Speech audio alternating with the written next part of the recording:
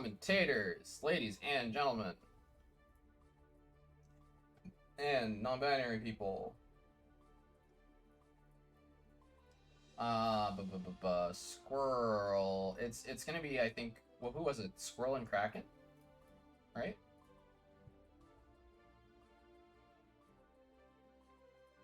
Permissions. I need to add a permission. Add. Corrector. They can connect. Oh. Alright. Where are our commentators? Commentators. Squirrel and I think it's Kraken who's coming. Can hop in.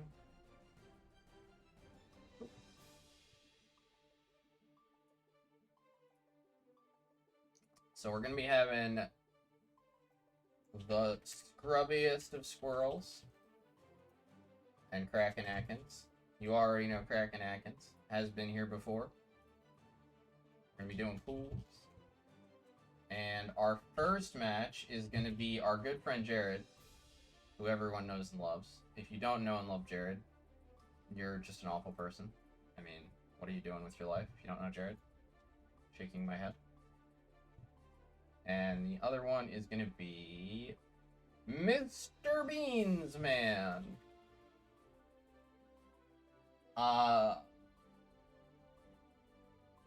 Man. I can't believe we're gonna have Mr. Bean for our first game. Hi, Kraken. Now I'm just waiting. Greetings. I'm just waiting on your co-commentator. Be able to hop in here. Cool.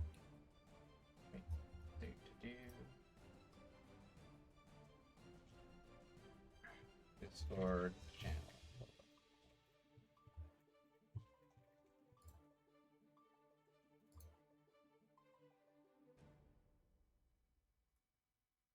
They're in order, right? Yep.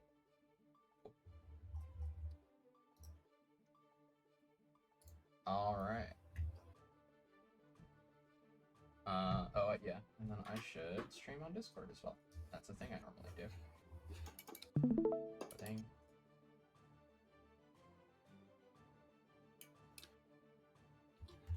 Set up my tourney overlay so that everything actually looks good.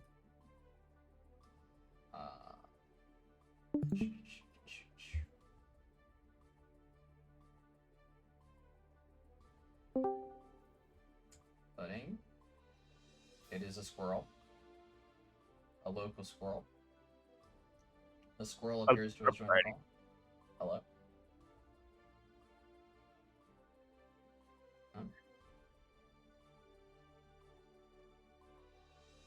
Eno enthusiast, huh? Eno enthusiast? Shaking my head. SMH my head indeed. I hate that character. I only hate fighting two characters in this game, and they are Eno and Hot. Oh, okay. Hot because it's a terrible matchup, and Eno because it's the scrambliest thing. Millia versus Eno is just scramble hell. I hate it so much. I was looking for you to say that the two matches that you hate are Eno and May, and I was gonna be like, well, no, the commentators for pools, you're gonna make up both of those character slots. May's fine. May's fine. That matchup's fun. It's like super even. I love that matchup actually. Nice. It's really hard. Squirrel, are you there? Is there a squirrel? I saw the squirrel light up, but I did not hear sound. Hi, Blue. Alex is vibrating intensely. Oh yeah, I should like stand by to inspect it. Lord Alex. I forgot to register. Oh. Next time. Understandable. But Blue, if you register, then I'm gonna have to judge you for your Millia play. And then and then you'll be upset at me when we play D&D. Long-term mind games. Is Blue your DM, or are you a DM? Oh, I DM 2 games. Oh, okay, okay, okay.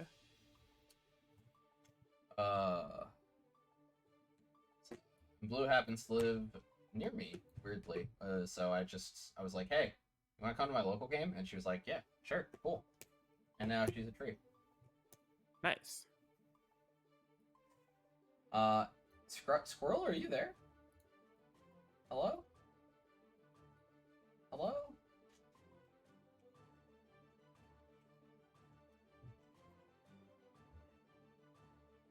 I knew I should have done mic tests beforehand, but I forgot. It happens. I see you lighting up, but your mic is not making sound. No, you're fine. It's my fault for not doing mic tests.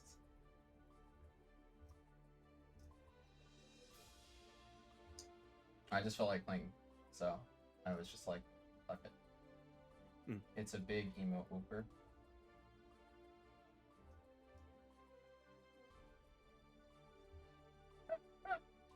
What is happening in my chat? Mod's going crazy. Mod's going absolutely wild in chat. Whoop. I'm gonna check this. Maybe go on without me for a sec. Okay. I mean, I can commentate the first match. We don't have our second player here, so I mean, we are just vibing. It's just me and Jared in a room hanging out, vibing. I mean, I guess I could play Jared, but that's not why you're here. You're here to see the Cowlosseum. And I'm only technically I'm only a commentator. Mod's gone wild, TM. You, Master Roshi. Master Roshi in my chat. Get that out of there. Gross. Bang bang. Hate that guy.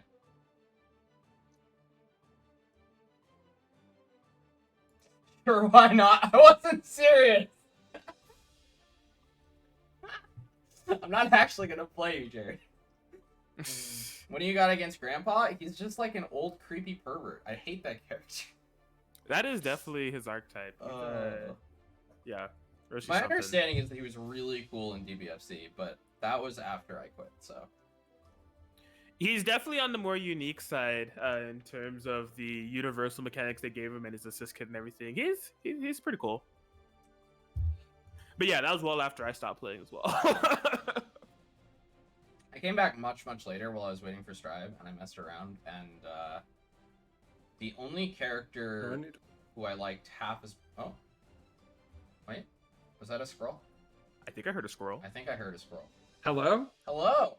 That do be a squirrel. It's a squirrel. We have a squirrel. A squirrel has I have discovered push to talk. Oh my god. Very cool. Very cool. You did it. We did it. Woo! So, now we just need our second player here. Whose name is... something. We've got Mr. Bright. We've got Mr. Beans Man.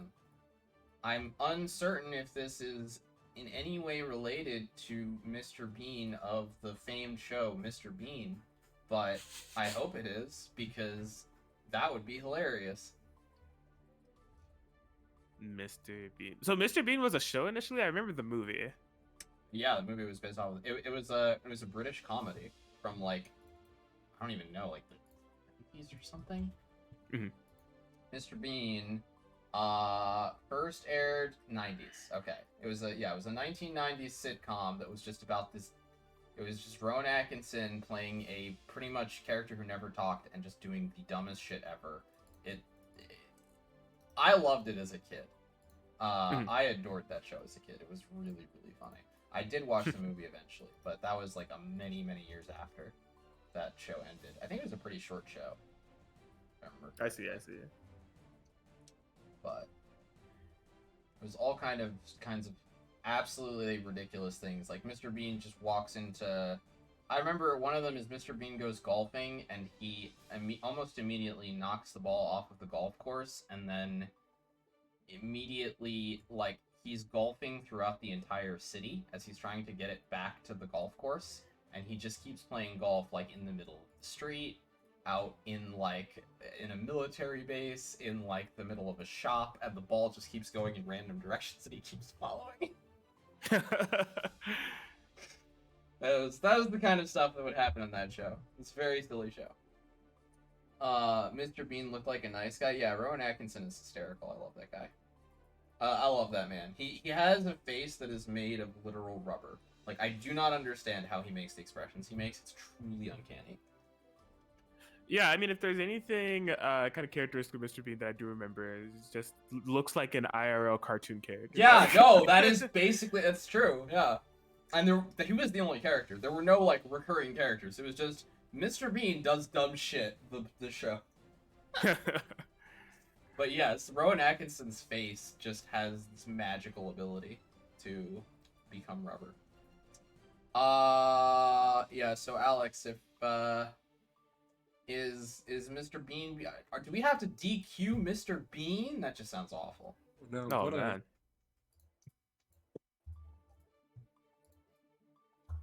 Sounds so sad.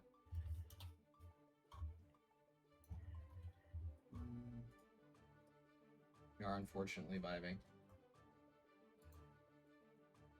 I mean, to be fair, it's not literally Mr. Bean. It's Mr. Bean's man. Mr. Bean's That's like his squire. man. Yeah, it's his man's. Is it like a squire? Does he just follow him around? Is he employed by Mr. Bean? Oh, you know what? There's an old movie called Johnny English that had Mr. Bean in it as like the worst spy ever. And there was a dude who was his like assistant. Oh? It's Void Ash. Hello, Void Ash. Did someone just subscribe to me? Oh, Squirrel has subscribed to me. Thank you very much. Shoutouts. You're welcome, Sam. Gaming, indeed. Hi, Rye. Boop-a-doo. Is anybody... Alright, do we have a match at some point? Alex? Godhand? Anyone? Oh my god, Whooper. Whooper! Thank you, Whooper, I love you. This. The famous Whooper gift sub. Uber to God. The famous Whooper gift sub. Eventually we'll have emotes on this channel when I actually figure out how to make a VTuber for not $1,200.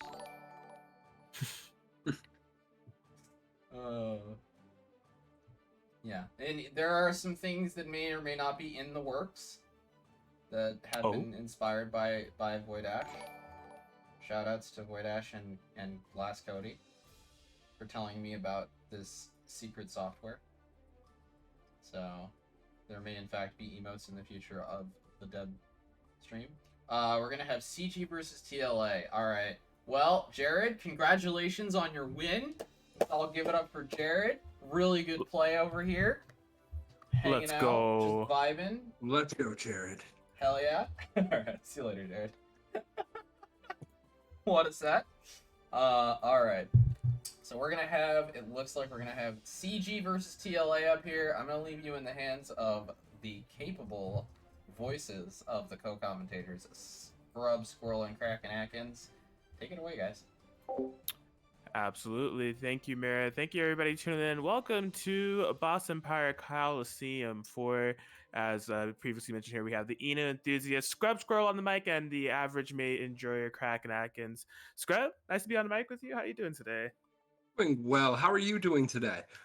I'm doing fantastic. You know, I had some offline Strive action I got to attend to, fortunately, and I just wanted to have a full weekend of Strive. So I decided, you know, Sunday, why not just stop by the old stopping grounds here, Cowlosseum, courtesy of Deb's Discord, and just, you know, be on the mic for some great Guilty Gear Strive action. There's like 70 people in this bracket, some really cool faces, you know, some people that I don't know if I've seen enter these tournaments before, and I'm excited to see how it all turns out, you know?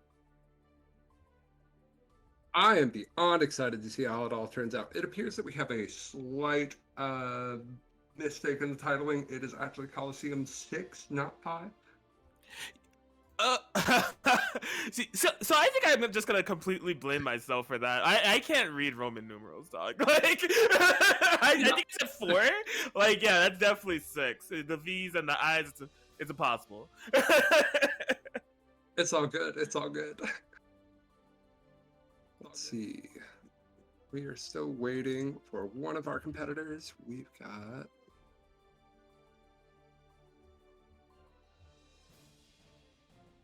Yeah, it's an interesting battle of initials here between CG and TLA. So the But bizarre without a part doubt, about this is that I actually tweeted Cowlosseum 6 when I went live. I don't know how that happened. That's really weird. The stream title just didn't update, even though the tweet and the stream title should be the same thing. It's fucking weird. Anyway, stream my bad, titles. guys.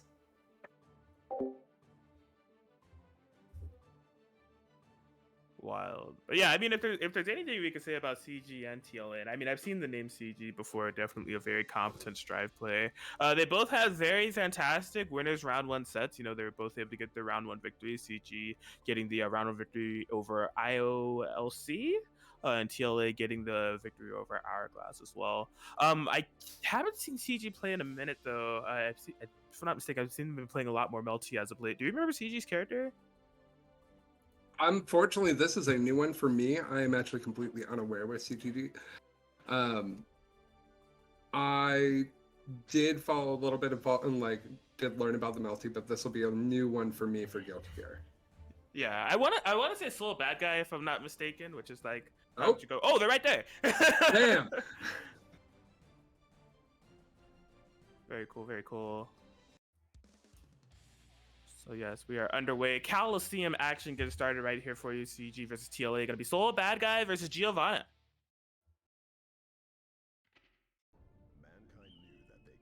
This will be a very interesting one, especially because Soul has changed so much as a character with this new patch. His routing has just really matured and diversified. Yeah, and I mean, if you're looking for a tournament series where you would expect to see just like competent, high-level soul play, it would be the Cowlosseum, right? Just the Empresses, kind of like soul underlings over here performing and showing what they could do. But yeah, excited to see what CG brings to the table here. TLA on Giovanna getting started with some pressure here immediately. We've reset for neutral, and we're doing some exchanges. Bam. Oh, wow. Gold burst timing there for CG. That's huge. So much tension built up now. Okay.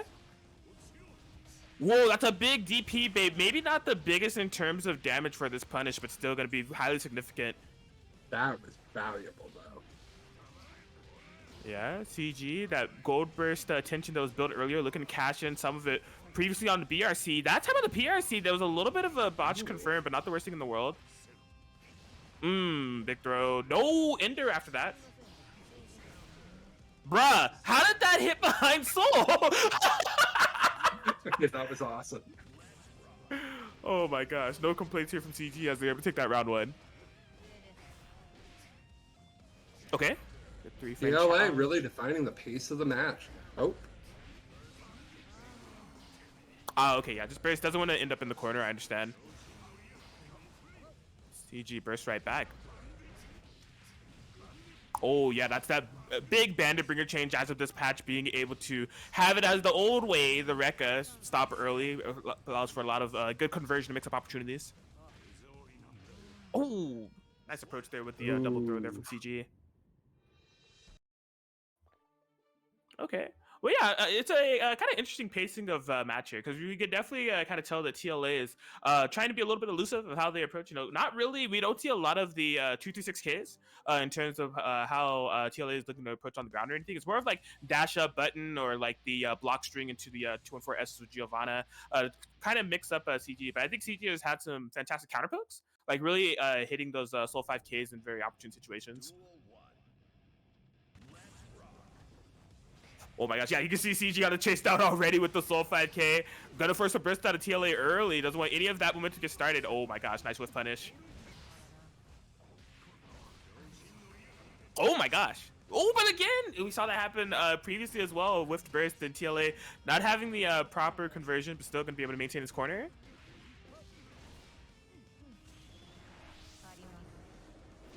Gonna be wall breaking with the super. Mira, it was CG that took round one. Game one, I should say.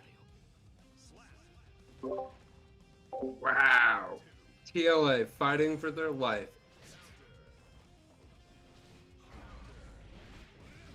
Okay. Big jump in here for CG. Okay, a lot of those stuff have been happening up. Yeah, I'm wondering if we're gonna see wild throws soon, because CG has definitely been getting huge payoff off of these regular throws. For now, the wall break the walls down. TLE on a magic pixel barely. Oh, jab anti-air? Just no conversions. Ooh, Yeah, there's potential here. TLE needs to play perfectly. I'm loving that fast RC cancel to find the low. Gotta be able to find a throw as well. Needs a little bit more. And just the reversal throw on making it for CG. A heartbreaker there for TLA. Oh my gosh. Yeah, CG's aggression and approach has just been absolutely phenomenal. Just kind of cycling in these FDs, being kind of unpredictable in how and when they're going to hit those buttons. Mix TLA up. Nice backdash. Oh my gosh, yeah, TLA opting to hold a lot of that pressure and not doing any FDs. That's one of the big changes about this patch, right, when it comes to soul pressure. You do have the increased potency of the FD to get out of block strings that were previously really hard to escape from, you know? Oh, RC cancel, that could be it. Yeah, nice stabilization off the PRC. CG with the soul bad guy.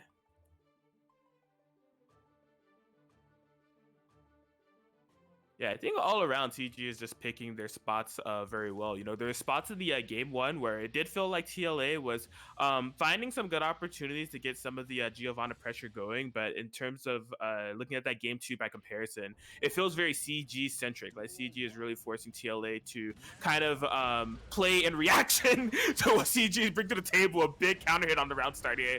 You can say that again as we start this up. Man. Oh my god. So that's like another interesting aspect of this matchup, right? CG has done a lot of bursts that haven't made like contact. They're in really awkward situations. I just think every time TLA has not been ready for the punish. Oh my gosh. Wake up super. Okay. Good spacing there, making sure they're able to get the punish.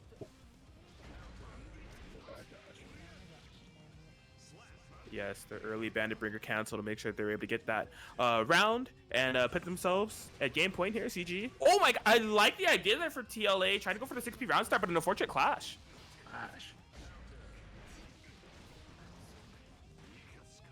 Wake up throw yet again. Yeah, they're saying punish, so I'm imagining TLA is just kind of mistiming their meaty for the Oki situation. Yeah, burst is kind of like TLA's last stand here. This is a good position to be in, though, to try to make this comeback. Wall break is going to be available, kind of even on life totals here. The CG still at an advantage. Oh my gosh, post wall break 6 heavy slash. TLA moving in and out, trying to stay alive. Has the passive meter gain bonus here. Gonna be spinning it now. Tries to fast RC with the low, a little bit too far away. Oh my gosh. Chases down at the far slash from Giovanna. Able to clip the backdash. TLA staying alive in this. TLA, let's go. Oh my gosh, that was a fantastic throw bait attempt. Just again, not able to get those punishes. But I like TLA staying present minded here. Volcanic Viper. About 40% there off that confirmed. Trying to force TLA into this corner. TLA said no dice. That fast RC low this time. CG not only able to block, spinning the YRC to get out of the dangerous territory here. Okay, could be a big turnaround situation here for TLA. Wall break, passive meter regain bonus again. Looking very reminiscent of the previous round, just with a lot more life to gamble with. Another clash. Oh my gosh. Clash though in comparison. Yes. Okay, I like that burst because that definitely could have been possibly fail. So TLA doesn't have that lifesaver situation there anymore in terms of the burst. Needs to make sure that this pressure counts for something. Oh! There it is! Okay! Yo! All right, so TLA going to be able to put a game on the board, and I think in a very notable situation there, we were talking about how CG has been whiffing a lot of those bursts, whether it be offensively or defensively. That time when it counted most, TLA able to actually cash in on the punish, which is equaling their first game in the set.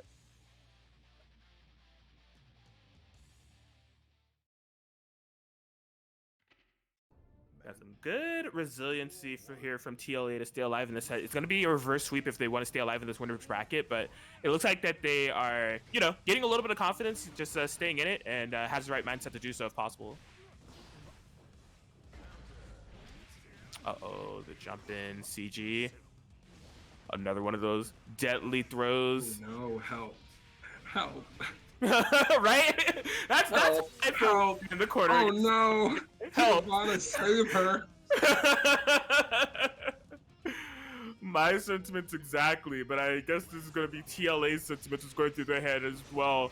Help if at all possible, as they're once again a round away from being sent to the losers bracket by CG. Okay, big 2D wasn't quite able to get the counter hit confirmed, but some fantastic positioning. Oh, Schmoovin in and out. CG not falling for it. Fafnir again. Yo, give me a third one. Yeah. A fourth one? No, okay, 2D counter hit confirmed. Break the walls down and send TLA down to the losers bracket is what CG's going to be doing with the 3-1 victory with the Soul Bad Guy. Looking excellent. Again, some... definitely kudos to TLA. I really like the way that they were able to stretch out the set. And I think the adaptations were being made. It's just too little too late. And CG is just simply too clean on that Soul Bad Guy. The Soul Good Fellow. That was a very, very clean takeaway from Soul Bad Guy. TLA, that Geo was an excellent, some excellent adaptation. I think at a first to 5, we would have really saw some excellent turnaround. Indeed, I'm inclined to agree with you. Well, good stuff to CG. They're going to be moving into the top 32 here.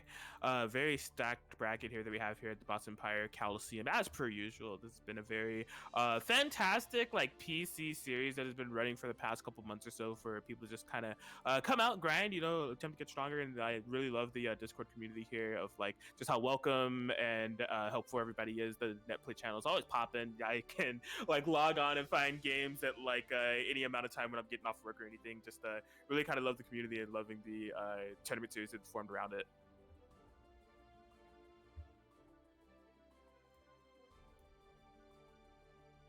But yes, CG is joining the likes of Starry Squid, G DeGrandis, Guppy, Averin, Isaac, just a couple of names that have also sealed their fate for winners top 32.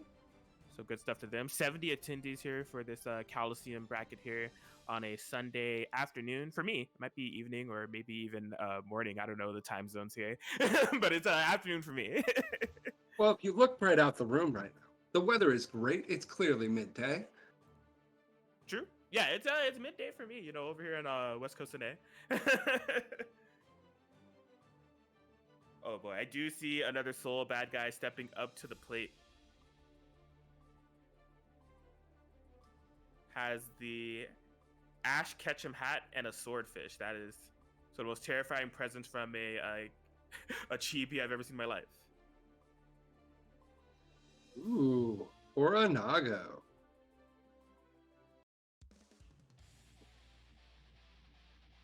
All right, okay, so it's just it's Davon versus Nightly Emissions in terms of the in-game names. Soul Bad Guy versus Nagaryuki. Nagaryuki, a character that some might say is a being who is just constantly suffering from success, I tell you. Just a character who has been very good since the start of the game, has been receiving buff after buff, and is quite the contender in this version of Guilty Gear Strive, if I say so myself. This really is a meeting of forces right here, though. Both of these characters individually have great power levels. Right. As of right now, Nightly Emissions going to be taking the first round here. Okay. Oh my gosh, yeah, Command Throw going to be able to have that blood gauge go down. Unfortunately, missed time on the Oki, but a dropped combo there from Davon. Schmoovin. Okay, that's going to be a wall break and definitely some great momentum here from Nightly Emissions as they're looking to close out this round. Passive meter regain. Yeah, Davon has to be really careful about how they approach this. Really, any mistakes made are going to be capitalized on in fatal fashion. Nearly a whiff punish there. Okay. Yeah, Nightly. Moving. Liking that burst. Oh! Wow, just kind of feinted the jump in there to make Davon's Soul 5K whiff. Yeah, Knightley having to spend a lot of resources to try to close out this round. They've only had this, small amount of life that they've got had to get rid of as the task for about like 30 seconds there, but eventually finding the hit and getting the game.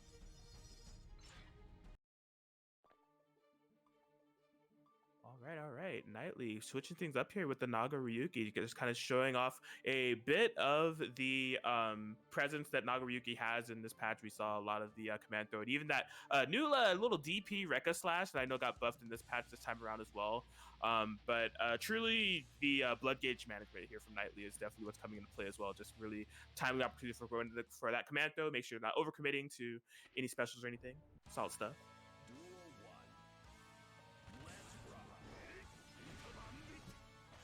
Bandit, okay, early cancel. Knightley being shoved to this corner. Nice XP. Oh my gosh, the DP response back. Okay, we're brawling out of control right now. We're scrambling. Yes, this is just nothing but violence being chosen on both ends.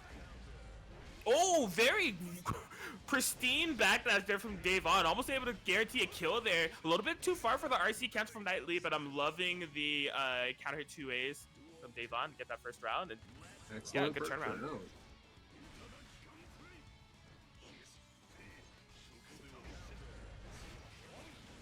Okay. Oh boy, yeah. What I was loving about that previous round was like kind of Davon's approach. It was definitely getting a little bit of a call of how Knightley was approaching the neutral game, but right now it looks like Knightley has just adapted right back. And what a way to do so, putting a perfect on the board. Gnarly. Okay. Nice. Okay, Farias confirmed. Trying to get some. Ooh, what a backdash to make the Fafnir whiff. That was huge there from Knightley. I mean, that was gonna be guard crush and. Okay, that was a good burst. Make sure the Knightley is going to stay cornered. Good call from Davon. RC cancel. Knightley says, get off of me. Oh, yeah, the blood gauge is kind of high. Nice command throw. Stabilization station. Knightley just, again, going to be in that similar territory that we saw from the previous game. Just needing any hit to seal it. But this time around, finding it immediately and not playing no games. Besides Guilty Gear Strive. No puns intended, as Knightley emission's going to be able to go up 2-0.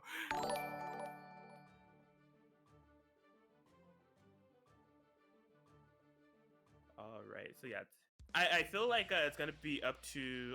I mean, for what it's worth, both of these characters can be quite momentum heavy and quite snowball heavy in terms of how they approach, and they definitely. I mean, every character is, but they definitely are ones that really benefit from being at the advantage. And so, Davon, when they're finding themselves under subject to Knightley emissions Nagariki pressure, that's where things are starting to crack, right, in this corner situation. So I'm liking that they're finding. Ooh, excellent turnaround though.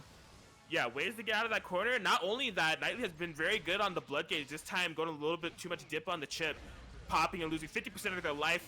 The punishment seemingly nearly a fatal proportions as Davon trying to close this round. The big 6 heavy slash and a nice vortex confirmed. Beautiful. Very clean, very clean. Well done, Davon. Yes, it's got to be that Deb Sulk. And takes the start immediately. Right. Knightley not deterred. Take a strong willpower and spirit to be a Naga Ryuki player, you know, just stoic, undeterred. My momentum and I need it now. We're back into the corner. Big whiff DP. A burst is available for Davon, but they don't spend it. Oh my gosh. Yeah, I guess not. Just going to be saving it for this final round, but this is definitely do or die here for Davon. Oh my gosh, yeah. Knightley kind of constantly going for that wake-up backdash, and it's been working out very nicely to make Davon's pressure whiff. And that's been the turnaround factor. You know, Davon not really being able to find snowballs of their own due to Knightley's consistently great defensive options. Vortex, RC, might as well. Another backdash. Knightley's really been kind of capitalizing on this backdash. Davon saying, I like that idea. I'm going to do that as well. And look at the reward for this backdash. No super on the wall break, but still fantastic positioning. Davon BRC forward. Oh my god, Knightley BRC forward. The backdash to punish. What are we doing here? Oh, moving all over the place.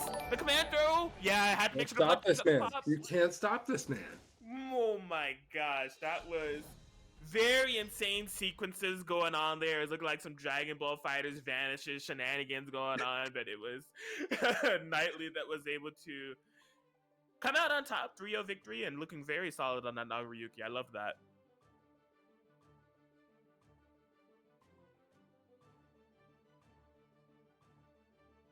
But yeah, solid stuff to Dave on. You know, I was hoping that the power of the Empress color could kind of shine on for Devon, and they could thrive in that matchup. But the adaptations were being made. I think Devon was recognizing how much of the onslaught of pressure there from Knight was starting to overwhelm them, and they were looking for ways to kind of turn the tides, even opting for some defensive situations of their own on their will of options to wake up backdash and everything. But Knightley just too powerful this time around.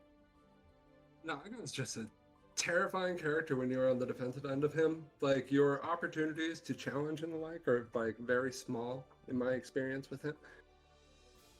Oh yeah, absolutely. Even with a character like Soul, who is equipped with a meterless invincible DP and a very fast 5K and all that, it's still Nagoriyuki at the end of the day. And it's just like the amount of he's not labeled as a one-shot character for nothing. You know, that is due to the kind of explosive nature of that character that can happen if they are able to get the proper reads and positioning. And it's more likely than you think. It's not like a rare one-shot. That is a very common occurrence, that one-shot nature of that character.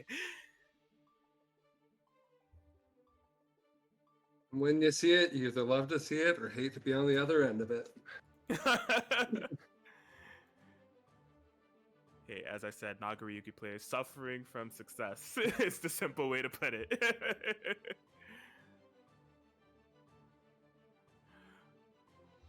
But yes, other players that may be suffering from success here as this top 32 bracket is being filled out. A couple of new names have joined the fray. Barfy Crayon, Lane, Teddy Treebark, Dr. Dinosaur 12, just to name a few. Be sure to follow along with the bracket, exclamation point bracket. I'm sure it's set up. See what's going on here at the Boston Pirate Cowlosseum. We thank you all for joining here at twitch.tv/Murakami on a Sunday. Kraken, Atkins, and Scrub Squirrel on the microphones. As I said earlier, Eno enthusiast and average May enjoyer. I'm guessing that you're a Eno player, Squirrel? One might say that. You could say I am an Eno enjoyer. Okay. How are you feeling about Eno in this patch, given just like the universal changes and her character-specific changes? We eating good, fam. We True. eating real good. So true.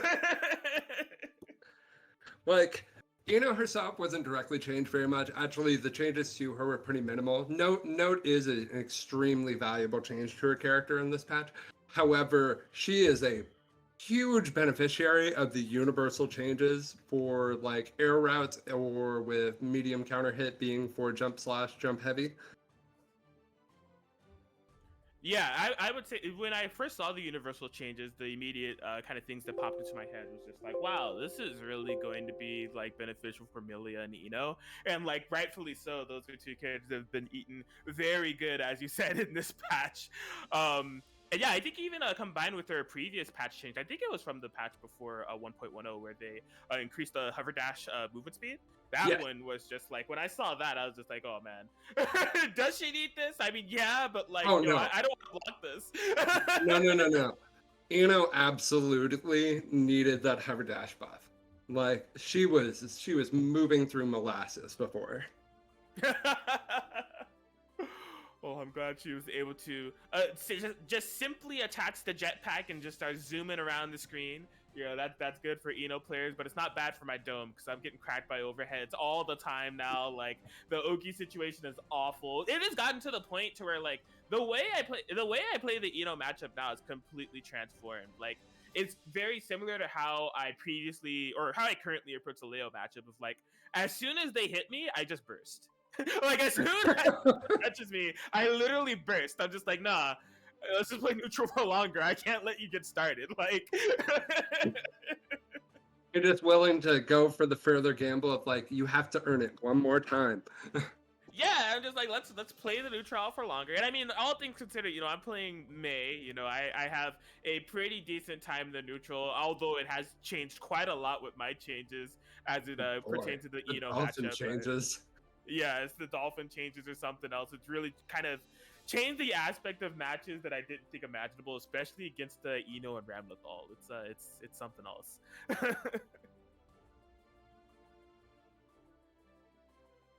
Yes, on the stream deck here, I see a familiar face. This is Taffcat coming up here with the Faust. Taffcat, definitely a regular of the Deb Discord here in the Strive Netplay channel. Somebody that I've been able to play against quite a bit. Maybe someone I have the most matchup experience with in terms of that Netplay channel.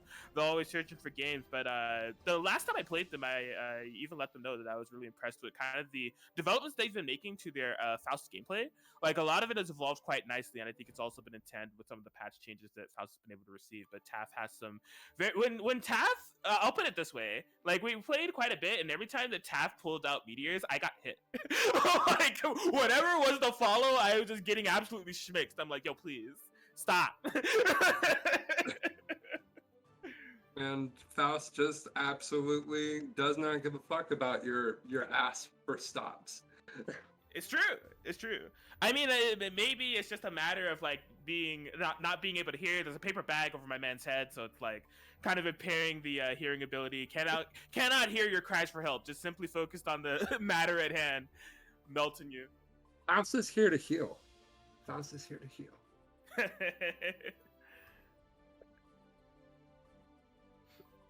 Oh, wow. Okay, so I just checked the bracket. If this is what I'm imagining it is, Taskat's going to be going up against Boost Carlos, the Searchlight. So, funny enough, I'm definitely aware of Boost Carlos as a player in Grand Blue. Very, very, very, very high level Grand Blue player. And I've seen their name in, like, standings for Guilty Gear Strive tournaments, but I've never actually seen a Boost Carlos Guilty Gear Strive match. So I'm excited to see what they bring to the table, because they're very competent Grand Blue players, what I know them as. But I would imagine that they are going to have a, equally kind of strong approach to Guilty Gear Strive as well.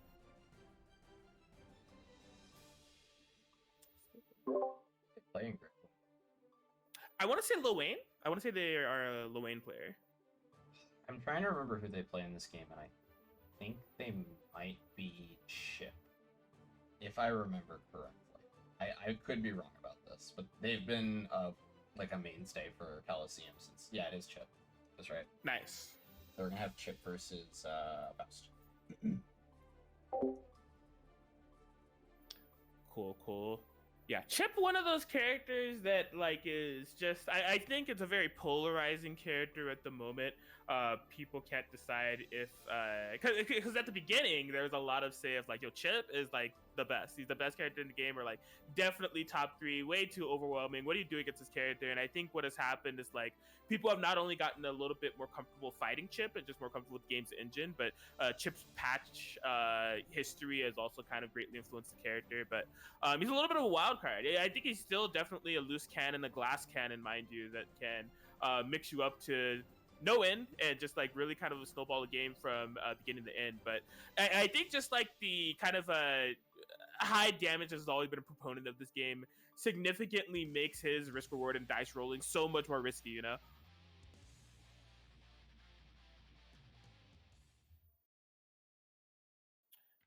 But yes, enough prefacing on to mashing. Taffcat versus Boost Carlos, Faust versus Chip in the middle of New York. Don't ask any questions. Just get to the game here. Round 1. Loving the kind of space that Taffcat's attempting to create, but Boost Carlos finding a way to thread the needle. Corner Taffcat here, that Chip pressure. All right. We're back out of the corner again. Faust taking control. Oh my gosh, all the items in the world, a pretty good flow of them as well. Oh, mini Faust. Ooh. Okay, yep. Oh my god, try to go for those up the wall combos that always look so cheap to me, but do so much damage. Alright, item throw. Taffcat has been playing a lot of this round in this corner, and unfortunately going to be falling to that overhead. It hits me every time as well. Yo, banger alert. Millie at theme playing right now. Love the sub him himself.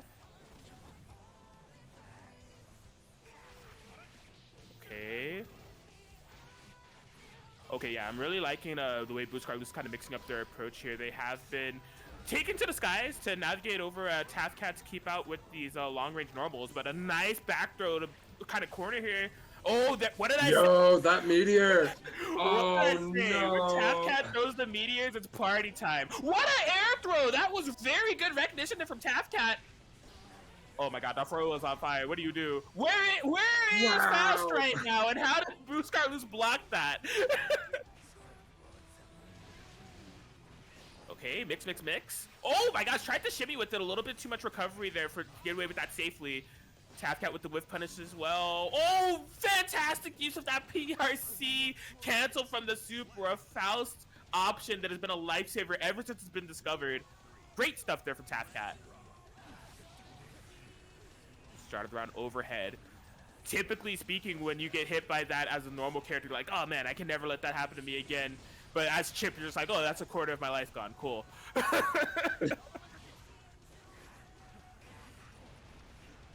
Mix. Oh, a punish here from Buscarlus. Very good knowledge check there. Okay. Wow. Okay, I'm loving that YRC. Just kind of avoid the mix situation altogether. That could have been Commander. That could have been so many things. Just didn't want to have to deal with it. The off-the-wall combos for Buscarlus. Oh my gosh, I thought it was a drop. Wow. It was a mix. Tafcat in a little bit of trouble here. Recognizes it. Okay, mix. This time blocked in the air. The YRC there from Buscarlus and gonna be able to seal it out. Very good stuff, forcing Tafcat to approach and just finding that little bit of damage that they need in order to get to game one.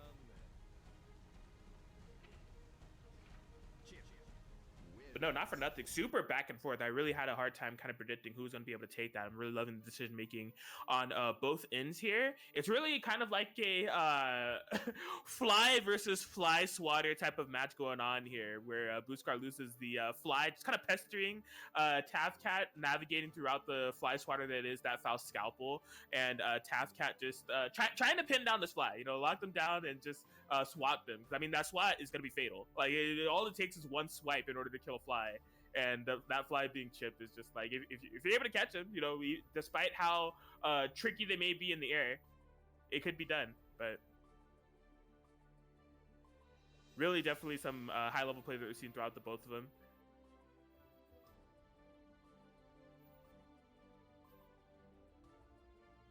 Taking a little bit of time before we lock in here. Please don't change the song. That's Bang Rabbit right there. We don't need to change Love the Subhuman Self.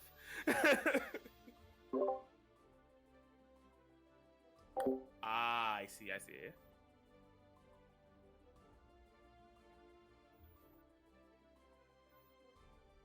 The wonders of net play tournaments that do be happening from time to time.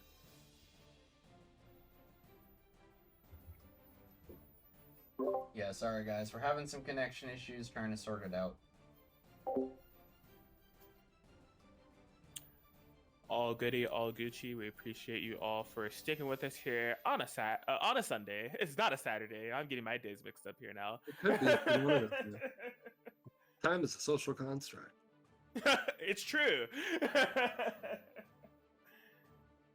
Look, if I not only say that it's Saturday, but I believe that it's Saturday, who is there to tell me or prove that it's indeed not Saturday? Merely just a matter of perception.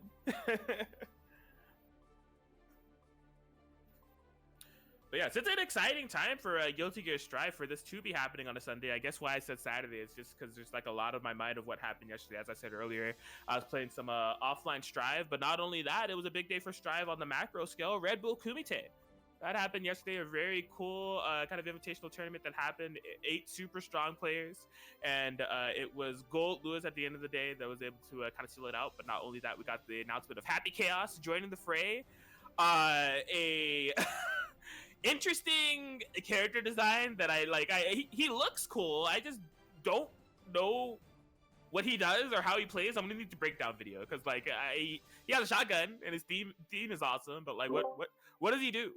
Okay. Excuse me, it's like a revolver, thank you. But like, I mean, his special, a lot of his gameplay seems to like remind me a lot of like Naoto from Persona 4 Arena, where like you have this kind of, you're a rush down zoner to a degree where you have like a mix-up opportunity with your shots. But then he has these cool ass clones that allow for him to like get out the way and protect himself. Yeah, I'm really interested to see how those are going to work. Like clone type of gameplay to like really influence like burst baits and stuff like that, and you add RC on top of it. It's gonna be kind of a nutty character. I feel. I know the one thing that a friend of mine peeped me to because they just know how much I love the guard crush mechanic. They were like, "Hey, did you catch this part of the trailer where he did a projectile and it was a guard crush? Very cool, right?" And I'm just like, "Oh, no." As a matter of fact, I don't think I'm a fan of that. I'm not gonna lie, I'm gonna probably put Happy Chaos as like my alternative character for a while when he comes out. Like it'll be good times ahead. I'm very excited. We're gonna be eating well. Oh yeah, absolutely. He looks sick. I have at this point tried all the DLC characters. I was kind of duo maining Jacko for a bit, and recently I've been playing a little bit of Gold Lewis Dickinson, just because I don't know, I fought one and I was annoyed. So I was like, I think I'm just gonna simply play the character, because why the hell is my life bar this low at all times? And he's super fun. So naturally I think I'll try Happy Chaos when it comes out as well.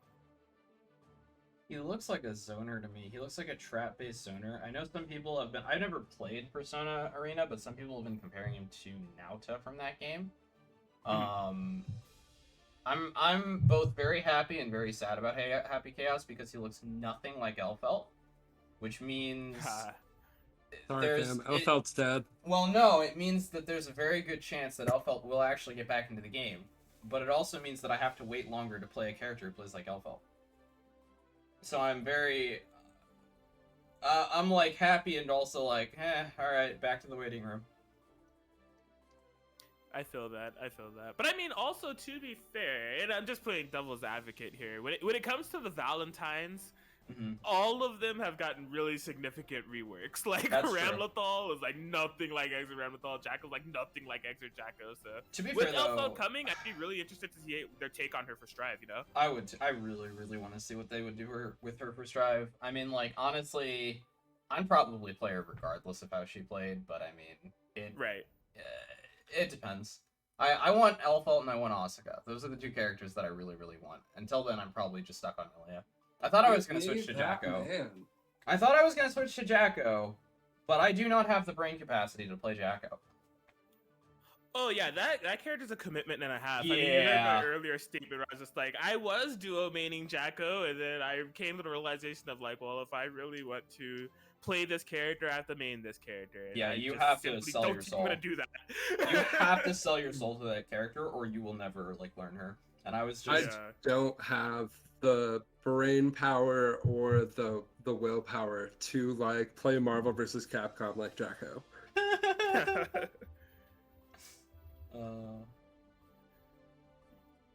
Yeah, but I mean, it has been a character that has really been evolving with time, and I kind of felt that way from when she was first introduced. I was just like, you know, this is a character that's going to age greatly with time, just given the kind of expansiveness of her kit and minion displacement and all that. We've seen some prominent people kind of take to it and really get some nice placements recently. I mean, Ed Venture and Sonic Fox, just to name a few. So I'm interested to see the future of that character even greater as the character gets more and more refined, because she'll only get better with time. She's only going to get more tech, more mixed, and just become more threatening, you know?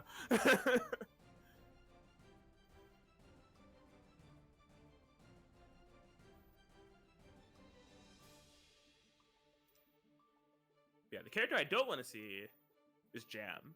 I don't want Jam in this game. Okay. You know what? I could live with Jam. I could live with Jam for what it is. Someone who I'd actually really like to see come back for Strive, because he could work, is Sin. Oh boy. I would love it definitely could work though. I would love to see Sin. Sin is a cool ass character. Like, oh, such a fun ass character. Some people have thought that Nagoriyuki has kind of replaced Sin, but I do love Sin. I would love to get Sin. I don't necessarily agree with it. I think Sin and Slayer are both pretty unique from Nago. I think he's kind of the halfway point between those two characters. I don't really think you would just replace them both with him, personally, but that's me. The only character I don't want to see, I've said this before, and I will say it again, You can have your fucking Testament back, but the zoo stays in plus R. The zoo stays in plus R. That's it. That's all I can say. He doesn't get his zoo. The zoo can stay behind. So the funny thing is, so I'm a Testament play. I've recently started playing Kraken, Testament as well. Kraken, I have to tell you, we're not friends anymore. I'm sorry. No, but here's the thing. I It's completely not agree that with bad. you. I actually completely agree with you. I've had this conversation with multiple people, and I was like, look, man, like, I love Testament, but Testament is a plus R treasure. I don't really want him in Strive, because he's not going to be maintained. It's not going to be authentic scumbag Testament, so just leave him plus R. We're getting back into it. Looks like we're getting back into it. Just give me Zappa back. Zappa would be dope. But, like, no swords. Swords are too ridiculous. Alright, starting off the round with some neutral. Are we just testing right now? Yeah, we're just testing network right now.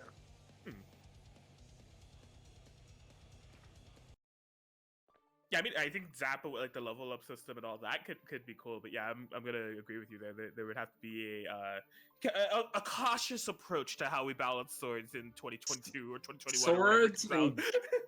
Swords and ghosts are like really kind of stupidly powerful tools for that character, and like in the current state of Strive, I could see that causing some big chaos.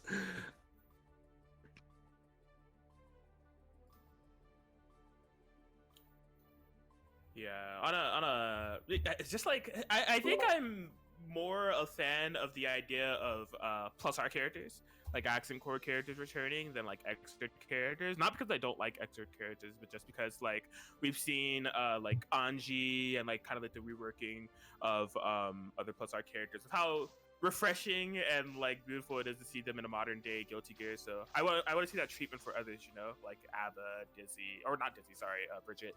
Characters like that, you know. All right, guys, we're gonna let Bus Carlos and we're gonna let Searchlight and Tafcat finish their set off stream while they figure out their connection issues, and we're gonna have a real Guppy moment. Guppy, it's Guppy. Real Guppy Gaming. Hey yo.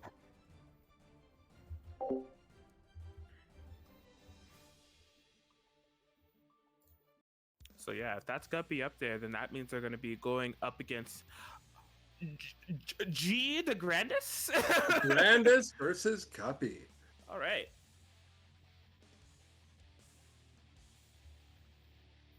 So yeah, Eno enthusiasts going to be able to see their girl in action over here up against Nagaryuki, who we saw earlier kind of tearing things up.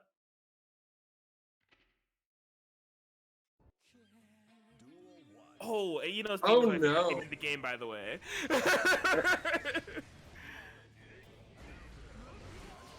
Okay. Oh my god. Yeah, that Nagaryuki 2S definitely one of the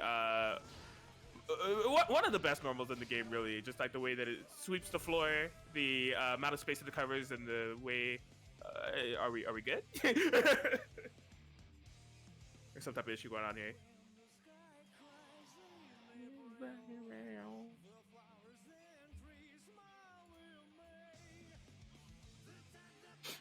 I'm not sure what happened. I'm really not sure what happened because I checked the chat. The first thing I see is Guppy say, "What happened?" What? Desync? Let that sink in.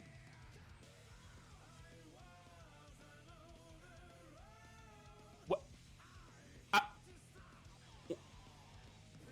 I've seen multiple requests to take the game. This is vibe check. What's going on right now? Okay, Guppy. I don't know if there's a start system like reset to like a lobby or anything, but like it's.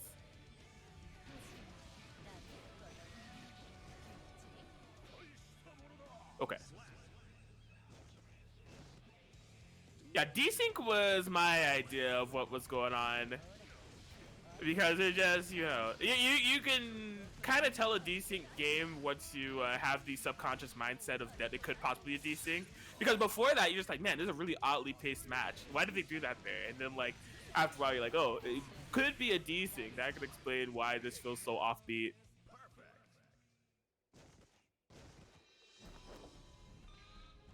All right, so I don't know what exactly which has happened.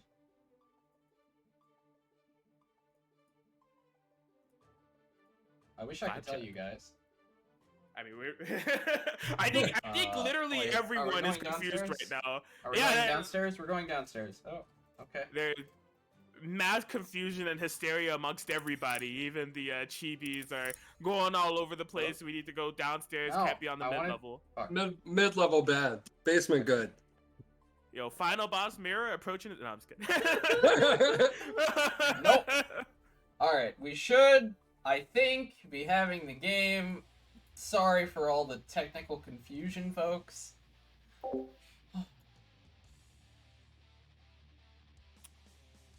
We're here. We're live. Don't worry about it. Everything is all right. I hope Eno's Requiem is... Aw, all right. A change of scenery and background music, but not a change of players here as we're going straight back in. The Grandis versus Guppy. Oh, okay. Oh, yeah. Nice capitalization there off the note. Go from coast to coast, corner to corner. Brandis is just chasing Guppy down. Yeah, very true. Just this little by little damage is kind of chipping away at Guppy. But, I mean, well, what I was going to say is that although it may look bad for Guppy, really all it takes is just one big hit as DeGrandis doesn't have that burst anymore. But DeGrandis is able to close it out, avoid any chaos for that previous round. For this round, not quite sure, but we're on the corner. Ooh, that wake-up grab proving well for, Yeah, her... Got the splat, follow through for advantage. Oh my gosh, yeah, RC cancel gonna be able to keep that pressure going. The throw is such a crazy... Oh my gosh, I'm surprised that they had the opportunity to burst that. Oh, that was such a good burst. Man. Yeah, so I'm guessing that Guppy committed to the burst before that super animation was actually active, and it just kind of looked odd based on the freeze frame. But a very opportune burst to kind of stay alive for a little bit longer, but DeGrandis was able to close it out.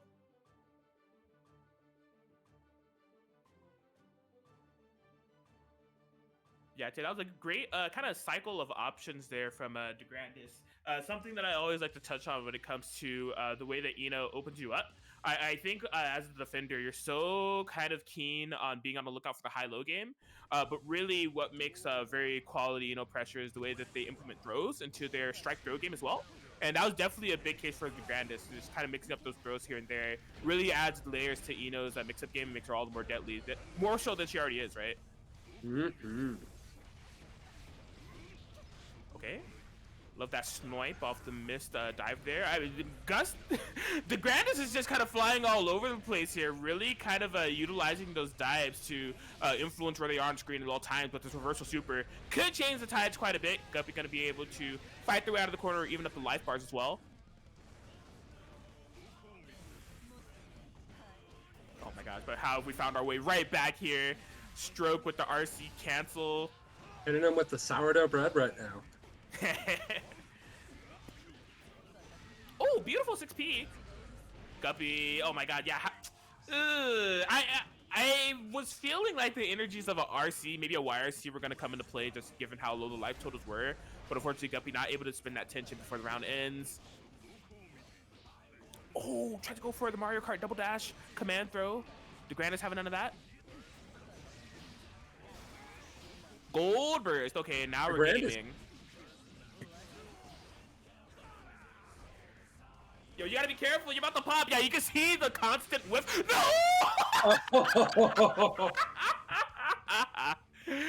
Takes it anyway, though. We take those. I think the last 10 seconds of that match there for Guppy was just a constant kind of like, I gotta get in. Oh wait, blood. Heavy slash, crap. Oh, she's here. Swing. And it was right. Very good call there from Guppy. Excellent grab. Yo, the reactions? That's illegal. You can't do that online. Okay. Very woke Guppy here at the moment as they just need one more hit in order to seal it. Do we have the punish? Yes. Okay. Very good. Showcase of knowledge there. That's not a super you want to block. So.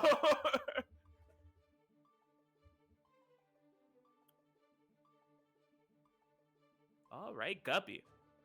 I think there was just like a mental awakening after landing that blood gauge super there for Guppy, because really that next round it kind of played out thereafter. The reactions were on point and the call outs were super pristine. So loving it. We're gonna be tying up 1-1.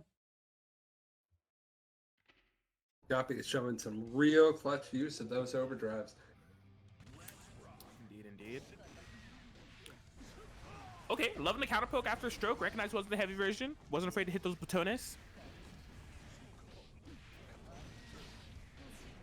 Oh my gosh, shoving Guppy into the corner is the grandest at the moment. Oh! The great minds think alike. Okay, yeah, Guppy has had enough of that Eno corner pressure. Just trying to find a way in. Beautiful dash up into the throw. Okay. Oh my gosh, a little bit misspaced on that 6 heavy slash there for Guppy. Gonna be losing that corner positioning that they nearly earned. It's okay. There's another corner position coming. Oh my god, I was gonna say the corner is right around the corner, but I don't think my morality was gonna allow for me to say that statement unironically. Oh, I love the attempt there from Guppy to try to get the... Yo! Oh man, the grand is... Eno's playing Tony Hawk right now. Right? Good burst. And there it is. Yeah, the hit confirm off the double overhead with a perfect no less.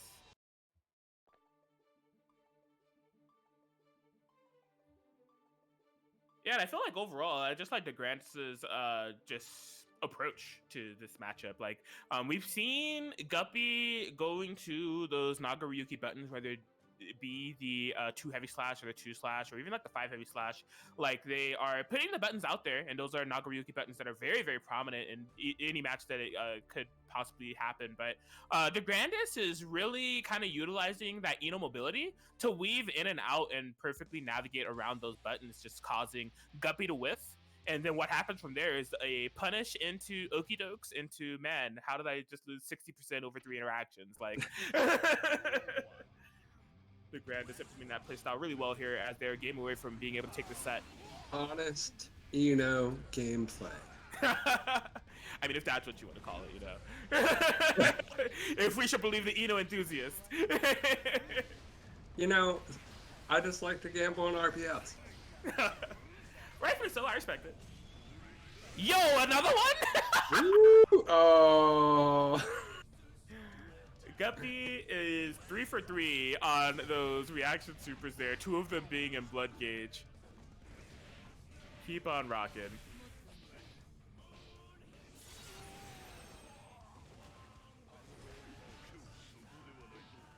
Oh, wow, okay. The Grandis. Like the way that the beginning part of the stage looked, wants to send them right back there. Bro Max. Yes. Okay, possible game point for the Grandis.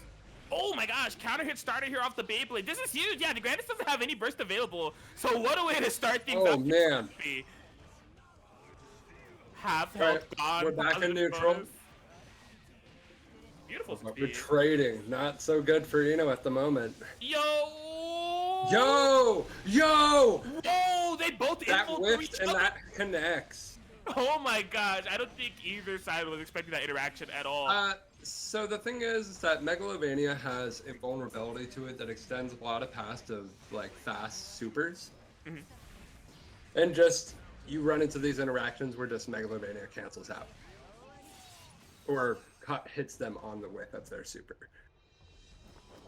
My, oh my. Well, I mean, it's funny how we were saying earlier, DeGrandis was not only implementing very good rotation of the high-low game, but the strike throw game as well. The moment that they go for the Megalovania command throw, Guppy had committed to the reversal super, and it just ended up being a good state of mind to go for a reversal, but the wrong option given just the power of that super and the invul frames. Then, yeah, DeGrand is coming out on top with some very quality, gameplay. Love to see it.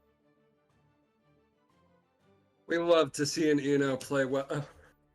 We love to see an Uno whatsoever. To be honest with you, we love to see an Uno whatsoever. I feel it. I think that was the first Eno that we've seen on stream today, if I'm not mistaken. Yes. So beautiful. Nice.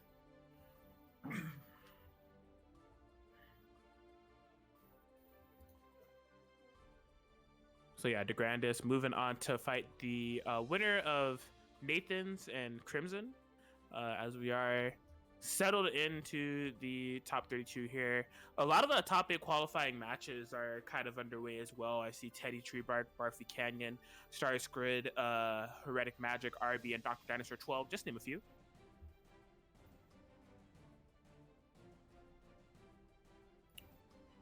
Oh, and it looks like of the names that I just kind of displayed here, Teddy Treebark and Barfy Canyon is going to be the one that's going to be happening next on stream here.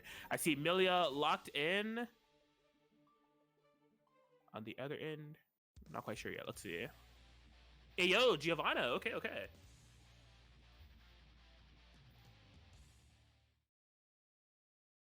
So yeah, I feel like this matchup, ever since the beginning, is something that could be quite polarizing, right? Like, really, kind of the entirety of Milia's kit is just based off of having that mosquito gameplay just being really hard to catch and really hard to block once she gets started. But Giovanna is equipped to kind of put her in her tracks with that DP and everything, and being forcing Milia to be on the defensive rather than the offensive. It's just I think it's a pretty volatile matchup, right? And this is the Teddy Barf's bed and breakfast scramble-on. I love it. Yeah, the thing about this matchup is you, as the Milia player, are playing against a character who has close to soul damage, but unlike soul, can actually catch you. Right. So it's pretty scary. It's one of the couple matchups that I know in the early days, LK thought she might lose, maybe? But I don't know how much it's developed over time. I've always thought it was pretty even. It might be very slightly geo-favored, but it's very slight. Because she doesn't have a lot to deal with your Oki options. So if you manage to kind of play around it and get your Oki started, it's just going to be... It's really hard for her to get back. Makes sense. Quality observation by our resident Milia enthusiast here. Okay, but a big jump in here from Teddy Treebark as they're looking to put on the finishing touches of this match. Just defending the super? Hello! Ooh, but we're still in the game. Oh my god, a whiff, but no punish there from Teddy Treebark. Oh, but the jump in. There it is, okay. And that's game. Well, that's round. Yeah, kind of just from my spectating there of what I was seeing Teddy kind of go for and how they were getting those options going, we got to see the utilization of those universal mechanics changing with the air gatlings, right? There was a good amount of interaction. We saw the jump, heavy slash, dash, heavy slash, back and forth, what side am I on, kind of going on that really influenced Teddy Treebark's, not only their Oki, but their pressure as well. It's just, that is on top of Milia's other changes, just a quality kind of feather in her cap for this patch this time around, right?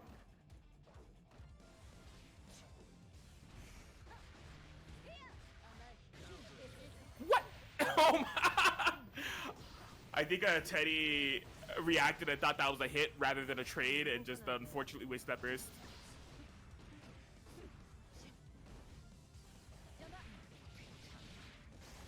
Oh boy, okay. Beautiful. I think Teddy had the call there that Barfy was going to commit to that DP and try to possibly just defend it just a little bit, not able to capitalize thereafter, as Barfy's going to be able to take the first round. Brown is not negotiating this turnaround. Cran is not negotiating this turnaround. Wait, that's his...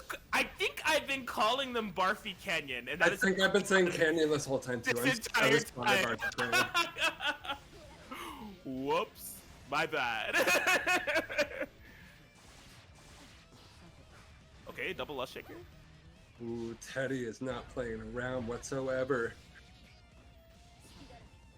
Oh, I like the attempt to get the charge dust for the wall break. That could have possibly been a kill, but We got one table.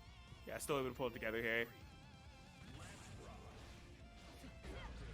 All right, Teddy looking very well composed here as they're looking to take their second game.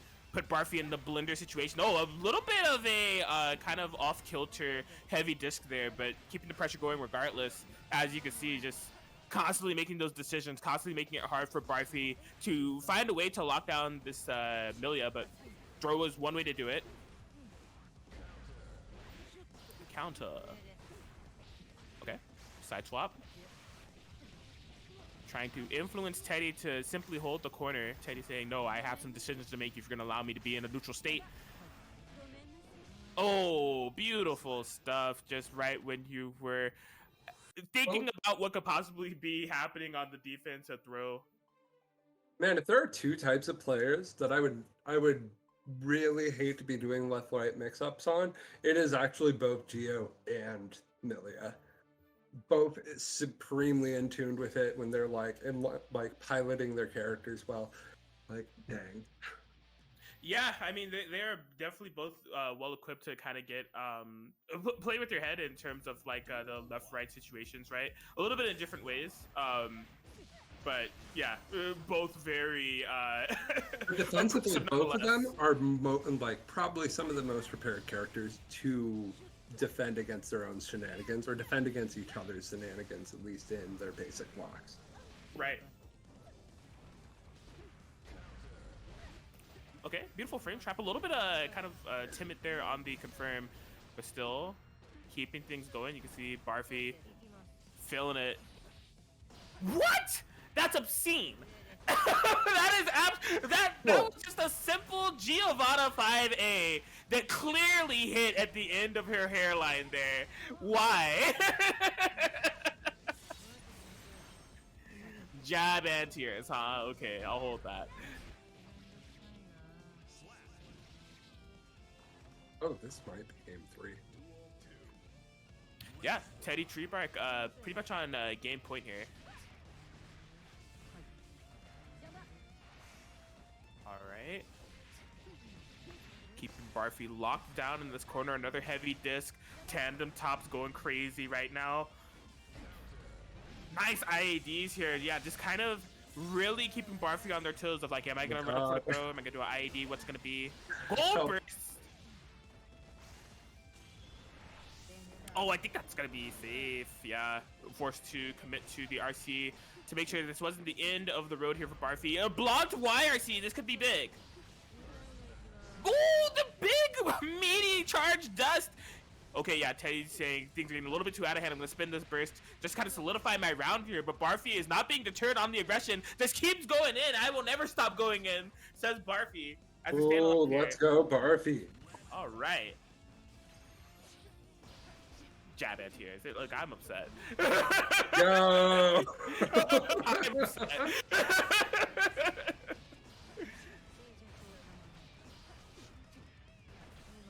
Oh, wow. Interesting kind of string on the Gatling there from the 5K to the 6P. Okay. Oh, my God. What side? Nice just defend on the pressure. Teddy trying to get some game-winning scenarios here.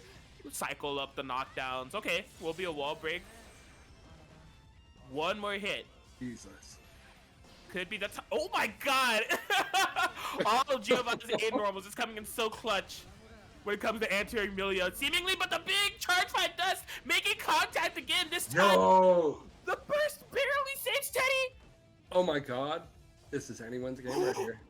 Oh my gosh, they're all over the place. It looks like a game of Smash Bros. All of a sudden with the double jumps. But, man, Barfi able to stay composed. I mean, they had built up all of that thus far to try to stay in that game 3. And they are able to find a game that they're able to put on the board despite the chaotic nature of it.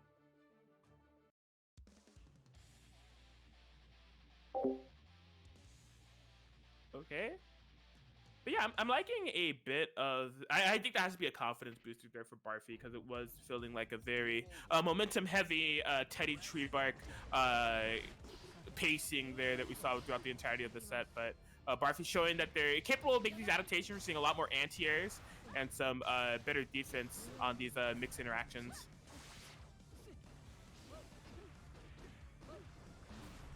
Ooh, we plus. Okay. Yeah, risk gauge kind of building here for Teddy Treebark as they find themselves in the corner, not where you want to be. Nice shimmy attempts here from Barfi.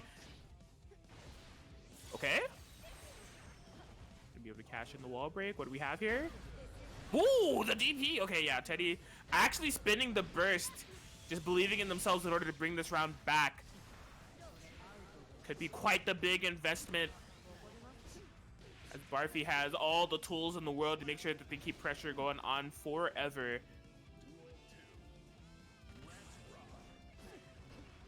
All right.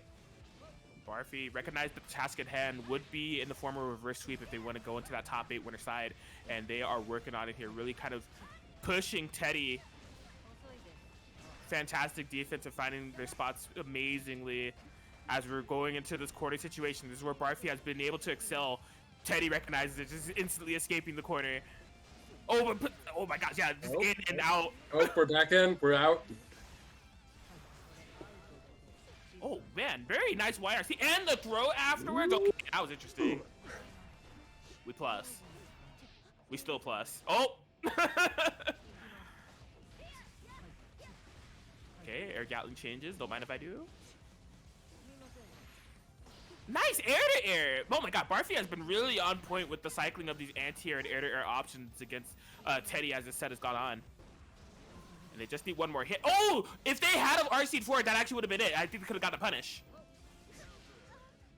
Beautiful. Man, the kind of bobbing and weaving and sharking that Barfi is implementing here with this Giovanna, just staying under Milia, meeting it. That is definitely kind of like the way that you want to play if you can, rather than chasing Milia where she's at, predicting where she's going to go. And I think Barfi's doing that kind of fantastically in this set as we go into the game 5. The adaptations going on here are really nice. Barfi is like awakened at the game. Woke, Barfi, Crayon, Teddy Treebark again had some of those phenomenal initial games throughout this set. Just kind of losing steam here, trying to reclaim the pace that they previously had. A nice swift punish this time around. Barfi, yeah, doesn't want to give up any of that momentum they previously had. Wow, okay. Turn around here on the throw. Nice. Oh my god, beautiful interaction altogether there from Barfi. The throw escape and the burst bait.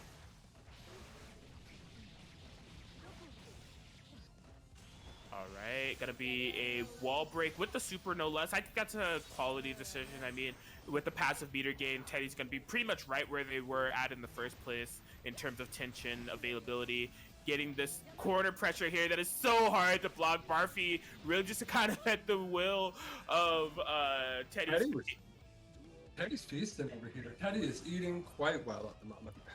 I would say so. Okay. Barfi finding those air-to-airs that we saw from previous games that have been such a big turnaround in this set. Oh, attempt on a 6P. I guess they were hoping that Teddy's going to attempt to commit to a button. Wasn't quite able to make it happen. Oh, Teddy showing that they have air-to-airs of their own. I control the skies. You just simply play around them. Teddy sending on a bunch of resources here with the positive meter regain on the tension. Yeah, they're gonna be spending that YRC. Why not? I'm gonna get some tension right back. All I need is to possibly hit you once or twice. You have to do all the work. I simply just have to close the set out. But Barfi has the willpower to stay here. The risk is building. The corner pressure is rising. Plus, but it hits the 2K regardless. Teddy, no fear. One fear. A counter hit air to air. What could it be? We're back to the smash pacing. Oh, beautiful burst bait, Teddy. A clutch decision there to make sure that there was no additional interactions needed in order to close out this game. And man, what was looking like a 3-0 ended up being a 3-2, but just beautiful set there from both of those players there. That was fantastic. A wonderful game out of both Teddy Treebark and Barfi Cran.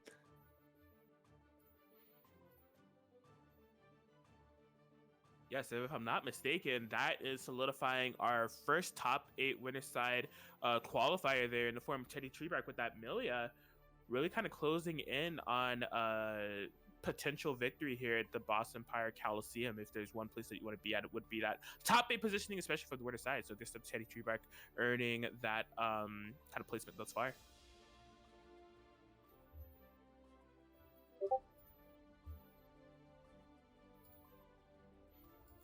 But yeah, I really like the back and forth nature of that side. It takes a lot of like strong-willed mindset in order to kind of overturn those 2-0 situations in the way that Barfi was attempting to do. So to bring it to 2-2 and that close is definitely something that they should be proud of.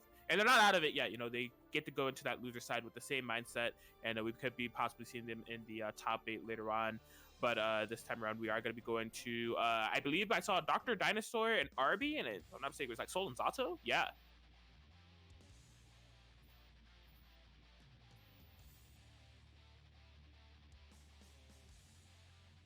All right, so Sol, bad guy.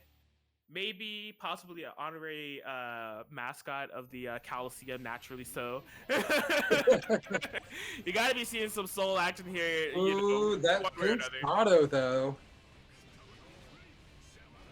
Yes, Zato. Another character suffering from success as of this patch. The Eddie changes and just what this character is able to do nowadays. It doesn't feel fair, which is exactly how Zato should feel, right? Oh my god, it's beautiful. This man, when he's moving, he is unstoppable. Yes. Okay. Whoa, okay, I love the kind of headstrong nature there from Arby with the Vortex. Yikes. Yo, that Zato's gonna melt. Yeah, when it comes to Zato, oh my gosh, the joke. Man, literally crumples.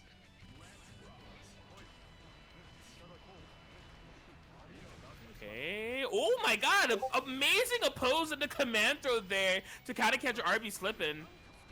Reset that Eddie gauge as well. You know what that means. I get to game with my buddy here for a little bit longer. Almost had a big conversion there, but with a little bit of a drop, but definitely not a deterrent in momentum here for Dr. Dinosaur.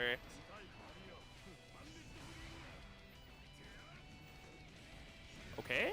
I have been liking the cycling of options here for Dr. Dinosaur and the Zato, the way that they are, you know, mixing in these opposes of Mr. Block Strings to call out RB trying to escape. It's very good stuff. Yeah, just like that. So it's been so embedded into RB's memory bank of those opposes during block strings that they actually just took that command throw straight up. Oh my god, yeah, that momentum carrying over from that air button with the RC. Dr. Dinosaur able to escape the corner, but at what cost? We just ended up in the other corner. You have no guts. I will take this round. That is unfortunate there for Dr. Dinosaur. It's crazy. That is like that kind of like the polarizing nature of that character. You can feel like you're so in control of Zato that the game is so unfair that you have a 2v1 situation going on and you just melt. Like you just happen to get hit. It's like, oh man, I have no guts. What happened? Everything's falling apart.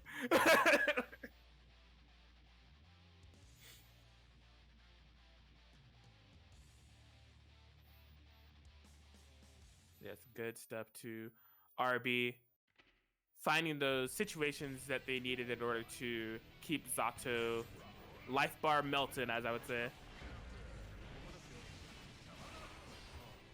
Okay, yeah, very high. No.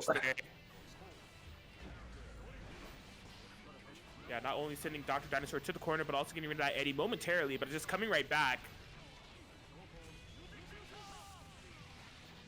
Okay, gonna be a wall break with the super Ooh, and the get back your Eddie meter there. And a perfect, okay, a solid response for Dr. Dinosaur. All things considered, I think Dr. Dinosaur's Zato play has been fantastic, so I'm not really surprised by the perfect. I think it's just been some unfortunate situations that kind of led to demise on that previous game. Oh, clutch stuff there from Dr. Dinosaur. Look at all this damage here from Zato. Oh man, the frog. How dare you try to escape this corner. Frog momentum for days. Okay, poke it away.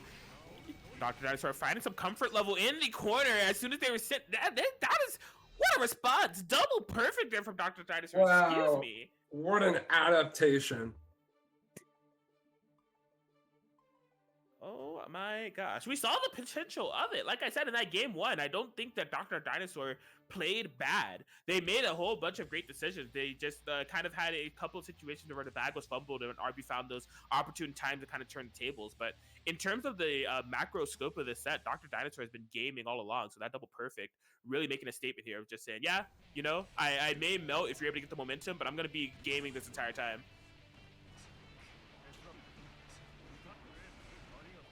Here comes Eddie, the displacement. Okay.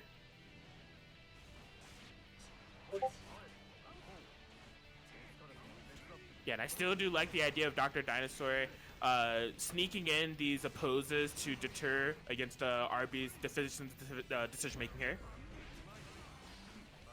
Okay, yeah. Oh, Fafnir, this is where things get messy. The nice up to avoid the throw. Uh-oh. Oh, could get the punish off. Oh my god, off the DP.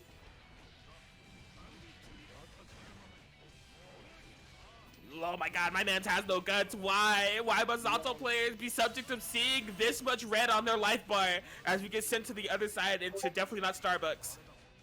This is elderly abuse. Whoa! Over the place. Beautiful pick up there. Side to side, it doesn't matter which way you're going. I'm getting around, says RB. Oh, almost a whiff punish there. Valiant effort, valiant effort. Oh my god, knock it at the door. Fire slash. A button that just lives in my memory banks with PTSD rent free. I don't care how good the FD is now.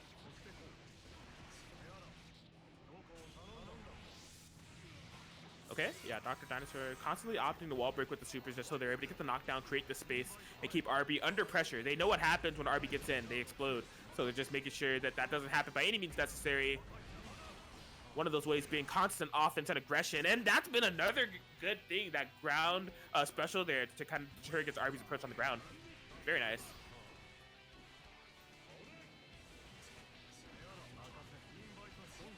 Okay, there we go. Yeah, keeping Soul in a sandwich situation. Zato in the front, Eddie in the back. Man, when it comes to sandwiches set up in this matchup, I'm thinking Arby's. I'm sorry. I couldn't help it. I didn't. God, he's really out here with the meat mountain. We have the meats.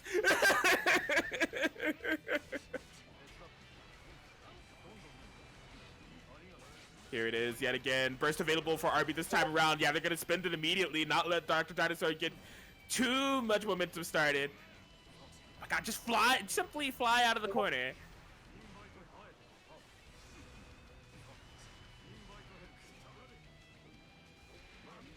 Oh, beautiful 6P anti. Yeah, we've been seeing those really come in clutch here for RB.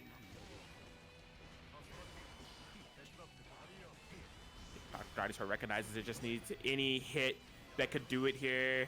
Using that momentum again off that air normal to the RC, and the clutch anti-air find yet again.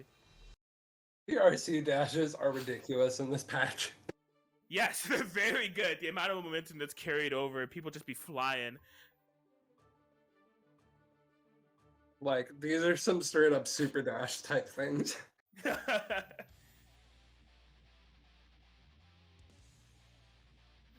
Man, something interesting about that I've noticed the way that Dr. Dinosaur has been able to close out these rounds. Like, they get all of their pressure going with Zato, and they melt to life bars with very, very good damage confirms. But I noticed that like every time that they close out a round, it's on stuffing RB's approach. Whether it be on the ground or in the air, they just go back into this defensive neutral play, and they get the read on what RB wants to do and just punish them accordingly. It's that good kind of cycle of offensive and defensive presence in the matchup.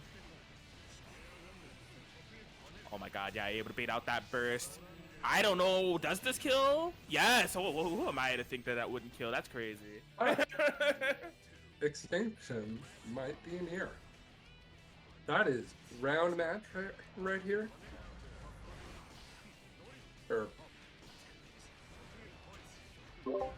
Okay. Okay, 6 heavy slash. It's kind to ground Dr. Dinosaur here is what RB is looking to do. Eddie pressure being kept up here. Nice air-to-air here from Dr. Dinosaur. Couldn't quite stabilize into a combo, but has this corner situation that they're rewarded for. Those IAD slashes have really been coming in clutch for Arby. Previously, Dr. Dinosaur bursted it, but this time, wow, I would have gotten hit. Like, Dr. Dinosaur recovered so fast, I don't think they were expecting to have to block there. It was very weird of a situation.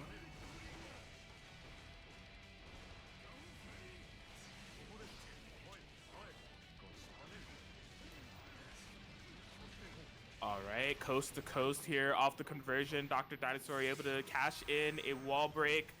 Passive meter bonus, a very, oh my god, can't be a comfortable situation for RB. But I'm loving their willingness to challenge on block and not really be susceptible to all the Dr. Dinosaur pressure. They know that in order to turn things around, they have to be not afraid to escape situations just like this. They just have to pick their spots correctly.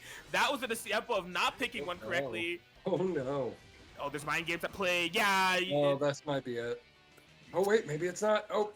Oh. Oh. Oh.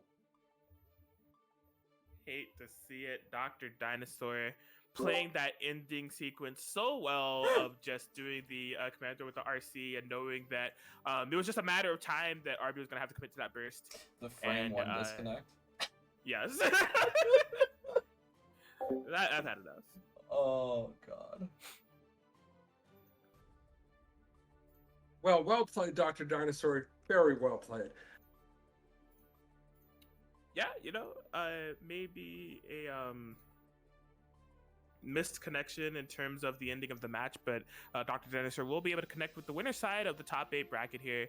I think their opponent, based off of the placings here, will be Teddy Treebark. So some Zato versus Melee action underway a little bit later here at the Cowlosseum as we are winding down in the tournament a little bit on the latter half of it, getting these top 8 competitors squared away. Looks like we next up got Starry Squid versus Heretic Magic Man. Very cool. Okay, I was hoping that this would be the match that comes up because this is 2 players I don't think we've seen on stream thus far yet. They've been having some fantastic runs in the bracket. I mean, for example, Heretic Magic Man able to get a 3-0 victory over CG, who we saw earlier, that very strong soul bad guy play. So now they're both kind of approaching top 8 territory here to join the likes of Teddy Treebark and Dr. Dinosaur. So I'm interested to see what they... Oh, yes! Are we finally getting a May player on stream? Yes, we are. Let's go. Totsugeki Gaming. Yeah, Starry Squid is actually fairly regular in the Discord, and I know that they play May. So, yeah, there you go. You get your wish. Beautiful. Love to see it. Yeah, I mean, May in this patch, we're in a... I don't know. We're in a very... It's a love-hate relationship with this version of May because, like, on one hand, the Totsugeki changes, I definitely be feeling it when it comes to the neutral approach and some matchups and everything. Like, you have to really kind of almost restructure your approach in some matchups, I'd say, when it comes to the ground game and just, like, how you navigate using a lot more buttons, and those were nerfed previously, and being really kind of on point with your calls in terms of jump-ins and everything. But on the other hand, we kill people? Like, 6 heavy slash change is really funny. And, like, people, like, just kind of die. I mean, like, they always did, but, like, no, they, like, actually die now. It's insane. Yeah, that anchor is pretty sharp. I'm not going to lie. Yeah, she's just like she's a mass murderer, but, like, we have to play around the neutral game in different ways. And it's funny that this is the match that's happening. Maybe, Shit. It's happening. Let's go. Eno enthusiasts versus average May enjoyers going on here. Starry Squid versus Heretic Magic Man. Heretic is really trying to define the pace of the game, make May make some real answers to her routes. Yeah, Magic Man just over here with the fantastic presence in the game here. Yeah, this has just been a complete no bursting. Yeah, I mean, at that point, it's just like Starry Squid wanted to take that risk and believed in themselves. So my motto for May in this patch is doable. Any situation that I'm in, I'm just like, it's doable. Because, like, literally, like, all you gotta do is just find, like, one big counter hit, you know, and it could be literally curtains. Like, She's such a meme right now. It's because of that move right there.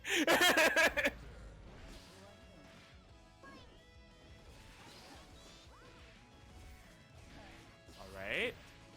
Magic Man on the chase down here. Oh, Starry Squid going for a reversal there. I'm not quite sure what it was. Possibly an up dolphin to call out a non-meaty dash, but no, Magic Man keeping the pressure tight, keeping the pressure clean. Well done. Rye bread and butter. Yes, yes, yes. Game on the board there for Magic Man. So my qualms with this matchup recently has been specifically the ground game for Mei, because like Ino has surprisingly a lot of great options to navigate around Totogeki. I mean, Stroke used to be a very big risk at the point of like you don't really do it as an answer to Totogeki neutral, to where now it feels like Ino's kind of risk reward there is like at worst it's a trade, and at best she just flat out beats it. So that's a very big kind of influence on this matchup, to where you see a lot more Stroke in the neutral game going from Ino, and because Mei's approach is a little bit like on more of the linear side, if she's staying still and expecting Stroke, it really kind of enables Ino to, you know, go for those HCLs, go for those dashes, and go for those notes as well. I mean, even Ino's like poke game with 5S has gotten like notably better, where she can like at worst trade up on like your dolphins and etc. and like really keep you guessing. Yes, absolutely. This matchup changed so much. A beautiful kind of overhead conversion here for Magic Man with that super to just really kind of pile on his momentum. Magic Man is looking fantastic. Oh, missed for the bounce second HCL. Hey, yo, that is something that is still available to Mei for some odd reason. Slash Dolphin in the command throw. She needs it. Honestly, let her have it. Let her have it. Okay, but yeah, I mean, despite that call that Starry Squid was able to get, the pacing of this match is still just all Magic Man. Like, Starry Squid can't get them, like, work themselves into a position where they're threatening any significant Mei pressure. Even a little bit of a miscalculation on the air throw, desperately trying to get anything started. Magic Man smells it. Reversal super, and 2-0 up for Magic Man now.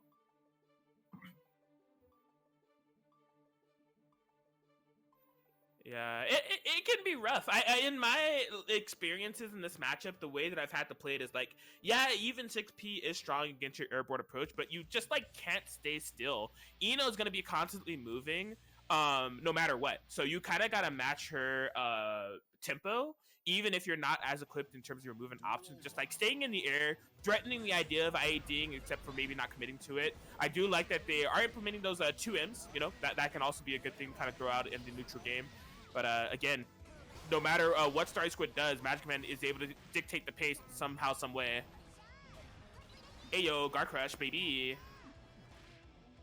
Okay, I'm liking that here from Starry Squid now. Okay, we out here, Squid. Oh. Oh my god, nice patience there from Magic Man, and the fantastic punish here on the blocked YRC. A double, oh, hello?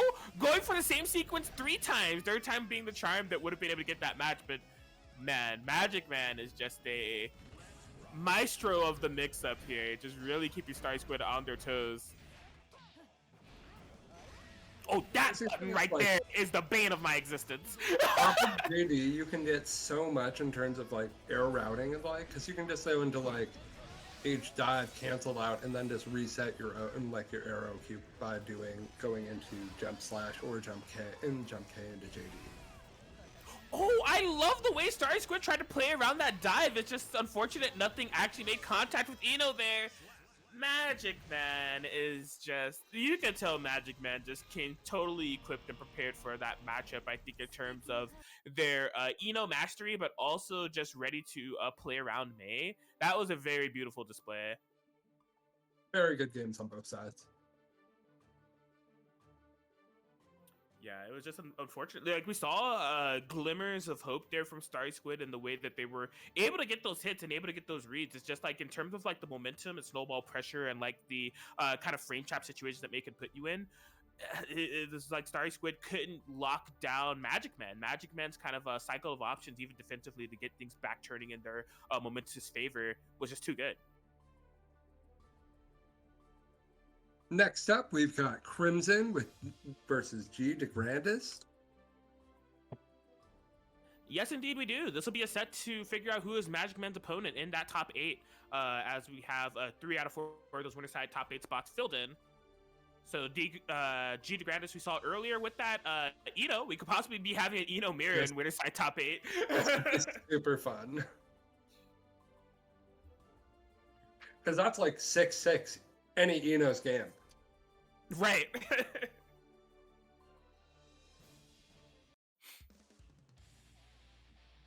So yeah, the high flyers, the mix-up monsters are seemingly taking over this bracket, as we're going to see which one of them is going to be able to qualify for the other winner side top 8 between Milia and Eno. Crimson versus de Grandis.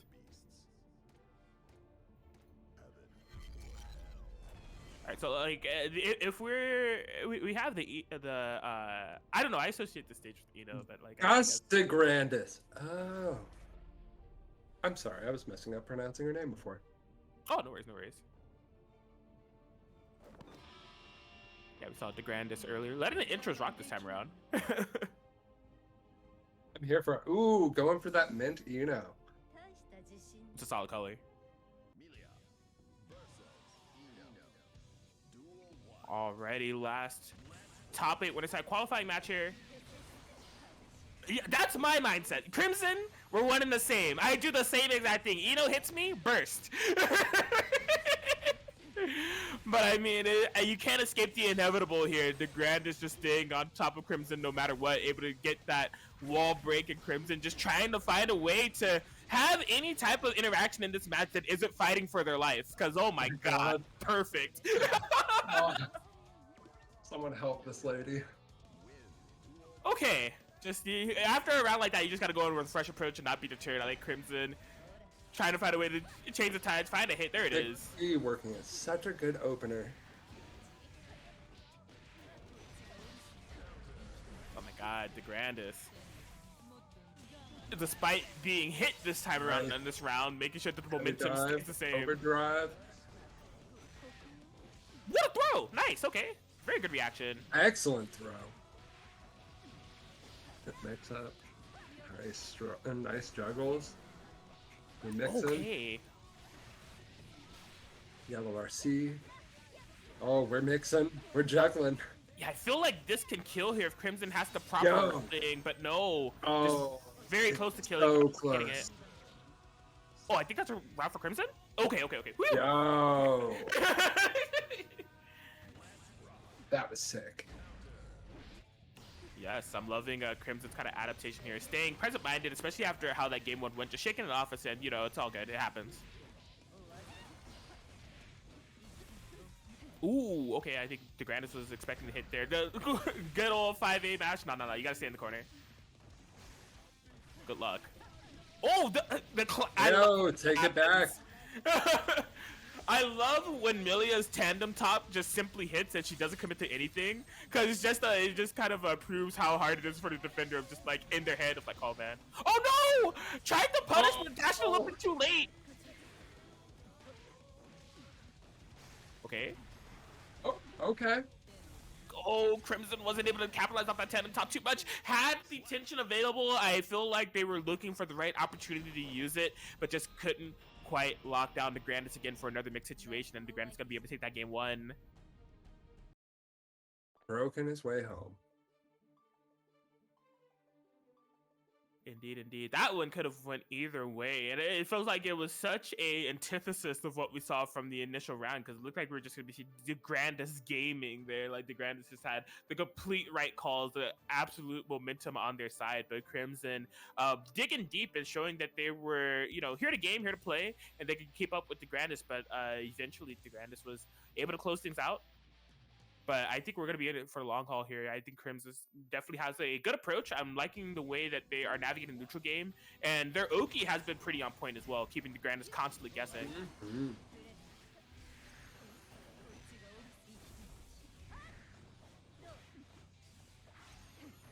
Ooh, okay, yeah. Where am I going? Nobody knows, just me. I'm out of picture. The way Lord Knight likes to describe this matchup is very simply Milia wins at the start, and Ino wins at the end. And that has a lot to do with the fact that Ino gains so much from meter. So Milia has really, really good ways to move around Ino, but once Ino actually gets in, it's curtains for you, so you kind of need to keep momentum. It's so hard, like right there, it is so hard to get out of the pressure situations that Ino is going to put you in, necessarily. So as a result, if you're Milia, most of what you want to be doing in this matchup is locking her down and praying to God that you can avoid the gold burst. Because the gold burst is her strongest tool in this matchup by far. Getting all that meter, it can make it so hard for you to be able to win around. Come back, Gold burst is insane. Absolute game changer for Ino It's in the Ino 100% special. of her matches. Every one of you motherfuckers just immediately gold bursts on me every single time. I hate it. There it is! Right there! Oracle Mirror says, I've played around you filthy Eno players for far too long. I know your tendencies. So much so, I'm gonna predict it 20 seconds ahead of time. Mira, you're just Oh, an Jesus oracle Christ. here. Oh, Jesus Christ. That was amazing. Somebody clip that.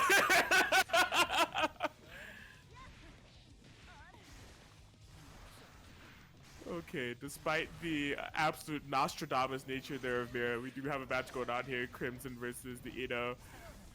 The grandest, putting on the grandest showing in this bracket thus far. Trying to lock in another game. Guard break gaming here. Oh, there we go.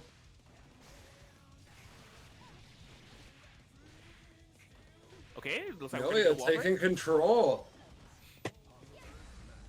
Nice air to air. Yeah, there's a burst available. Crimson Yo. recognizes it. Very Oh. solid recognition. First defense.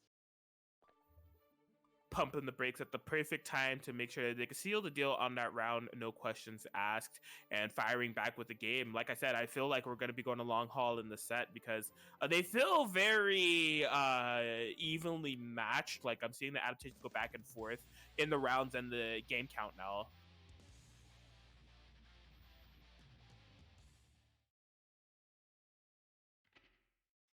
Yeah. I mean, possibly the big game changer was the Whiffed Gold Burst, right? I mean, that was like Crimson didn't have to really worry about that for the game 3. I don't know. There's some sense to the words that Mira was spitting there. We saw poetry in motion, literally. Okay, yet another burst that Crimson won't have to worry about for the remainder of this round, at least, as they're able to catch in the wall break.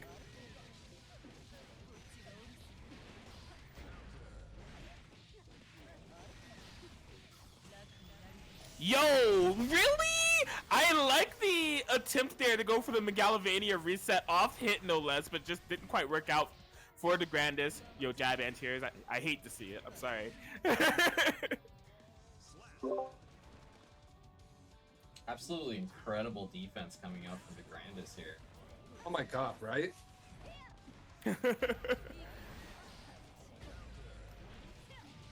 Okay. Really good catch. Yeah, this is going to be a wall break. Oh no. Goes for Oh. something weird.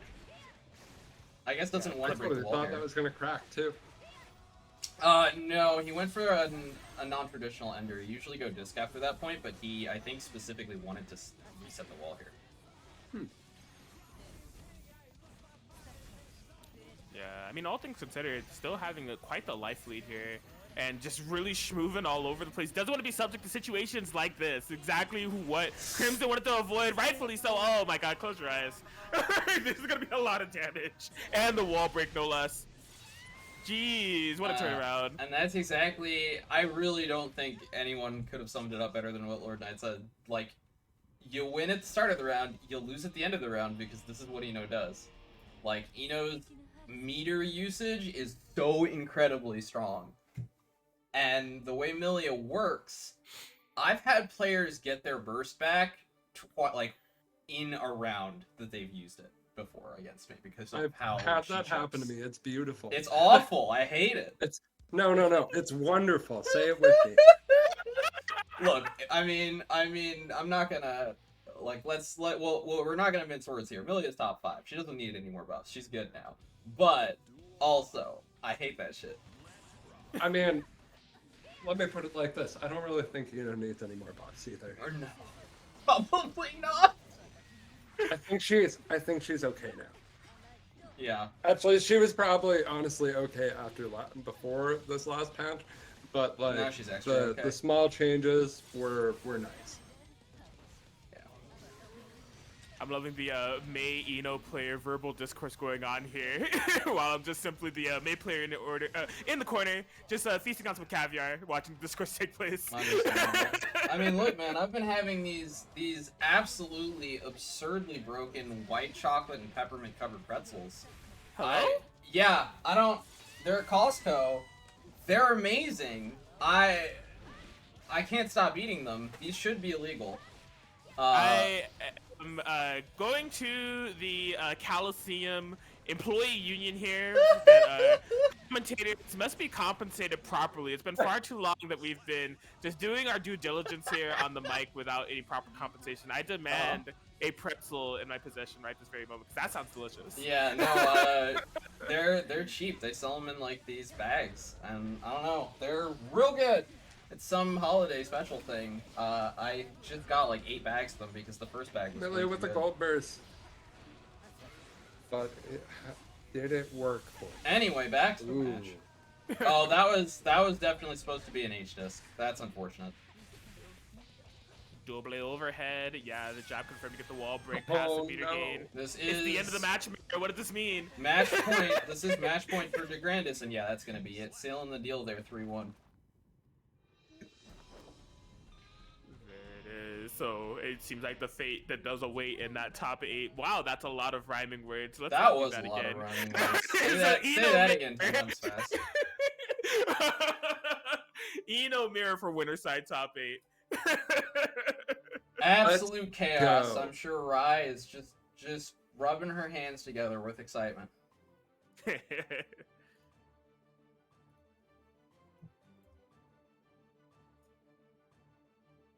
How many matches we got left before top 8, Alex?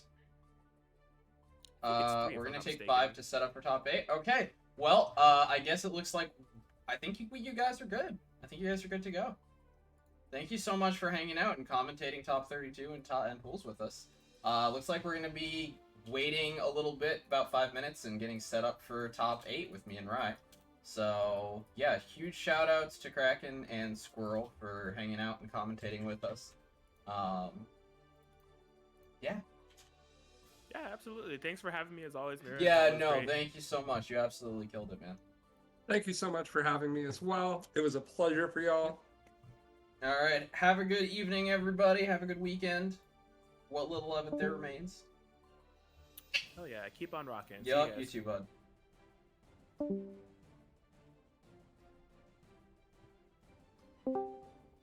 Is that Rye? It's Rye. Rye talking shit to me in chat about how you can't you want to defend your filthy player.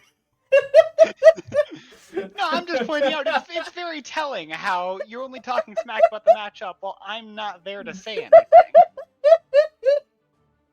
Oh man. Well, Honestly, I think the way Lord Knight sums it up is pretty much it's correct. so accurate. He just tweeted that one day, and I was just laughing for like 10 straight minutes. So fucking funny. Like I was just like, yeah, no, that's it. That's how that works. Gotta grab Oh. the code. There it is. Yeah, no. Rylan is a Eno player. So we have I the am Eno a and the filthy Milia Eno player. main. Yeah, filthy, disgusting.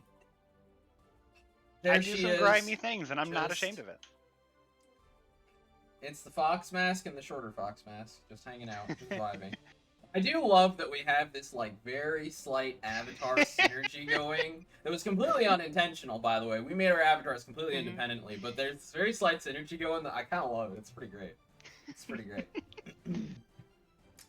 So, Rai, how do you Yes. feel about Happy Chaos? I feel like I don't know how to feel until I see gameplay, That's fair. To me, which he is looks kind of how I felt very about the other boring. characters. He looks very boring to me. I'm not I'm sure there will be people who have a lot of fun with him. Shout outs to my Skullgirls pal Kuba, who is really wants that character. But Amelia looks boring. You're boring. Get out of here. Yeah, Happy Chaos does not look like Elfelt. So simultaneous. You're right. I am boring. That's true. That's accurate. I'm not gonna look. I am a boring fuck. I am a D&D fantasy writer, Omega nerd. I am a boring fuck. Yeah, I think about all we can say for mostly certain right now is that Happy Chaos is going to be very much about resource management. Yeah, it looks like he's got the projectile traps. He's got a lot of gunshots. He looks slow as hell from that trailer, so probably not something I'm going to be super interested in. Back to the Elfelt waiting room, or Makes me a bit Asuka. sad because the fighting game character with a gun that I most enjoy is Eltnum in Under Night. That's totally fair. Eltnum is super fun. Before Phone On came out, I played Eltnum. I fucking love Phone On, but yeah, Eltnum slash what the fucker is Sheon or something in Melty, whatever. Scion? I don't know. Eltnum was fun as hell. I played her in Under Night, the one before Phone On came out, and then Phone On came out, and I stopped playing anything else.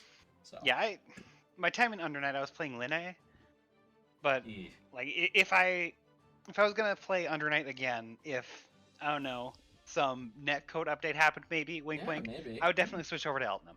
Yeah. She just seems like a lot more fun. I'm not actually sure if I would play Phone On anymore. There's a good chance I would play like Orie or not Jin. I don't know what his actual name is, but not Jin. Not Jin. He's literally Jin. He is literally a swordsman with ice abilities. He literally has Jin's free setup. Like, it's actually so stupid. When I saw that I'm character, trying to remember who that is. I need to go on. He was in he's the newest character. He's literally Jin. Oh, Landrakia. Yeah, that's it. He's literally Jin. It like to a T, he is Jin. It's absurd. Landrakia just doesn't stick in my mind because I didn't buy Landrakia. I only found out about him during that. I forgot which event it was. Was it Combo Breaker that had all of like the mini tournaments for all those locals and stuff? One of them had a Landrakia match, and I saw this character and I watched him. And I'm like, why is Jin in Melty or not Melty Blood in Under Night? What the fuck's happening? Yeah, the only thing I remember about Landrakia is his theme, which is a banger. Is it? Well, I mean, you know, they've got some really good musical talent over at French Bread. They definitely got the music game covered. Yeah, Under Night, one of my favorite video game soundtracks. Yeah, no, that's Not totally my fair. Absolute favorite, but it's up there. It's quite good. It is quite good. If I had to pick an absolute favorite, it would probably be somewhere in between, something between The World Ends With You or some Atlas RPG. Most likely Shin Megami Tensei 4 or 5. If I had to pick a favorite,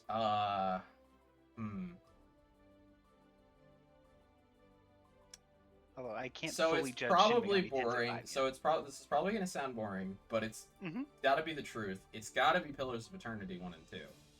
All right. Simply because of how much I've used it for D&D mood music for years now, and I use it when I write. So just by virtue of the sheer amount that I've listened to it, literally Justin Bell came up on my Spotify as your most listened to thing, and I started laughing hysterically because I was like, well, okay. I mean, that's funny. I was expecting it to be Taylor Swift, but it was Justin Bell. It was the dude who made the Pillars of Eternity soundtrack instead of like... The one time I've used video game music as mood music, I was playing Mysterium, I think it's called. Word. Yeah, it should be Mysterium, with my friends in Tabletop Simulator, and I put on the Sunless Skies soundtrack. Nice. Mysterium's a game where you all play as psychic detectives trying to solve a murder based on hints the ghost is giving you. Oh, the one that's all pictures, right? And you have one player who is like can't speak. Yep. Yeah, I watched Shut Up and Sit Down play that. That game looked amazing.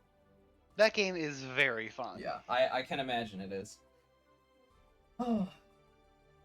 I think the best soundtrack that I've ever heard is probably Pyre from Super Giant. Understandable. I love. People really like Transistor's soundtrack and like Bastion, but Pyre to me is like the epitome of what the composer. I forgot his name. What the composer? Darren Korb? Yeah, Darren Korb. Pyre is the epitome of what Darren Korb can do. I mean, just like I'm fairly certain I can't get banned for. I'm fairly certain I can't get banned for this. So wait a minute.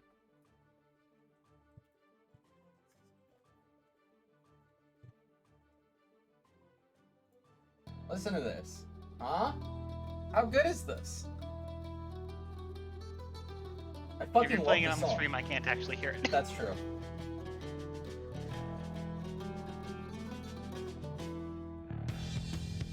I fucking love Knights of the Sea. It is legitimately my favorite song. It's definitely my favorite video game song, like, of all time. It's so good. Darren Korb is one of the greats. Darren Korb is. I am caught in the middle of Shin Megami Tensei 5 madness, so I can't, like... I am currently physically incapable of saying any game is better than Shin Megami Tensei 5, but it will pass. I got you, Alex. Yeah, that was me with Wrath of the Righteous for I'm finally burnt out, but it took 422 hours. So Jeez, okay. If I was at all into those kinds of RPGs, I would pick it up. I'm trying. I swear to God, I'm trying. I have Tyranny installed. Journey?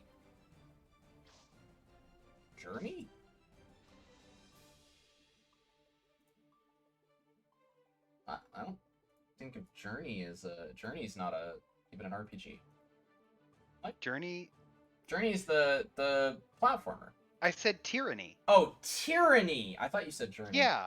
I was like, where did Journey come from? I love it. It's got a great soundtrack, but why did you mention it? No. Tyranny is okay. It is not. I like it. It does not have an ending. Just spoilers alert. It does not have an ending. It just does not. It's really unfortunate. It is the worst Obsidian ending of all time, and Obsidian endings have always had a bit of an issue with them in that they always run out of money every single time. They're always on a really tight budget, and then they run out of money. If you want... I think the only Obsidian game I've played to completion is New Vegas. I mean, New Vegas is great.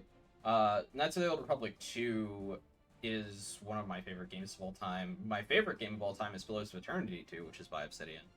The problem with Pillars of Eternity 2 is you have to play Pillars of Eternity 1 first, and even though I love that game, I do not recommend it to 99% of the humans on planet Earth. Yeah, I bounced off of Pillars of Eternity 1. It's one of the best stories in video games, and it is one of the most archaic. It's just Baldur's Gate. And Baldur's Gate was great in 1980 or whatever, but it's not 1980 anymore. I don't know when Baldur's Gate came out. It's old. Baldur's Gate was late 90s. Baldur's Gate 1. Like, I think the first game was 98-ish? I have no idea. Dude. Wow, that was an incredible... How did you do that? Yeah, it was 1998. You're right. 100% right. It's ancient. I do know my stuff about the old crazy. Interplay yeah. RPGs. So, 1998.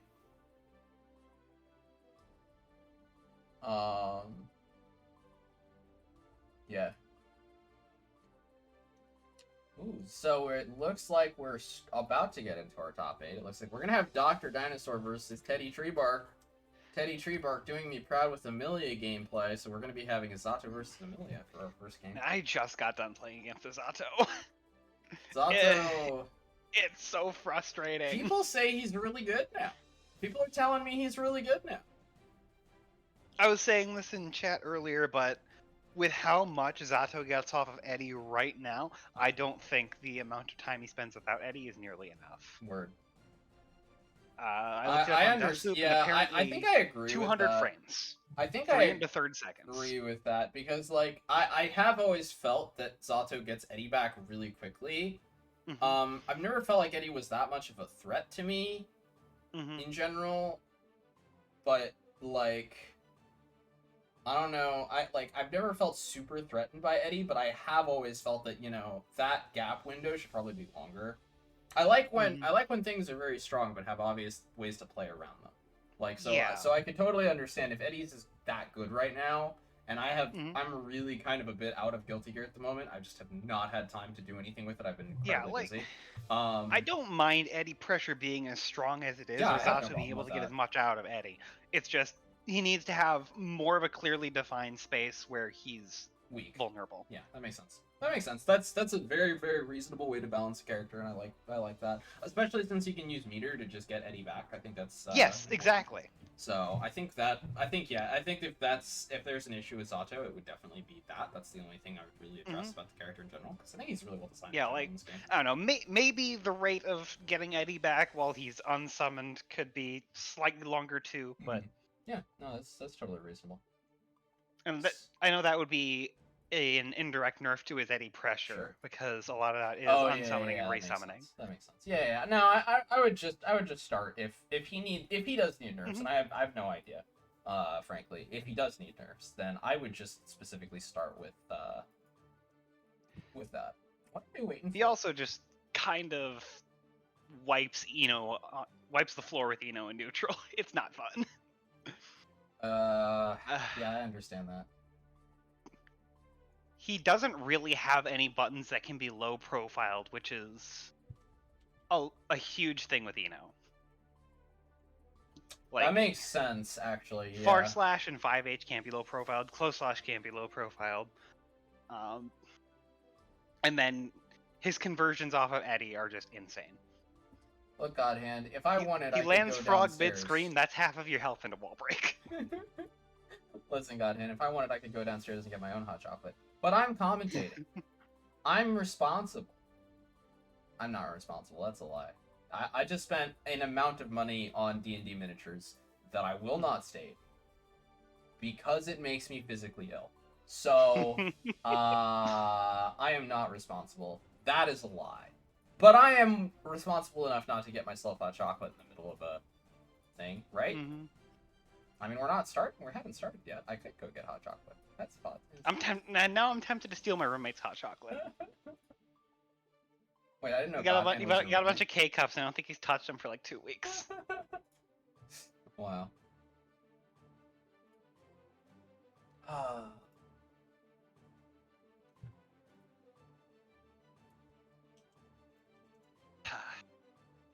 Okay, looks like we're just waiting to, looks like our good friend Teddy Treebark, Camellia Extraordinaire, is just having a couple stick issues, and it's just sorting those out. Okay. So, I guess I'll be right back while he's coming in. Oh, okay. Got a never mind immediately after they said stick issues, so...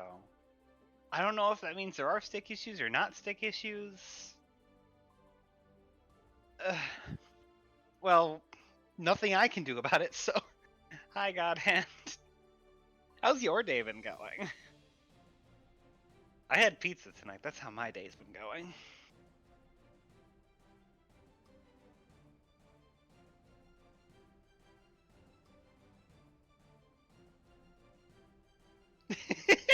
You're right. This does seem to happen every single time I'm commentating. Is Mira leaves at some point and then doesn't come back by the time the match starts.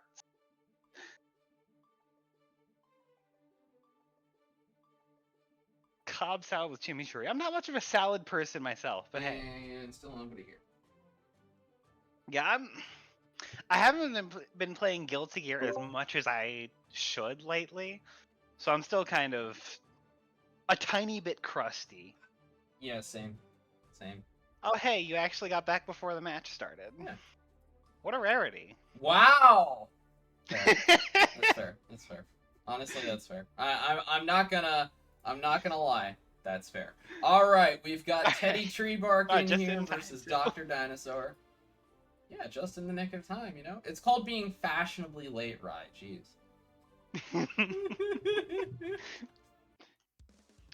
Alright, so that was Zato versus Gio? Milia, right.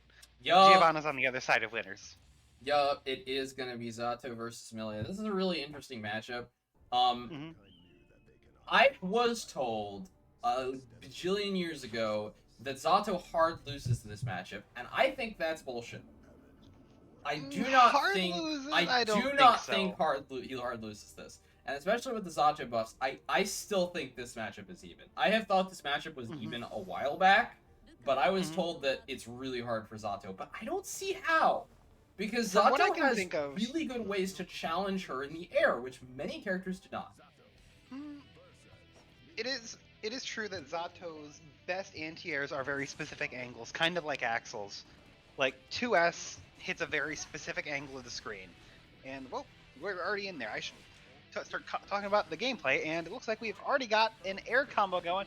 Oppose and yep, quick burst.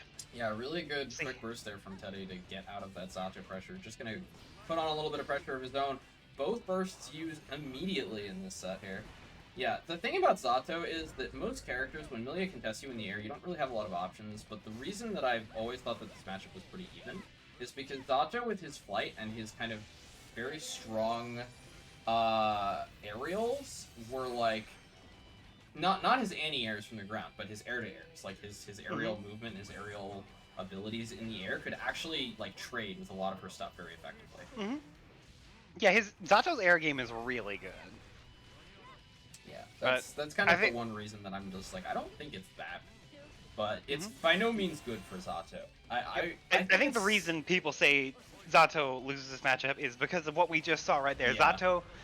Zato's defensive tools are not good, and Milia, yeah, if you don't have defensive tools, she kind of wrecks you.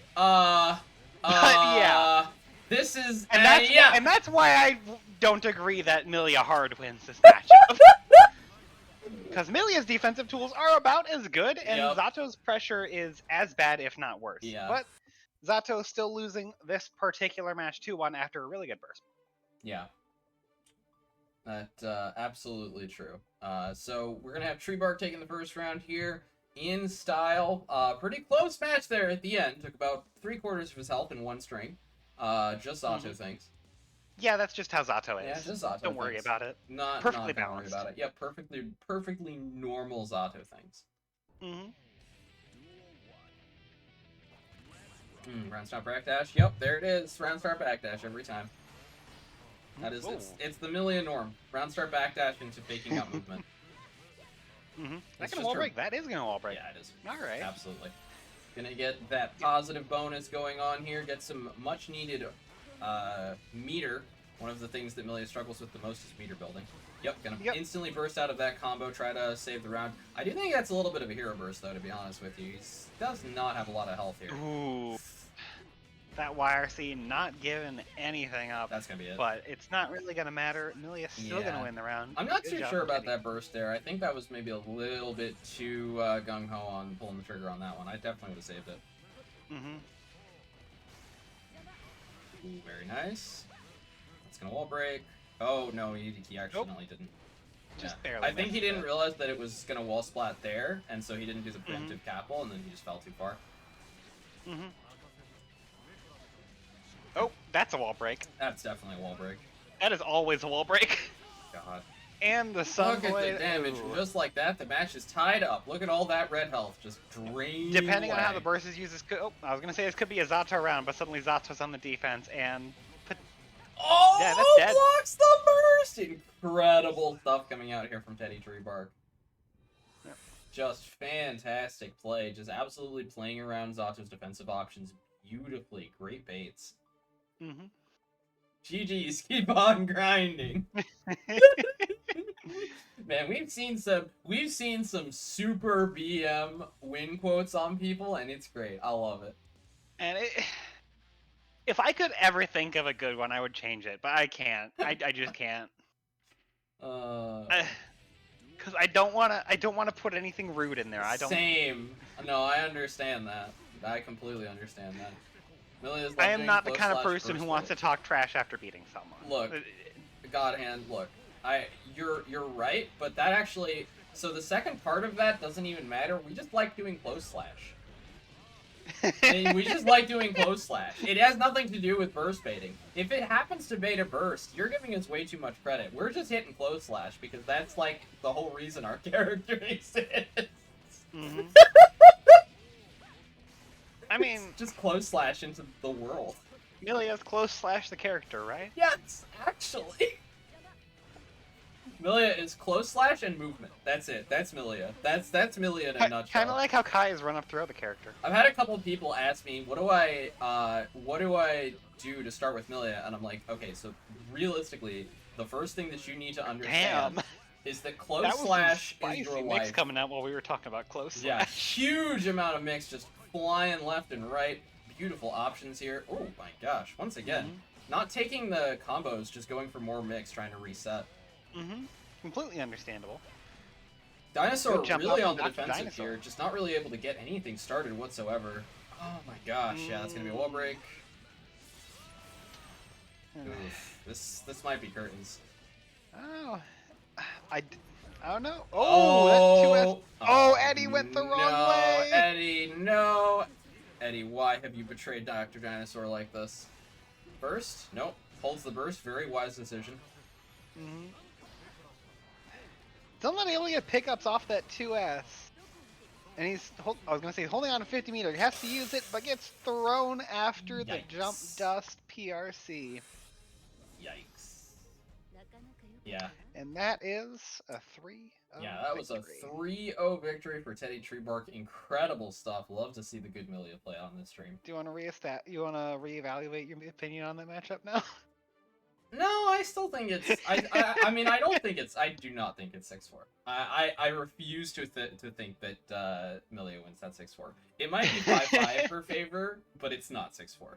It is not near. Like, I don't think 5-5, but Milia's 5 is better. It's probably. It might be 5.5 in her favor. Like that I'm willing to do. But like, if I consider Potemkin Milia a 6-4 in Pot's favor, there's no way it's that bad for Sato. Like, it can't be. Right. I don't think it's worse than Milia against like Kai. Like I just don't see it. I don't see it being worse than like Milia against like Kai. And I don't think Kai is more than a 5.5. So. All right. I will defer to your expertise as I have not touched Milia. Anyway, I believe we do have. You really think it's This is that an Enomir, that right? advantage, huh? That's really interesting. Oh, I don't have top 8 open in my other tab. I should fix that. Imagine yeah, no, I should. Yeah, Rye, what are you doing? I had top Why don't- 32 why open. don't That's you not have- top 8. Why don't you have top 8 open? Gosh, Rye, what type of commentator? I, a professional commentator, totally have top 8 open. Ah, yes, just like you do every week.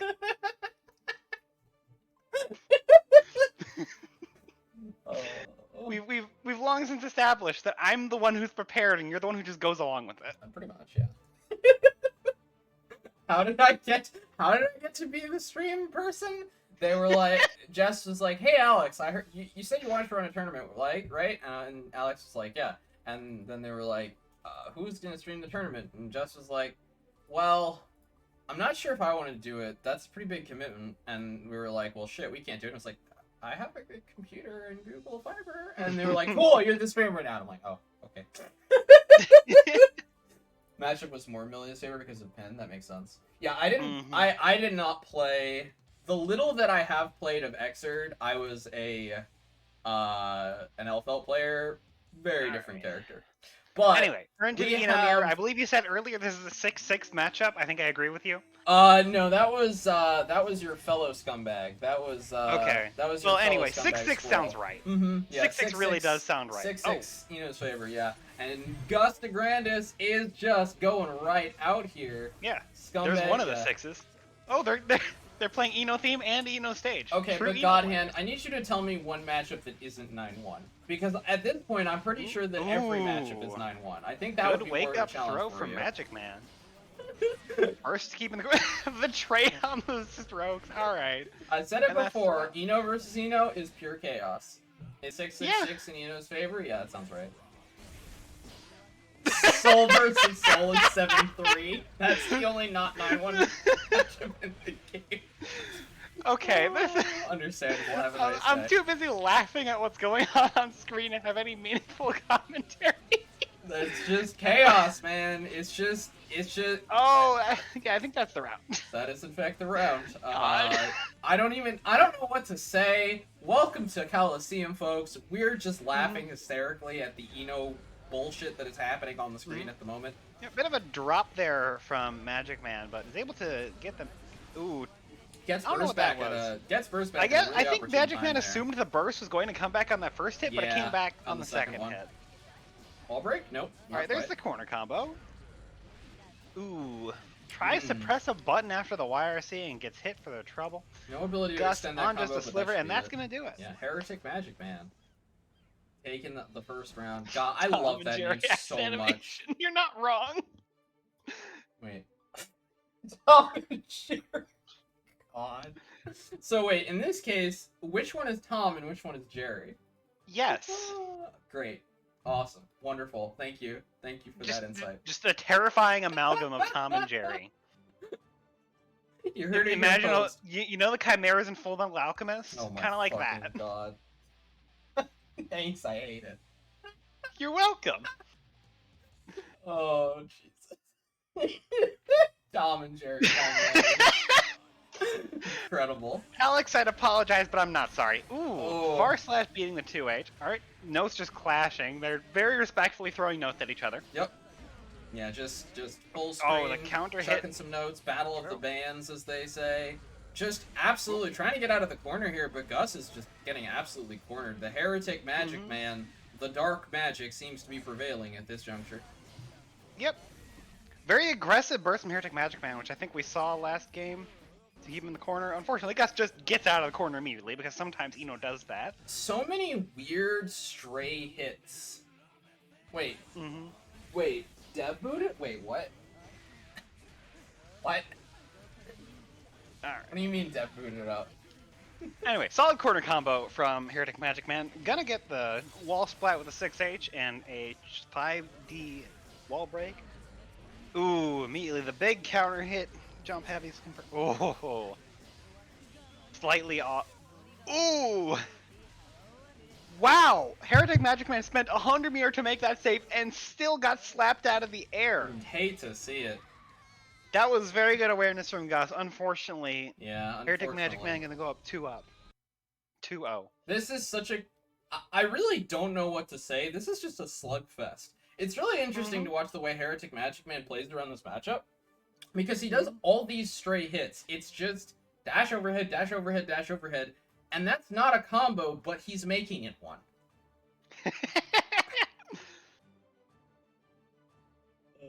Yeah, that's just how Eno is sometimes. You just do things and it works. Yeah, no, that's totally fair. I understand.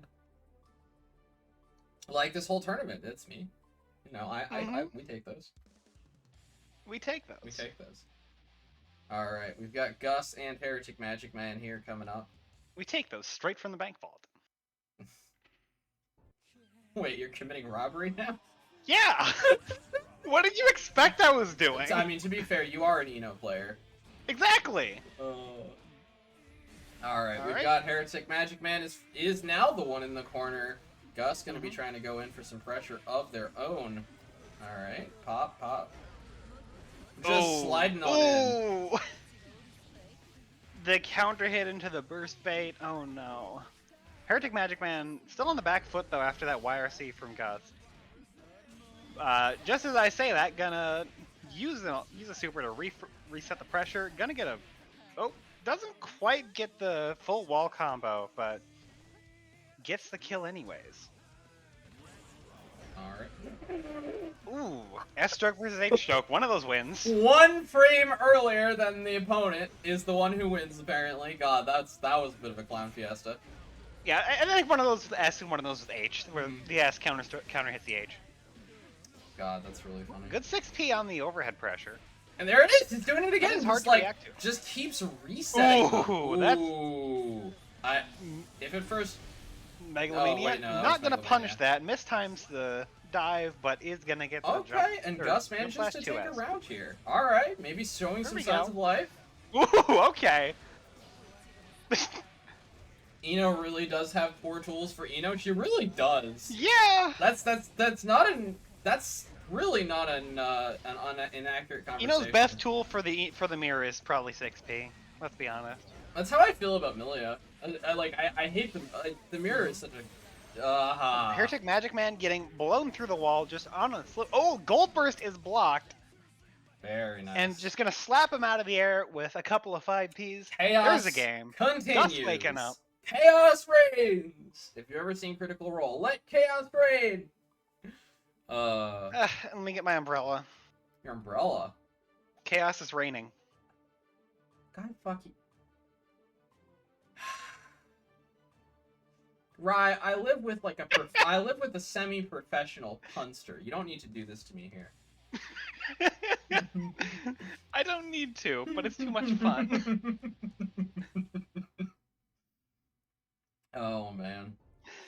Honestly, All at this point, you know what you turn. You turn on Cowlosseum. You know what you're tuning in for. Right. Oh man. All right. Both of them trying just desperately to skip neutral with that dive, but neither of them is really getting it. Yep, just gonna be. Eno doesn't like playing neutral. Trading some notes, trading some jump ins, trading some lows. Just a lot of poking going on here, to be honest. Ooh, okay, Heretic Magic Man gonna get something real strong started here. Looks like that's gonna be a wall break. Yeah, canceling the first hit of the 6H to catch Gus off guard was really good. Every time I reset see... pressure with that super. Ooh, I didn't know that it was a tick throw. Actually, no, it's not a tick throw. Heretic Magic Man just didn't react. I said something and then I realized, no, wait, that's bullshit. Yeah. Every time I see that Eno wall combo where you do like 3 or 4 of the one move, the name I said. Chemical Love? Yeah, Chemical Love. Every time I see that, I want to just start laughing. It looks so goofy. It doesn't look like it should work. Oh boy. Oh wow. Yeah, that's a it's wall break, weird. actually. I think I mentioned this on a previous tournament, but in order to make that work, the first Chemical Love has to hit meaty. They have to fall into it. Yeah, you did mention that. I do remember. Oh, is that it? That's the only reason it works, and that's dead. That is going to be death. All right, Heretic Magic Man going to take it 3-1 over Gus Grandis in the mirror. Really good stuff. I don't think we even talked about the games at all. We did a bit, a little. There was. What is there to say? There really Everybody's wasn't. just trying to cheat. Both the players are just trying to cheat the other player out of neutral. That's really all there is to it. By the way, I just have to call out our Empress here, who said specifically to me when she was like, "I'm gonna run some sets with people," and I was like, "Rip Cowlosseum viewership." She was like, "It's before that," and I was like, "Oh yeah, okay, cool." And Who tries to honestly end neutral, not cheat? You know you're lying. Honestly end neutral. God. That's honest footies. You say. Eno is only honest footies, Scrub Squirrel says. That's Ram. Eno is basically she's not Ram is the footy character. She's not squiggly, but she is the squiggly of this game in that she just doesn't want to play neutral ever. Yeah, if you haven't played Skullgirls, there is a character who has an ability called Sing. Her name is Squiggly. And what Sing does is it makes the screen smaller. As in, if you're full screen, suddenly full screen, you're in the corner against the Squiggly. It makes no sense. It's awful. Yeah, literally that's ends such neutral. A bizarre choice. I love it. It makes me so happy. Squiggly is the jankest character ever, and I absolutely love her design. She is so ridiculous. Eno is that in this game's terms. Eno just doesn't want to play neutral. She just wants to be in your face. Yep. Why would I play neutral when I can hug to death instead? Understandable. Yeah, that's like the entire point of Sultry Performance and Stroke the Big Tree is if you guess right, you get to skip neutral. Who we got next on stream? It looks like we're gonna be having Quantum versus Barfy Crayon. Quantum versus Barfy There's our Crayon. Giovanna that I kept thinking was somewhere in the bracket. Quantum, obviously our first ever Cowlosseum champion. Hasn't managed to repeat the feat just yet, but been giving it the old college try every single week since. Apparently, this is a round 1 run back. Okay. Ooh. Okay. Grudge match, huh? Grudge match, apparently. Sounds cool. Sounds cool. Who sent who to losers anyway? Oh, right. no Sent idea. to losers, wasn't it? Yeah, Barfy Crayon was sent to losers on stream. I forgot who sent them to losers, but someone on stream sent them to losers. So. Yeah, that was... Hometown Hero Quantum. Yeah? Hometown Hero Quantum. We've got the round 1 What rematch. theoretical town are we from then? I mean, okay, so like realistically, I mean, you're from, I don't remember where you're from. I'm technically from Florida, and then from Northern Virginia, and now from Seattle. So let's just say we're from the cesspool that is the internet. I think that's our hometown. I think that's our hometown. Sure, why not? The Boss Ranch. Yeah. We can go with that. The Boss Ranch. Yeah. Yeah, no, we're from the Boss Empire, of course. That's Thank you, Scrub Squirrel. Yeah, very, very, very, very ahead of you. All right, Barfy Clarion versus Quantum. It's going to be Soul versus Giovanna, a matchup we've seen a lot of on this stream. All right. A lot of people punching each other in the face, and that's just the matchup. Yeah, it's a slugfest. Oh. Slugfest. Strike, throw, Hell strike, yeah. throw. Occasionally some DPing. Very, very little of this time is going to be spent anywhere but in each other's face. That just Yeah, speaking of strike throw, while you're saying that, we got the old throw PRC throw. Yep. Barfy Crayon, Yeah, Barfy just about to Crayon close out this round. Absolutely laying on the pressure here. Quantum gonna go Stagger down. pressure catching Quantum. Yeah, really strong. Barfy's been showing some fire today. Yeah, definitely. And Barfy immediately backing up to the corner, but going for the cross up and reversing it immediately. All right, Quantum gonna be able to put on some pressure, just hitting him with some far slashes. It's now walking from one corner to the other. Ooh, anti-air 5K, not gonna result in the wall break because of the side switch, but Barfy Crayon is one hit from death, and Barfy Crayon is very lucky that one hit was a jump punch. Otherwise, that was death. All right, jump in. God, I feel the DP coming. Oh, ooh, never no mind. DP. No DP necessary. Just gonna dash out and band up, bring her back in. Oh, okay, that was bold. That was bold. It was a raw Night Raid Vortex. All right, a little bit of respect here being shown by Quantum, just waiting for Barfy Crayon to commit to something. And now Barfy Crayon is in the corner. No burst available on the side of Barfy Crayon. Not a great situation to be on against Soul. Strike, throw, strike, throw. We said it before.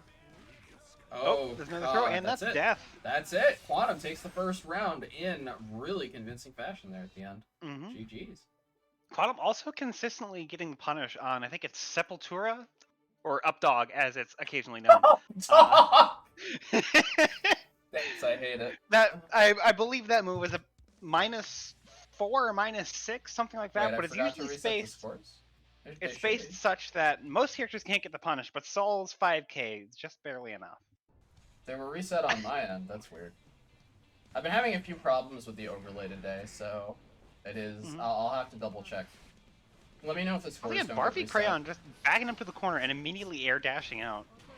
Is that a strategy or just something that happens? I don't know. Not really sure. I will say that Barfy Crayon has been. That's gonna. That's a real good reversal. Yeah, that's gonna be a whole chunk of damage right there. Nice, nice. Let's see if Quantum holds on to the burst for this round or not. I think good. I think it would be reasonable to spend the burst. Oh, the wild throw reset! Wow, really good. Okay, goes for it. Oh, that's it. And that is the round. Yeah. No burst needed. No burst necessary. Managing to hold on to the burst for that round is going to be a huge deal for Quantum to be able to get out of some of that Quantum is geopressure. very disciplined with those bursts, I say, as he just bursts immediately. But that's still, like... Yeah, I think it's pretty disciplined burst usage, using it at the start when you're a round up. Yeah, I think counter hit far slash is also a really good thing, because otherwise Gio would have taken him right to the corner there. Not getting a very good punish off of that throw with, but... I was gonna say walking Quantum to the corner, but getting hit out of that Roman cancel. Yeah, gotta be really careful with the 3 frame that Soul still has, for reasons. I'm not able to. Oh, catch them with the 5D. Ooh. Not... Oh, no! I don't know what happened there, but that was real unfortunate for Barfy Cran, just getting absolutely robbed from that combo. Oh, run up throw. Still able to take the round, but that drop was tragic. Yeah. Tragic drop, but really, really good stuff from Murphy Crown there. Able to take the round, close that out with some of Gio's strongest power, her dash throw. Dash grab Gio really is like her best tool by far. It's crazy how good it is. Well, not necessarily even dash grab, just grab with dash momentum. Yeah. Because the dash enables some tick throws that otherwise would not be possible. Yep. Given how much of the momentum stays. Oh, that was a weird trade. Gio is such a weird character because I still to this day do not think that people are playing her nearly to her potential. Like, not even close. I really do think that the longer the game goes on, the better this character will get just because of how her dash works. It enables some really, really disgusting mix-ups that I don't think anyone has really gotten good enough with yet. I feel like part of the reason she hasn't seen as much attention is because she's a very fundamentals-driven character, it feels like. She is, definitely. She doesn't have any of the fancy Kara stuff. She just... The fanciest stuff she has is her dash momentum. You know who I would really love to see pick up Giovanna? Is Punk. Oh? Punk? Yeah, actually. Giovanna, to me, is just Karen. Like, I played Karen in vanilla SF5, and this character to me is just Karen. Like, I to this day still think that Punk should be trying out Gio. But yeah, Karin's robbery factor is probably a bit higher than Giovanna's, just due to the V-trigger and how her super is. It's so dumb. God. But Karen saved that game for me on launch. I actually played quite a bit of it on launch because of how much fun I had with Karen. Yeah, Street Fighter V was the first game that I really got into fighting games with about a year ago. Yeah. Alright, Barfy Crayon just putting on as much of the pressure here. It is 2-0 in Quantum's favor now. Okay, gonna use that burst immediately. Ooh, tries to bait something there. I'm not really sure why. You are plus after the spiral arrow, so most people aren't gonna try to challenge there. Unless they've got a really good read on it. Yeah, but sometimes the challenge just works. Yeah. People press buttons when people don't expect you to, and sometimes it works. That's gonna be it. Yep. Really good throw there from Barfy Crayon. Gonna seal out that round. Let's see if they can keep their momentum here. It has been pretty close on all of these games. Once again, just the raw Night Raid Vortex, and not even any punish for Barfy Crayon. Last time that happened, Barfy Crayon got a very small punish. This time, just no punish. I think that's a big mistake, really. Anyway, Quantum getting a solid counter hit. This could be the round. Yep, that's... Yeah. Oh, no, not quite. Doesn't Roman cancel the doesn't throw? work. Doesn't matter. Just gonna throw again. Okay. Call it asserting dominance. I don't know. All right. Barfy Crayon should get their burst back real soon here, so this should be a pretty even start. Yep, there it is. I was gonna say, should be momentarily. That burst meter looking awful full. All right. Yep. Oh, the burst no! Really unfortunate there from Quantum. All right, Barfy Crown just absolutely going good for air it. throw, Really very good great air throw. Catch Quantum out of their almost out of there. resources. Still has a burst. Oh, yeah, still has potentially baiting out a YRC or a DP. But Quantum, have we seen a single DP from Quantum this set? Oh, the second burst was baited. I think that might be it. Yup, that's it. Quantum with a really good comeback there, right down to the wire, managing to pulling take up it the back. grind. Yeah. I think that's the second time Quantum got that DP or wild throw reset off of the Band Revolver. Your character's balanced, says Barfy Crayon. Yeah, totally balanced. Very balanced character.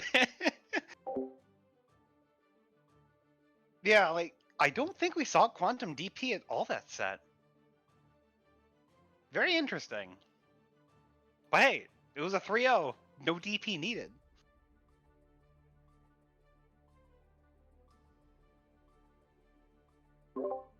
Alright, now... Alright. Our last matchup of round 1. Losers. Laura versus Soul Sad Guy. I assume Soul Sad Guy is a Soul Sad player. Guy. Incredible. Yeah, Soul Sad Guy has soul in the name. Has soul in the portrait. And who's the other one? Is it Loser? Did you say? What? Who's the other one? The other player? Laura? Oh, Laura. L-O-R-A. L-O-R-A. Sorry, my roommate came in.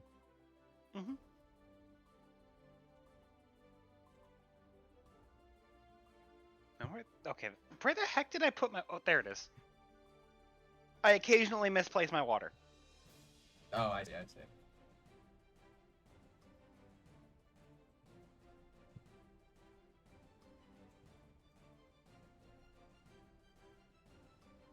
Trying to do a better job of staying hydrated this week. Yeah, definitely. Drink that water, dude. Gotta stay hydrated. Mm-hmm. You say that, I'm now guzzling. We have anything from Laura?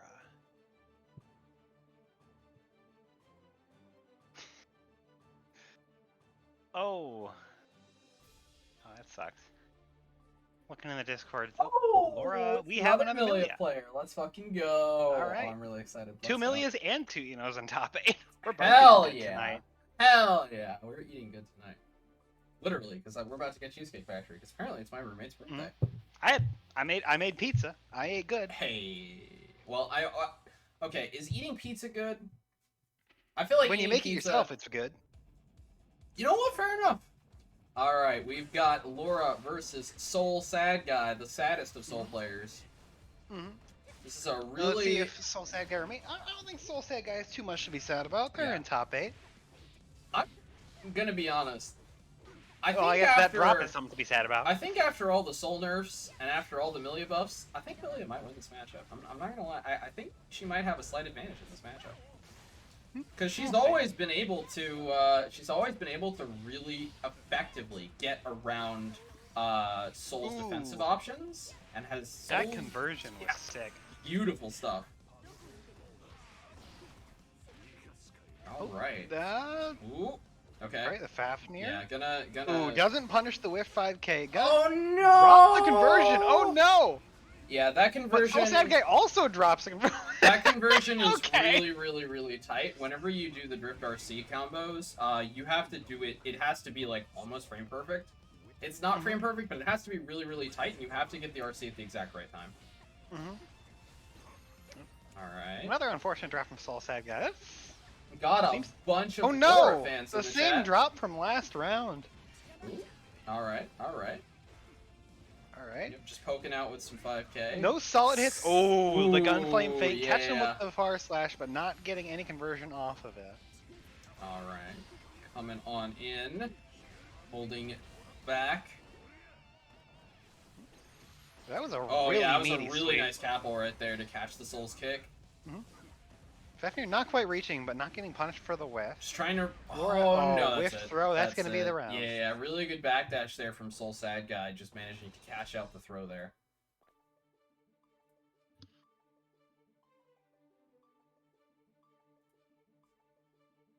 Man, we've got a lot of Laura fans in the chat all of a sudden. I don't know who this person is, but they're popular.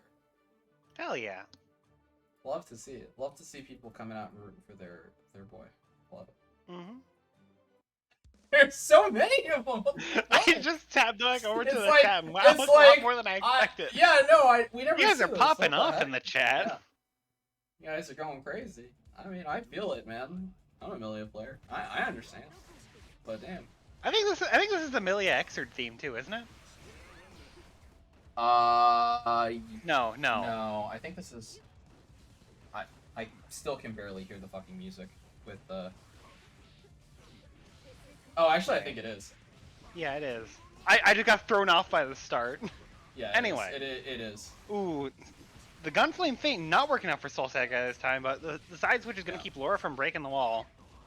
All right. Not even going for the disco key, just running up and going for the low. That was unfortunate. That looked like a an attempt into Bad Moon that whiffed. Usually, when you see that sort of the weird high jump with the jump P, it's because of a whiff Bad Failed Moon TK. attempt. Yeah, failed TK Bad Gunflame Moon Feints attempt. aren't working out for Soul Sad Guy anymore. Laura's just on top of it. Yeah. Playing some really delicate neutral here.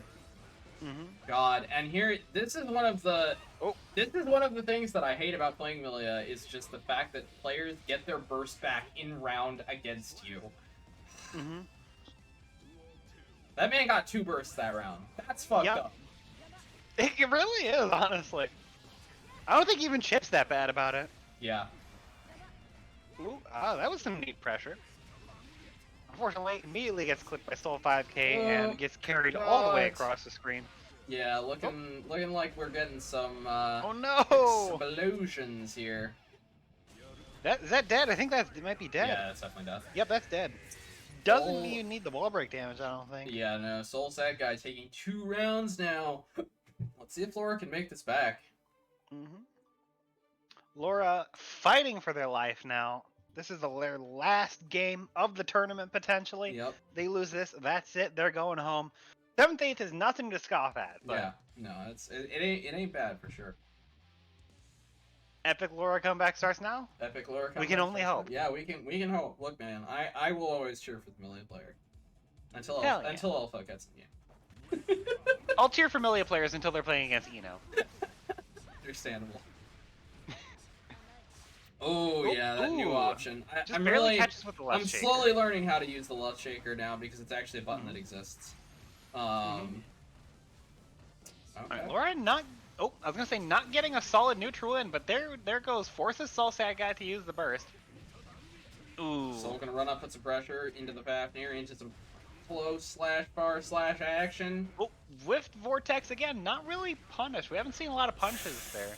Oh man, baiting out that gunflame once again. Really good Soul Sad mix Guy. up. If Soul Sad Guy hadn't dropped that combo, I think that was dead because they had 100 meter to spend. Ooh, unfortunately, a little bit too close there. Let the left shaker go for a little bit too long. All right, Soul Sad Guy on match point.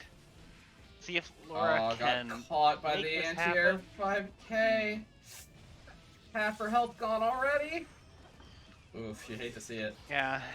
Unfortunately, we are seeing Oh. the end of the age-old matchup: Soul versus person who explodes when punched by Soul.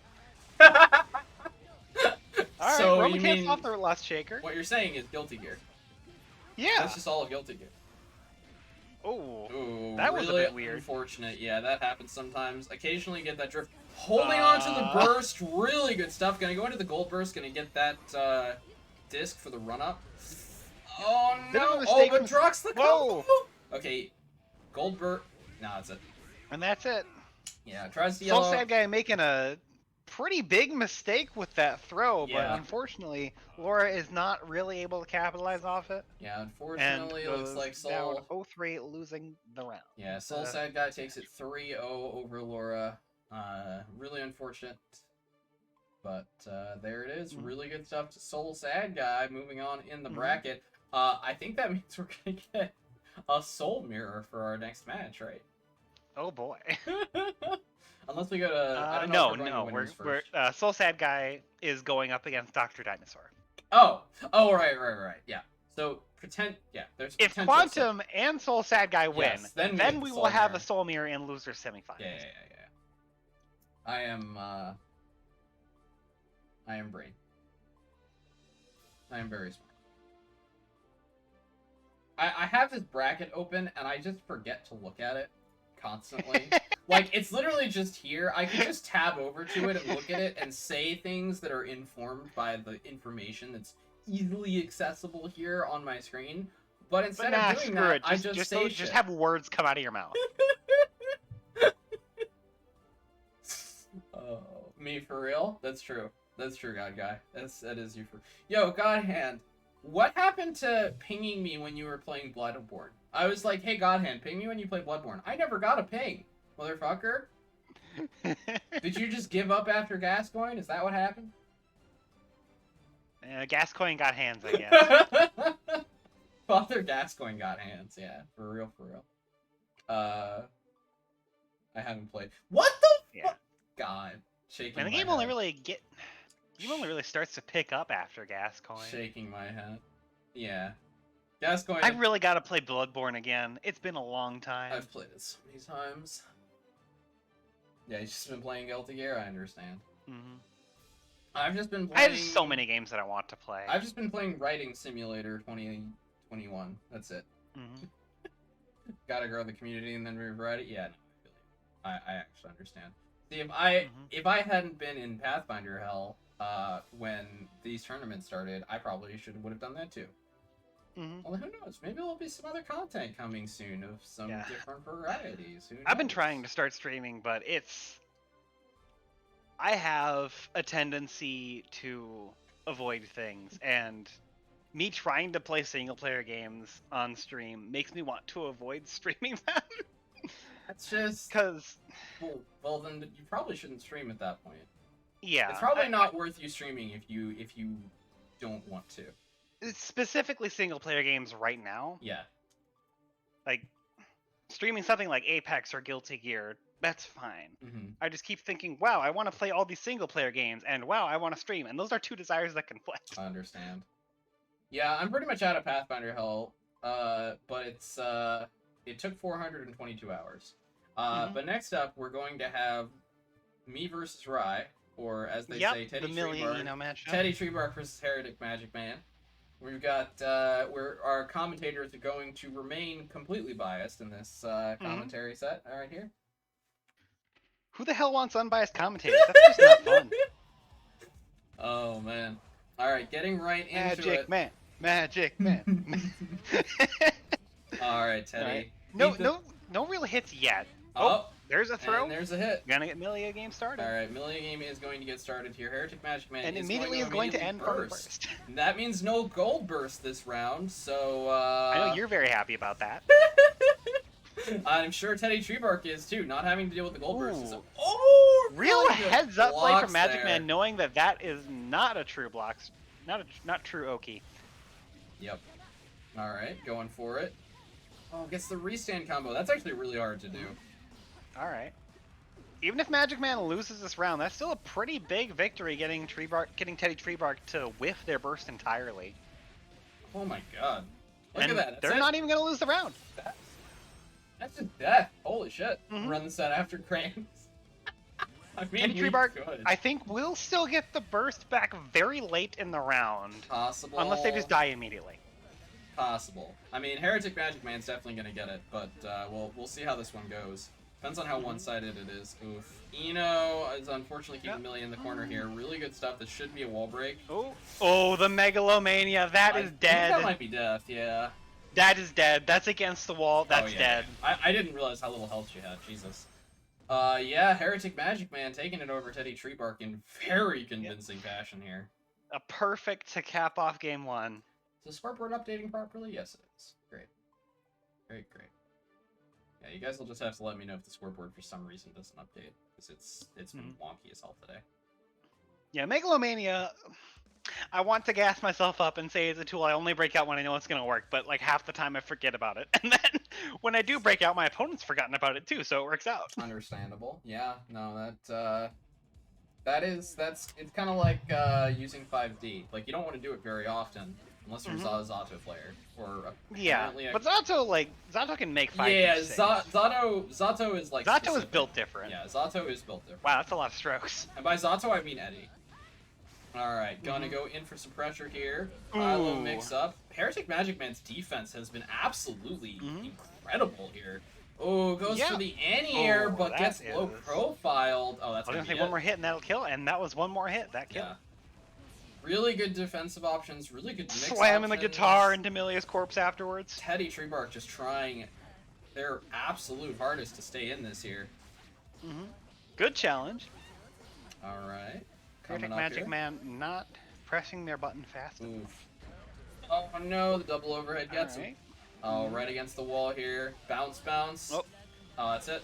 Oh. Destruction. Absolute destruction. If Heretic Magic Man had gone for the wall stick combo, I think that would have killed anyway, but... And now Heretic Another Magic Megalomania Man... to cap off the game. Heretic Magic Man is up 2-0 now. Teddy Treebark is getting kind of schmixed. Getting kind of run over here a bit. Jeez. Give Eno an inch and she will take a mile. She will run with it all the way to the bank. Yep. I think Eno really is just one of the most momentum-based characters in this game. Right. Let's be real. Eno doesn't run anywhere. That's true. Her feet never touch the ground. Eno leisurely gliding all the way to the bank. There you go. Oh, man. It's one of the things that makes the Zato matchup so frustrating. Anyway, Yeah, solid birthday from Heretic Magic Man. Not able to capitalize off of it, though. Alright, Eno just going in. Look at all Oh, this just pressure. gets hit by Oh the my projectile. God. Oh no. You can't do that. That's it. Perfect. Perfect round Set there him from off with Heretic 3 chemical Magic loves, Man. and No on- burst available for Teddy Treebark. This is looking absolutely dire. Gotta figure out something really fast. Alright. Alright, 5P. 5P. And then immediately in. Yeah. Getting it started. Oh no. Oh, That's my so much God, damage. Look at the damage. So much red health. Eno normally doesn't do this much damage, but Milia is fragile. I think that's it. Oh no, not quite. Nope. All right, Nope. last chance for Teddy Treebark to Yeah, make something happen. converting off of a counter hit jump okay, that's heavy good. is tough. What the Oh, no. fuck just happened? Oh no! I'm a million player and I don't know what the fuck just happened. What? Gonna catch them low after the yellow Roman cancel, and that's gonna be the match. That was. How did she end up on the right side? What happened? No. Actually robbed, and it wasn't even Eno that did the robbing. Yeah, no, this time. that was. I literally. I blinked. feel bad about that. I blinked, and Teddy was in this middle of this combo, and then suddenly Milia and Eno were on the wrong side. I don't know what just happened. I think Heretic Magic Man just pulled out some heretical magic. That's my theory. Yeah. Black magic there, real quick. Sacrificed a goat to the servers. Looks like next up we're gonna have Quantum versus DeGrandis. So we're gonna be having a Soul versus an Eden. And that did put Heretic Magic Man in grand finals. Teddy Treebark gonna be waiting in losers final for whoever wins the semifinal, and we don't even know who's gonna be in the semifinal yet. Indeed, indeed. So Teddy Treebark might get the chance at the run back. Oh, excuse me. But we'll have to see how everything else shakes out. Alright, Gus stepping up to the plate here. The old vanilla avatar. No drip whatsoever. None whatsoever, just white bread. Just white bread, not even a drip of butter. It's the mental damage. It is.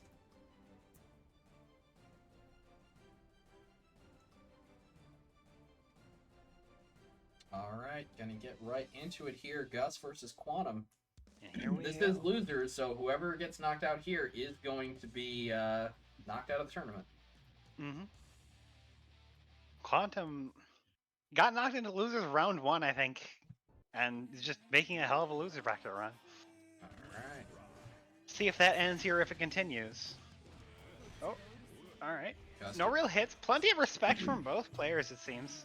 Oh, Yeah. that was the most whack tick throw I've ever seen. Oh god. Gus DeGrandis is just putting on this pressure. All of this Eno pressure has been absolutely crazy. Ooh, good backdash, but That's gets it. super. That's it. Perfect on the side of Gus. Eno players are just making a tear right now. Oh my gosh. You thought this was a Soul community? No, it's an Eno community now. I mean, to be fair, I'm pretty sure a team of 3 fucking Eno players just won the Cowlosseum, right? So. Ooh, good block on the YRC.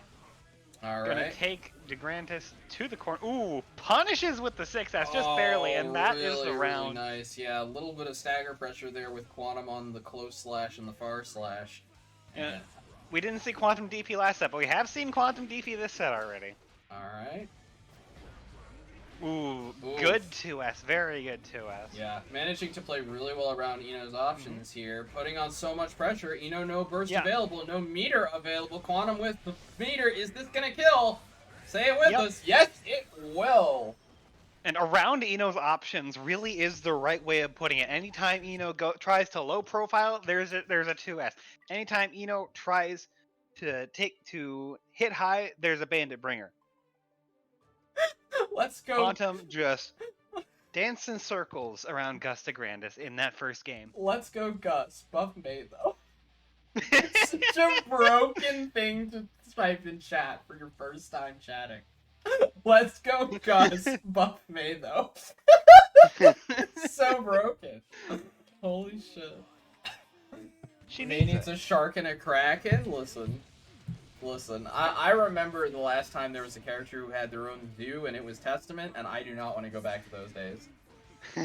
Alright, Quantum getting a little bit schmixturized here with the Eno pressure. Oh, there's the Megalomania. Quantum isn't dead here, but it's a close thing. Gonna get the wall break too. Yikes, look at all that damage.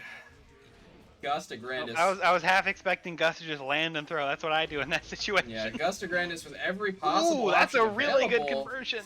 Yeah, it is. Oh man, And Gus is gonna have Oh, to burst! burst! Quantum gonna get the super here. Is this gonna kill? What? What just happened?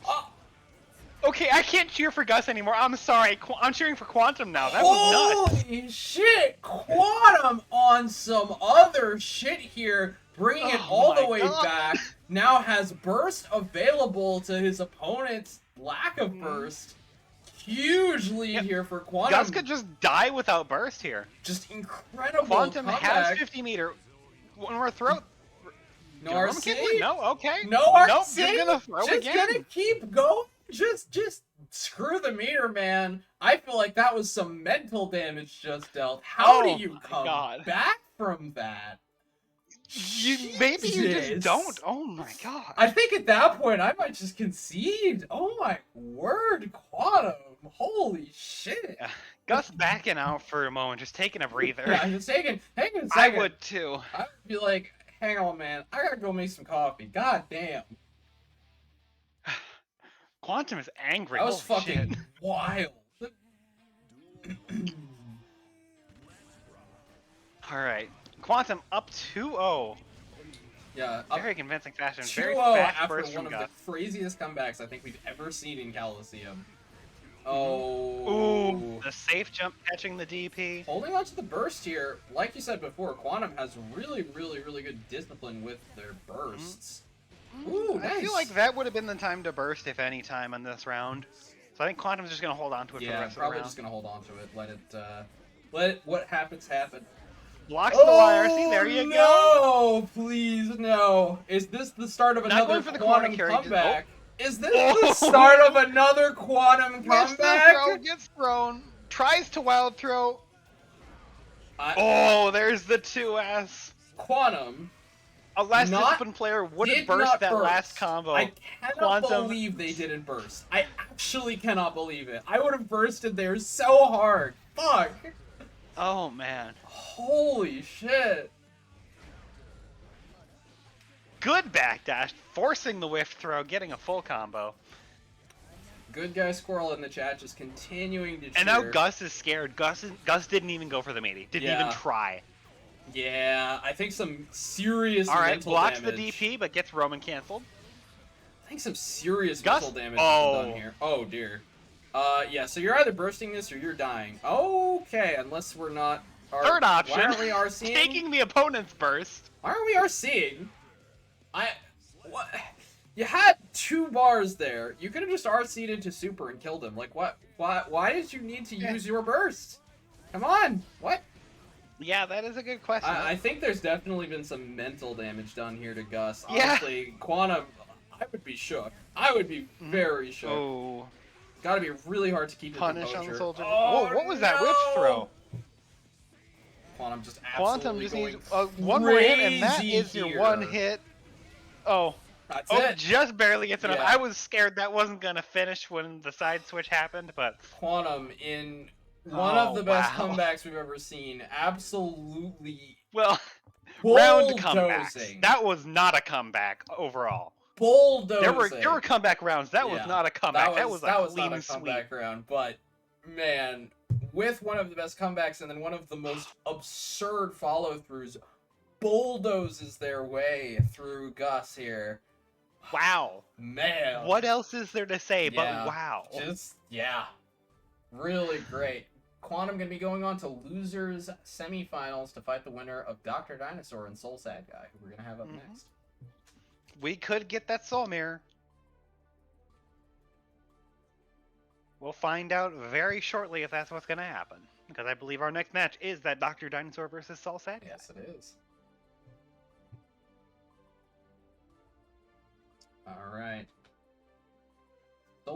versus Zato.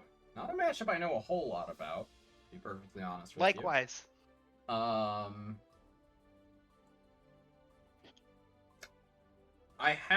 I feel like this is maybe this matchup is probably pretty snowbally, I have to imagine, because Soul, not the most mobile of characters, probably has some trouble getting in against Eddie, but I mean, Zato with a really terrible defense, I have to imagine a lot of these rounds snowball very, very quickly one side or the other, depending on, like, early hits.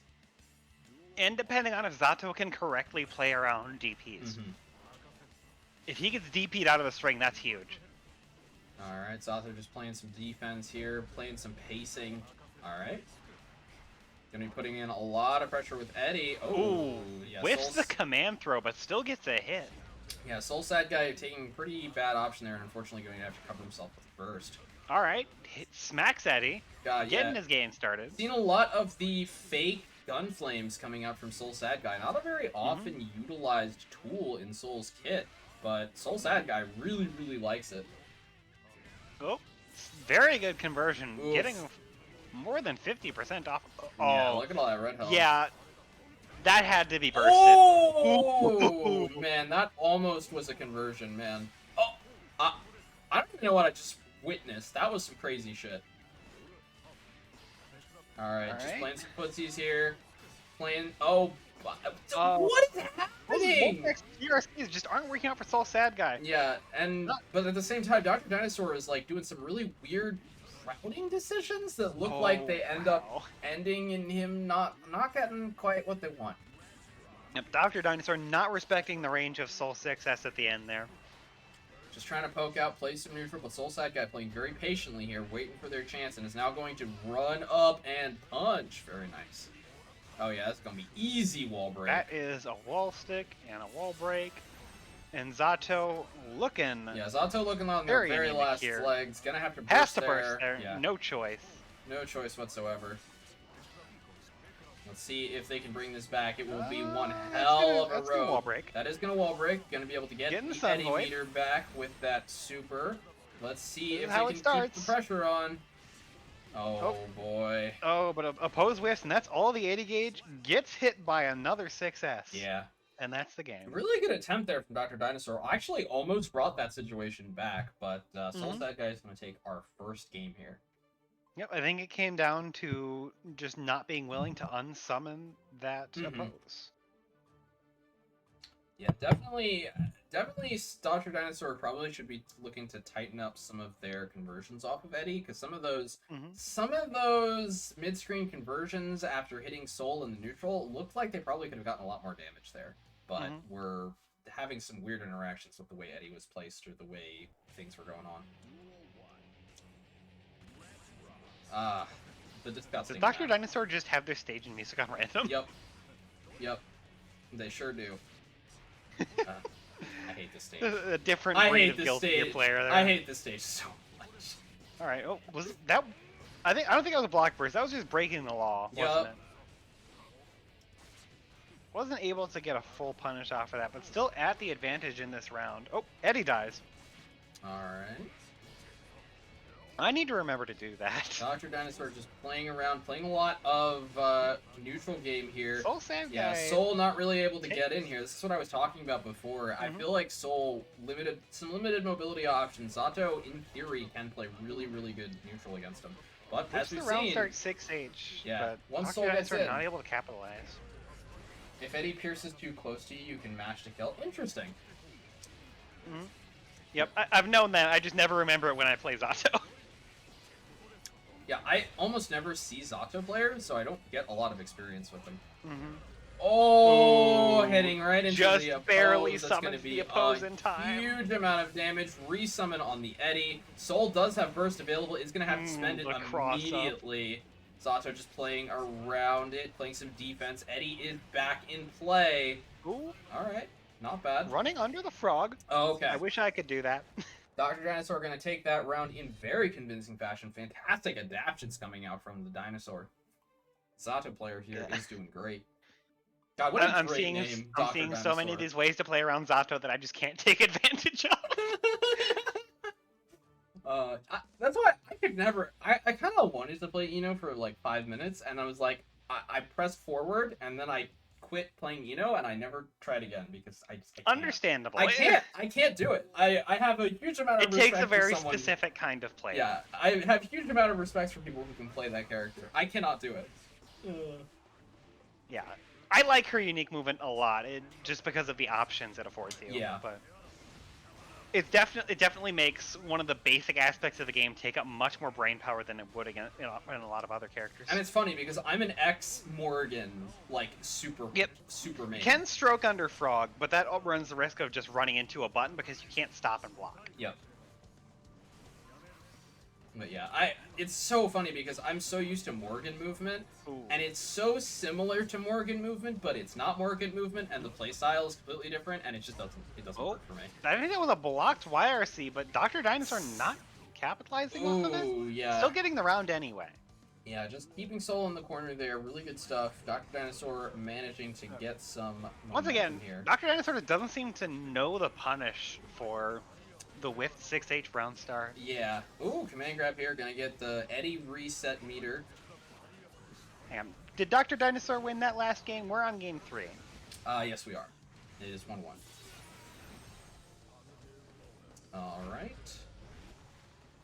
Dr. Dinosaur looking on the way to winning this What? next game, too. Stream not updating! Oh my fucking god!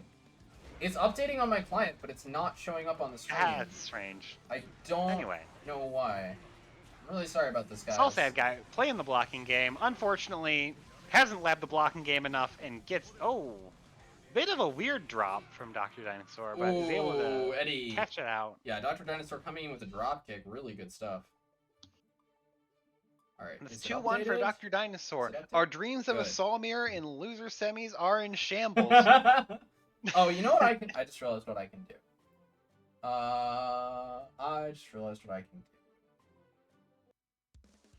do. Create output projector. This is incredibly silly that I have to do this, but we're gonna do it. All right. Now I For can Dr. see Dinosaur the on the score road is to taking updated. this set. The score updated just fine last time. Yeah. I figured out I can like pop out the stream instead of just Man, watching why it am on I always Delta getting the fast forwards at the start? That's irritating. Yeah, I'm not. I think But everybody's that's just my loading fault. faster than me. Probably. Alright, Dr. Dinosaur playing around here. Going to be going. Oh, there's the 5D. Ooh. The conversion off of the 5D, getting the Sun Void for the Oki and the refilled Eddie Gauge. It's all sad guy. Has 50 meter to work with, but that's about it. Yep, there's the YRC. Gets YRC'd himself. Yeah, huge amount of pressure being put on here by blocks Eddie. the 5D, gets a Ooh, punish. There we go. Yeah, kind of a little bit This of is still a very tough round to get with the burst still on Zato's side, and he doesn't even need to spend it. Just catches him with the 2K2D. Yeah, it was a little bit of an ill-advised 5D at the end of the Eddie meter, but didn't turn out to matter there. Yep. Zato on match point. Oh, no! That was a misclick for sure. Really, really unfortunate misclick for Dr. Dinosaur is going to rob him of their burst. Ooh, that was an Potentially- interesting 6P. Ooh, dear. Oh, dear. Dr. All right. Dinosaur in a Still really sad bad... guy answering back. Yeah, in a really bad situation suddenly because of that misclick burst. No burst available on this last round. Not where you want to be as a Sato player with so few defensive options. Just gonna... Well, you're perfectly fine with it if Soul never gets in. That's true. But Ooh, the counter hit far slash gonna be a big conversion man. into the room. Oh, drops the 5D, but just gets another hit immediately afterwards. It doesn't Okay. matter. No. I think a 6H would have killed there, but that doesn't matter either because Soul Sad Guy gets their second game. Dr. Dinosaur has got to be feeling really bad about that drop burst. That drop burst has to feel awful after that. Definitely would have had a much better chance to be able to get out of that situation otherwise. Really, really unfortunate. All right, final game of this top 8 losers. That's not semifinal, is it? It's a quarter. Yep, it's quarterfinal. Mhm. I'm so ready for the semifinal that I was just jumping ahead. All right, let's see if we're going to have a Soul Mirror or we're going to have a repeat of this mashup here. It's going to be Dr. Dinosaur versus Soul Sad Guy in this last one. Okay. Instant burst I here believe from we got Dr. Writhe in Dinosaur. Pain going too. One of the best songs in the game, in my opinion.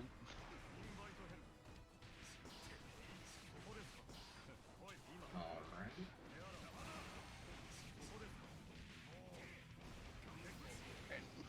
Quick YRC from Dr. Dinosaur. Big conversion from Soul Sad Guy into the meaty Fafnir. Nice. Zato just casually flying out of the corner, as Zato does. Oh, that's all the Eddie gauge gone. Not really anything gained out of it. Soul Sad Guy is jumping around Eddie, no problem. Getting these throws and the conversion into the round win. And now it's Soul Sad Guy on match point. Oof. Man, after all of the really dominant early performances that Dr. Dinosaur has, it looks like Soul Sad Guy has managed to adapt really, really well here. Mm-hmm. Alright, the Gunflame feint. I think a real Gunflame would have caught Dr. Dinosaur mashing there, though. Alright, and there it is. Soul Sad Guy just going to go ahead and break the wall there. Mm-hmm. Just poking away, waiting for things to start. Got it, got it. All right, Dr. Dinosaur sitting on a full stick of butter there, and that's gonna be the game. Yeah, it's definitely gonna be the game. The game, the round. My bad. Alright, this is match point for both players. This is the last round, and this is both players' tournament lives here on the line.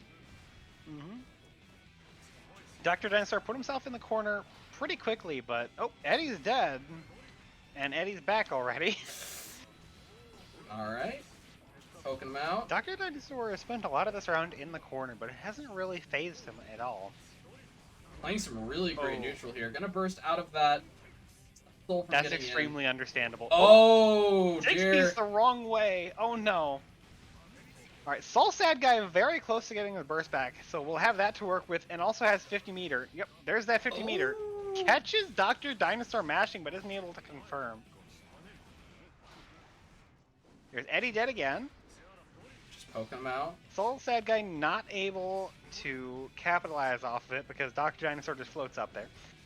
Soul Sad Guy looks like they are a little bit too reticent to get in now. Oh, wow. Just goes flying across the screen there. Oh! Oh, boy. Guess for game.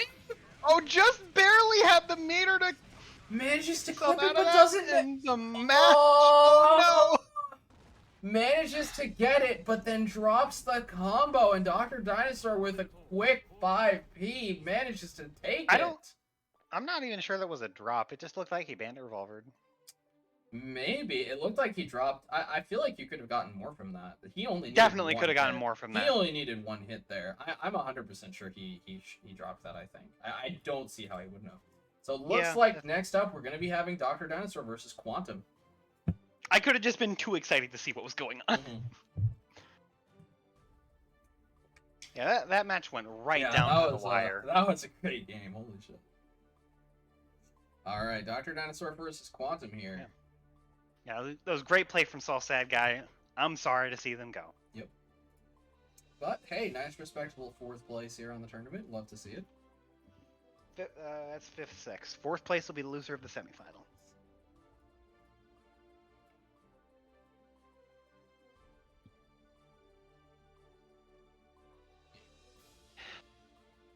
All right. Dr. Dinosaur I really need a better ready. overlay. This one is so ugly. It's not bad. It's serviceable. It's simple, but there's nothing wrong with simple. Yeah, it's just I don't like that it's like blurry. I don't like that it looks pixelated. It bothers me. That's fair. But I am a perfectionist. All right.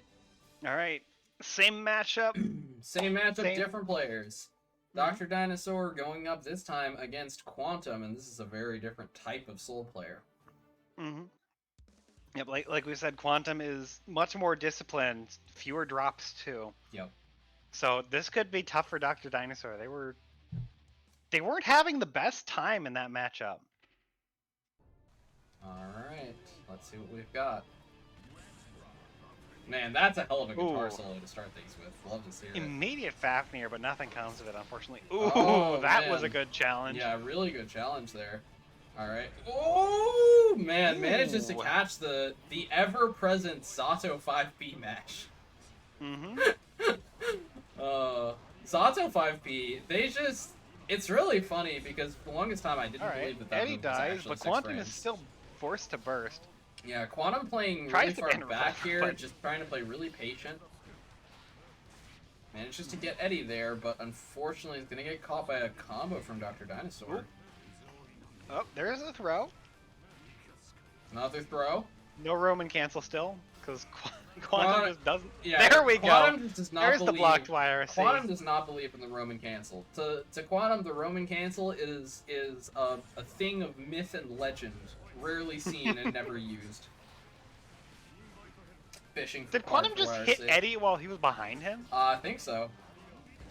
That. Oh wow! Wow! Held the Bandit Bringer for just long enough that it caught the opposing summon, and oh no! Oh no! That Another could have drop been from huge. Dr. Dr. Dinosaur Dinosaur. dropped it. So many drops coming out from Dr. Dinosaur. Really, really unfortunate. Oh, Oh, no. and the counter hit. Dr. Dinosaur holding on by a thread, and there's the blocked YRC Yikes. again. Yeah, absolutely an explosion Oh. there.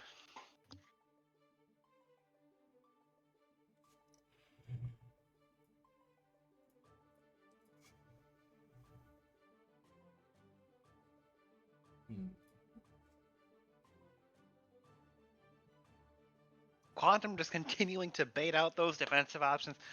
There we go. How many? What's the percentage on that against Quantum? I have no idea. I just know that they're really good at it. I don't think I've seen so many baited YRCs in a set.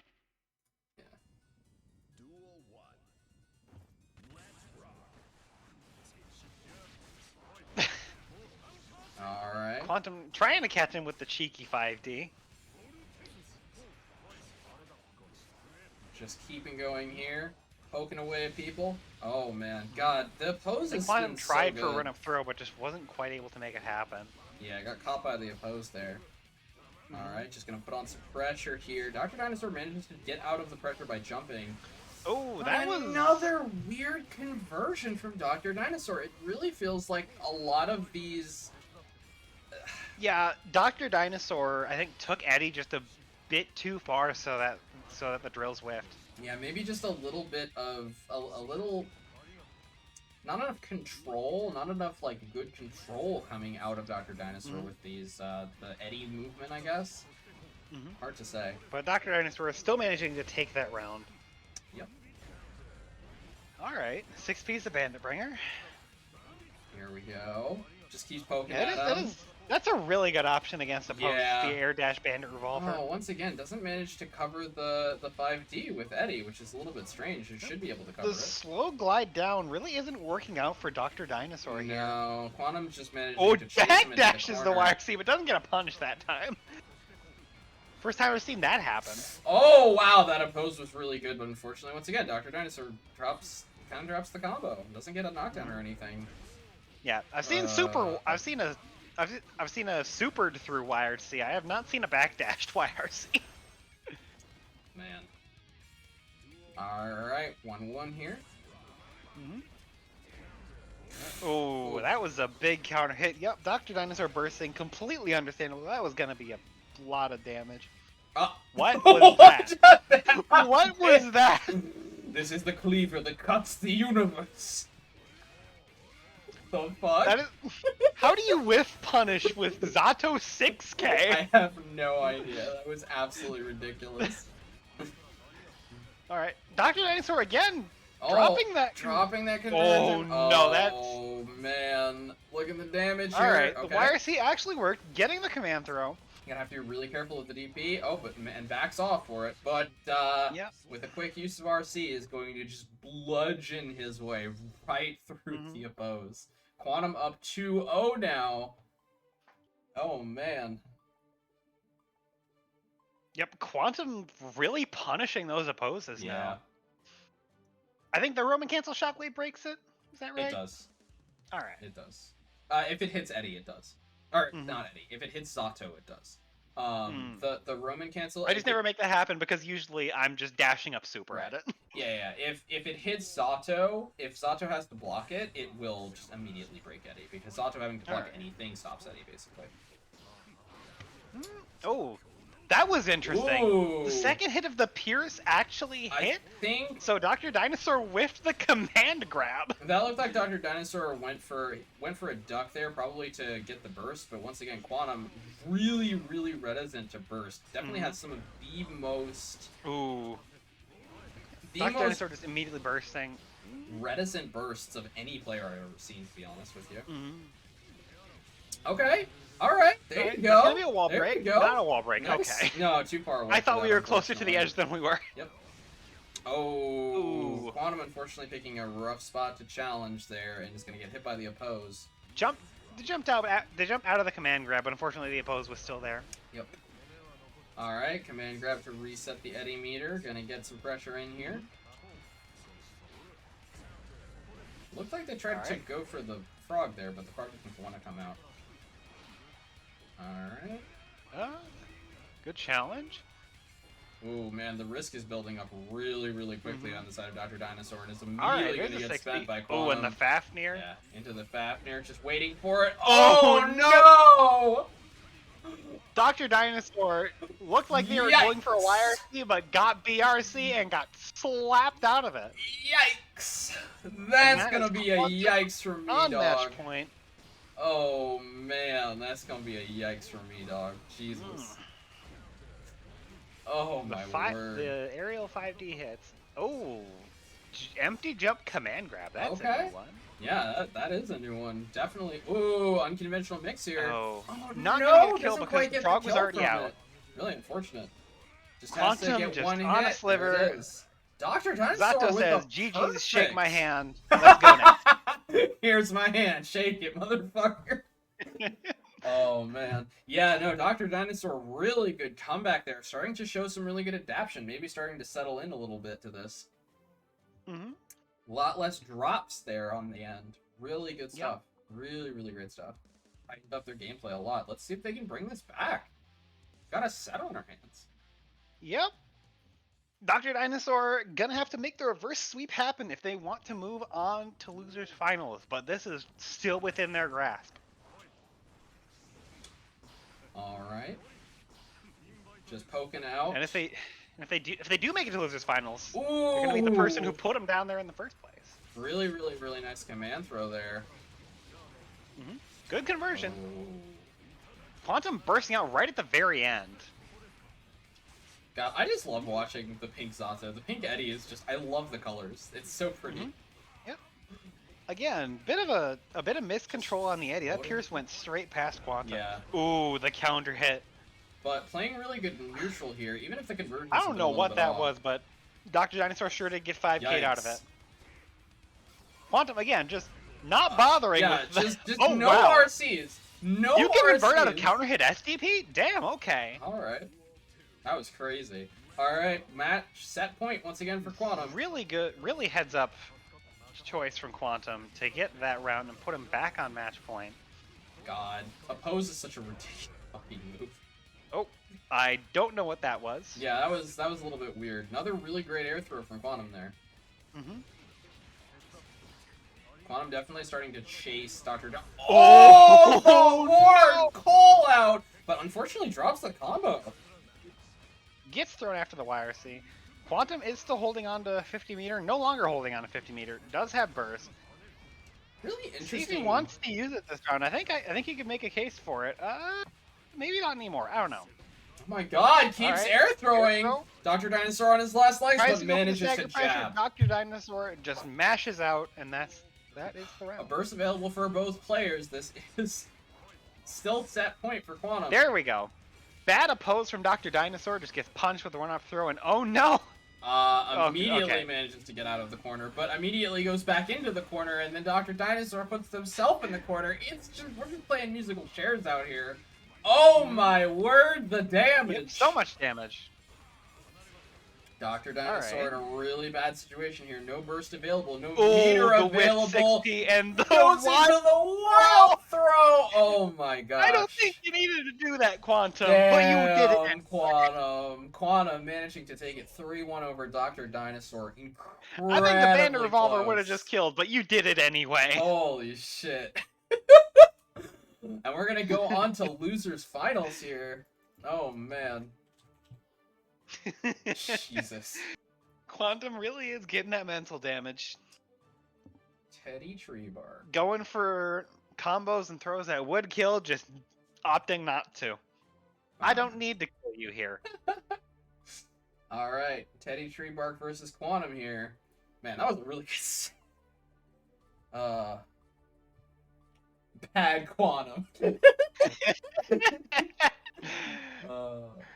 Understandable. Alright. What's up, D-Gens? That's Teddy. That's pretty good. Yeah, I saw that the first time we came in too. Alright, I'm really excited about this one. Man, Quantum is GG's Dr. Dinosaur. Really good stuff. Yeah, no, that was great stuff. Managing to get out at 4th place. Really great. The tournament is not over yet. We still got 3 more sets on our hands, I believe. 2 more. No, 2 more. 2 more. Potentially 3 more. Yeah, potentially 3 more. Sort of. Alright, Teddy Oh, Treebark what was just that? going Okay. to immediately go in for it. This is going to be the setup for the Oki. Oh, I actually was expecting the throw Ooh, there. good dash out, but Ooh. gets slapped out of the air. Oh, yeah. No, that's Bit a of a drop. really... it's a really tight conversion. It is practically frame perfect. It's really hard to get.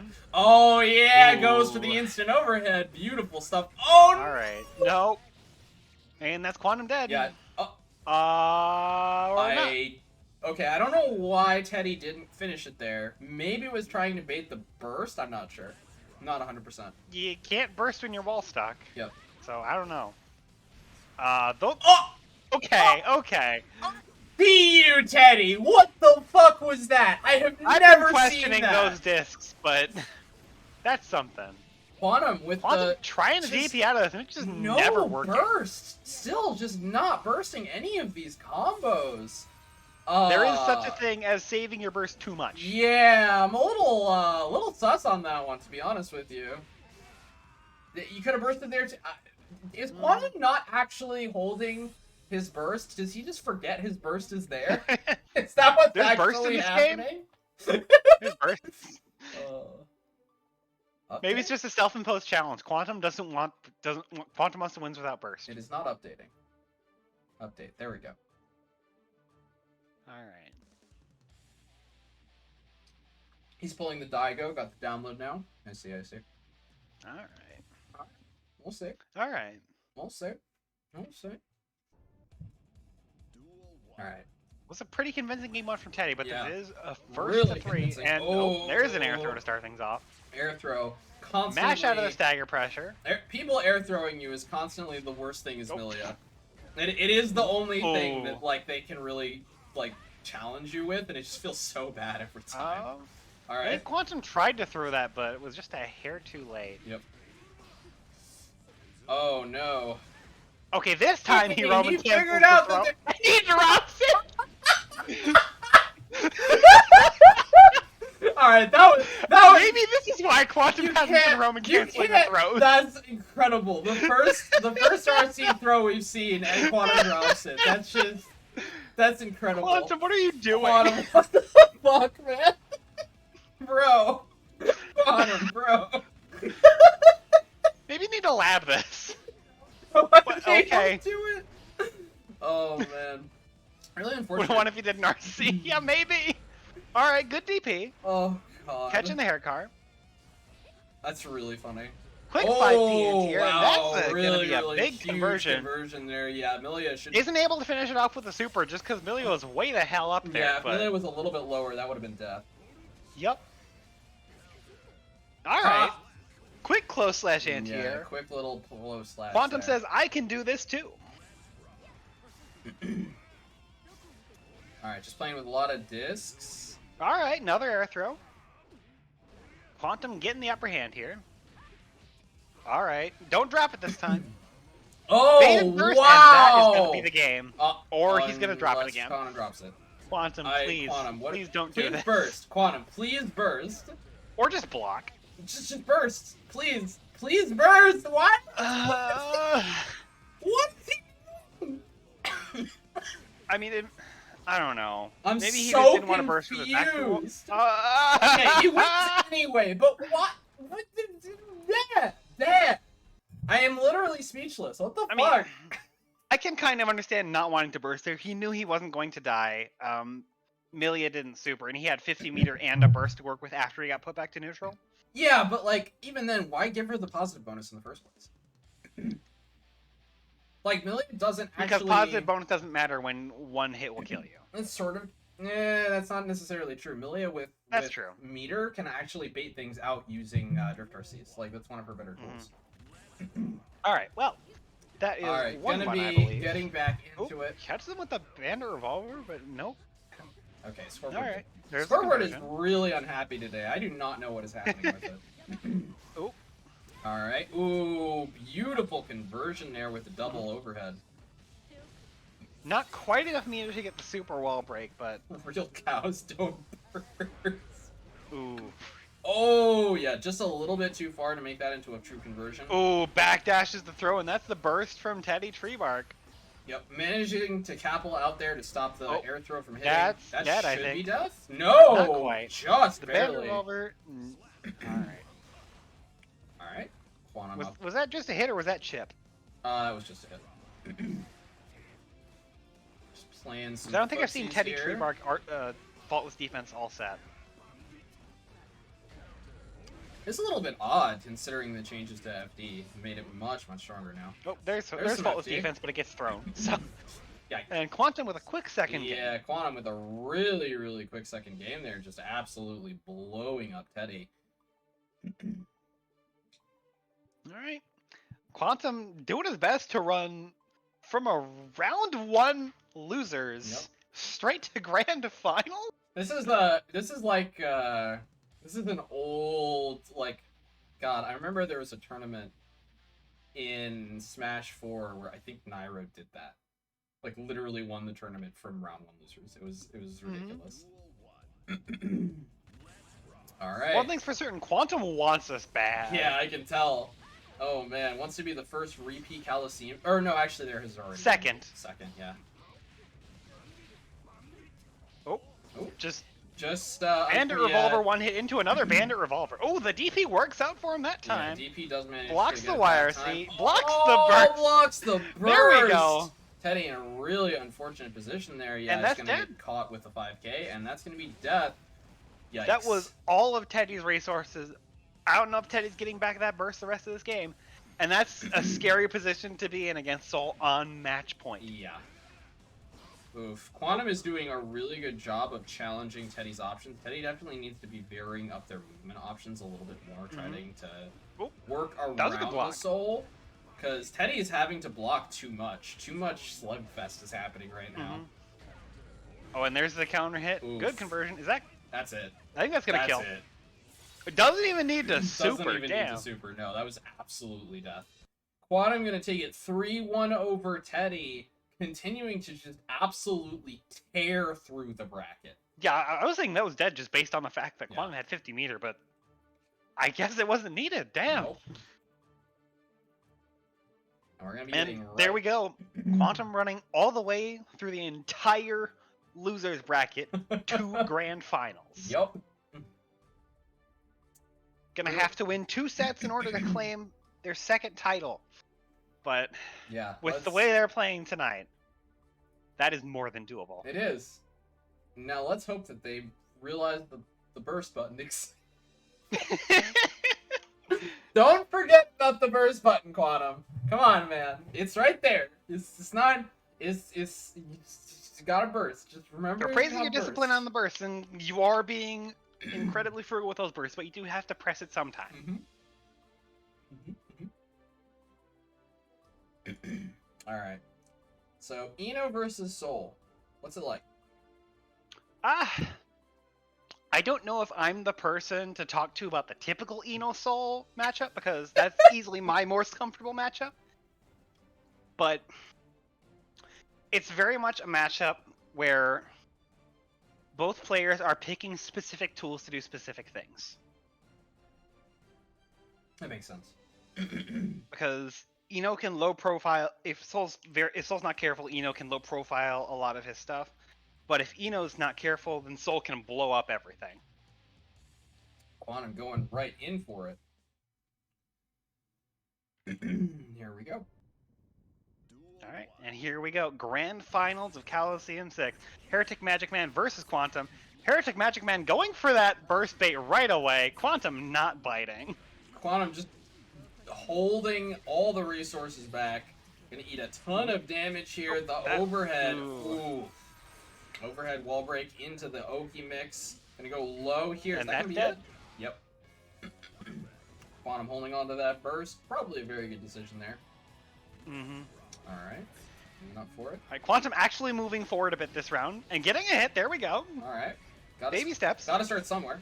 Good trade. Ooh, nice Good DP. DP. Ooh, I'm surprised Quantum blocked that. Alright. Just absolute destruction there. Quantum forcing Heretic Magic Man to respect the DP. Oh! And the blocked burst. That's the round. Oh my word! The That worst was such time for Magic Man to lose the burst too. They're not getting that back for the rest of this game. Yeah, that was such a beautiful bait, and then just immediate right out of the gate comes out swinging, just going to immediately get the soul game plan started. Backdash is a close slash. There we go. Just mashing slash on Loki. All right. Once again, going for the burst bait. Quantum not biting. Yeah, just continuing not to bite with it. DP. In RC. I don't think this could this kill? No, this isn't gonna kill. No, unfortunately, because he had to RC it. Heretic Magic Man is holding on to 100 meters, Yeah, so as we this know, is doable. with 100 meter, anything can happen. Absolutely. Please burst, Oh Quantum. my God, Please Quantum. burst. Thank There you. it is. It's finally okay. All right, we have managed to see a quantum burst, and that that's is gonna be Magic it. Man's round. All right, Magic Just Man. barely squeaking out that first game. Oh man, this is gonna be This a is hell of a set. This is gonna be a hell of a set. You're damn right. Oh man. I feel like most people should be pretty comfortable around Soul, just because like he's not Unless they're dodging Soul, in which case you get what you deserve. He's not the everyman character, but he is the most common character. So you probably played against him a good amount. But especially in this community. Well, fucking bracket update. Jesus, it's so annoying. Oh my god. All right. Anyway, sorry. Back to the match. Heretic Magic Man just gets putting on caught a beating. Oh, that's Quantum! a terrible burst. Quantum! We've been telling not, you to burst that the whole... combo is no! burst safe. You can't burst that. No! No! Why? Oh my word. Damn, okay. Alright, Heretic Magic Man. You can't burst that Quantum. Yeah, Heretic Magic Man just laying All right. on the pain here. 2S round start. Big yikes. Another 2S, there we go. Equally big yikes, just absolutely Heretic going Magic to Man, town. unlike Quantum, What? picking a good point to burst. This is just slugfest here. It's just literally been one side and then the other There's side. a throat, Oh and a my Roman God. cancel, and actually gonna He kill did this it. time. He did it. There we go. Cancel a throw. We did it. Well, we knew he knew how to Roman cancel a throw. We didn't know if he knew how to convert afterwards. And admittedly, he didn't need to do much converting, but hey, it's what counts. Yep. All the right. air backdash Ooh. trying to catch out a DP or something, but Yeah, not biting. manages to change the conditions of the test here, switching around. All right. Ooh, there you go. The interrupt on the stroke. Just gonna catch him with the meaty, and that's gonna be not quite a wall stick. Just look at it. Ooh, blocks the the super, call and out. that's it. Yeah, beautiful stuff. Quantum tying it up 1-1 now. Man. Yep. Quantum understanding there that when Eno has 50 meter and is knocked to the ground, there is one thing on Yep. I'm guilty of the super mash. You're guilty of the super mash. Don't lie. I'm a million player. I don't Not have a talking fucking to you, super- talking to everybody I don't else have a out fucking there. super the match for it's shit. It's terrible. That was directed at the audience, okay? I can do that Uh-huh. sometimes. It was directed towards exactly Squirrel. Exactly, throw squirrel. No one else. Ooh, that was all right. Yep. Alright, yep. Gonna. Yeah, Eno doesn't really get the burst bait off of that starter. Yeah, Quantum. Quantum remembering that Burst exists, remembering that RCs exist, huge was- assets to his game plan, not to ignore the mechanics of the game. I was gonna praise Quantum's blocking skill, but then just Yeah. barely gets caught by the overhead. Oof. Really great back. Blocks Blocks the the gold Eno burst, alright. gold burst. Blocks the Heretic traditional Magic Eno Man gold just burst. wants this round so badly. I mean, yeah. Alright. Tries to go for the meaty far slash, but whiffs it. Oh. Oh, and that's the round. Yeah, really unfortunate. Bad challenge there from Quantum. Quantum should. Still very doable for Quantum. His Yep. burst is almost back. Oh my Ooh, god. jumps over the Bandit Bringer, not able to get a punish. There's going to be a big conversion from Heretic Magic Man. Straight to the corner with you. Interesting. And the throw. And the double Ooh, overhead into the super. yikes, Quantum is Quantum. almost dead already. It's Yeah. 15 seconds in the round. And this is already almost over. Ooh. Oh, okay. Alright, maybe. Oh. Are we going to see the hero come back again? Oh. Oh, Oh no, the trade! oh man. And that's really, Heretic really Magic close. Man going up 2-1. One more game, and they will be your Cowlosseum 6 champions. Really, really close there. Quantum almost bringing it back there at the end. Absolutely Mhm. crazy. Quantum has made that round comeback before. It was doable. It was doable. Anything is doable when Soul Bad Guy is on the other end of the screen. Mm-hmm.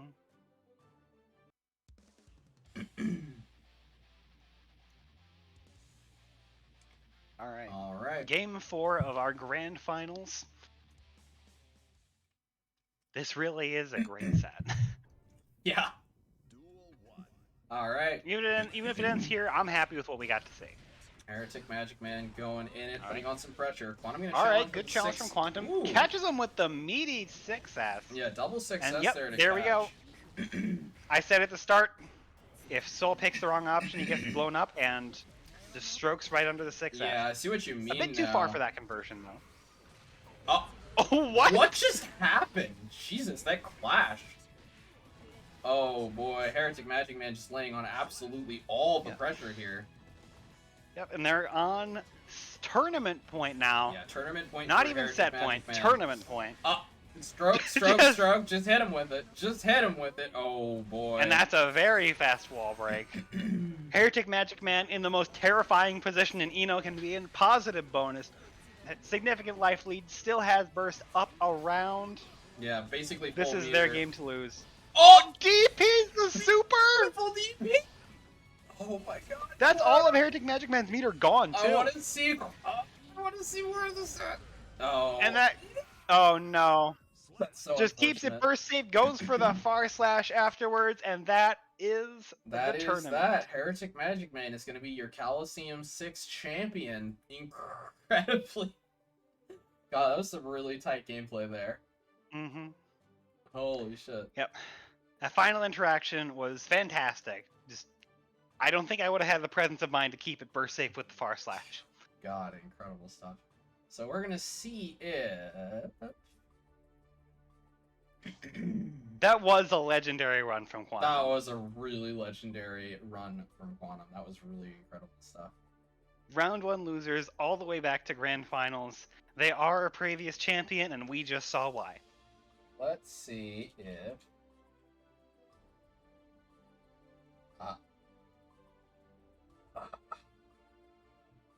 There we go.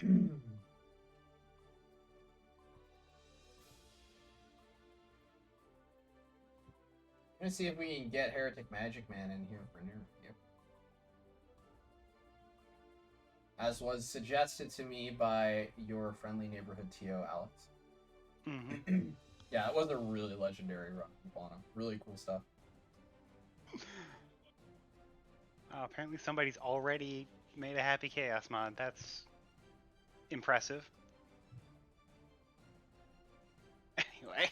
Wait, That's what? not related to Happy anything. Chaos mod?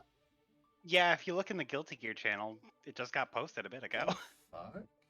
Ow. It's not even out. I don't know. He's not even out! What the fuck? Why? It's not even out. Hello, hello. It's our Cowlosseum Campion and Heretic Magic Man. What's happening, my friend? I'm doing good, man. Just chilling.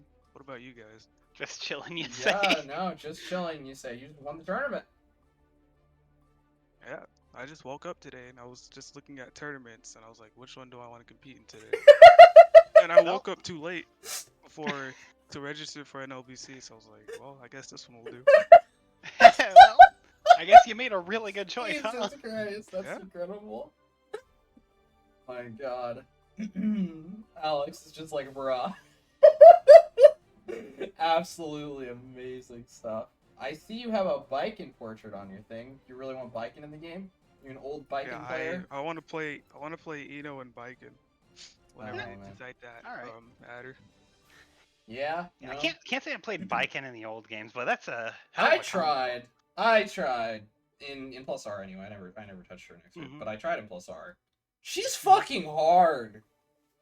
She is, yeah. Oh. She is a bit hard, but once you get the TK to Tommy mats going, Yeah, it's it's crazy. pretty gross. Yeah, she like breaks that fucking game. It's actually insane. Mhm. So yeah, dude. like, you get punished for pressuring her. So Eno buffs. Ah. Eno's had a lot of buffs recently. How you feeling about her now? I think she's in a relatively good spot. There's a couple rough matchups, but Mhm. all you really need is the knockdown, and then they're dying. Yeah. Right? So it's not Mhm. too bad. Yeah, for sure. Yeah. And Um, about I'm the grand glad I finals didn't match. run into Nago. I'm just glad I didn't run into. Yeah, that matchup is awful. Is it awful? I have no idea. Yeah, that It's matchup's terrible. not good. Oof. About that grand finals match, I do want to ask how on earth did you keep your composure after you got the YRC blocked and then the burst blocked? It happens. That's literally all I can say. It happens. It I happened. Yeah. made 2 wrong decisions. Like, well, that's the game. Mhm. Fair enough. Oh man. Mhm. Yeah. Plus, go I still got how many more games I can potentially drop? I'm fine. Yep. Yeah, that's true. Yeah, you are Mhm. being in winners round of the final match is definitely going to be a Yeah. huge composure boost for sure. Really good stuff. Mhm. But yeah, congratulations, man. You are our 6th Cowlosseum Campione. Really good stuff. Thanks so much for jumping in here and hanging out. And Yeah, it was a pleasure to see you play. yeah, Thank you for really, entering. really great. Yeah, thanks for hosting it. I know hosting it's a bit of work. Ah, no, it's fun. I love doing this. It's great. Anyway, thank you so much, Heretic Magic. By the way, I love your name. Your name is amazing. I my was name's saying pretty this big. before, but when you first came on screen, I'm pretty sure we had Heretic Magic Man versus Starry Squid, and it was we were just laughing so hard in commentaries. Such good names. Anyway, thank you so much. And yeah, that's gonna be it, guys. Let's see.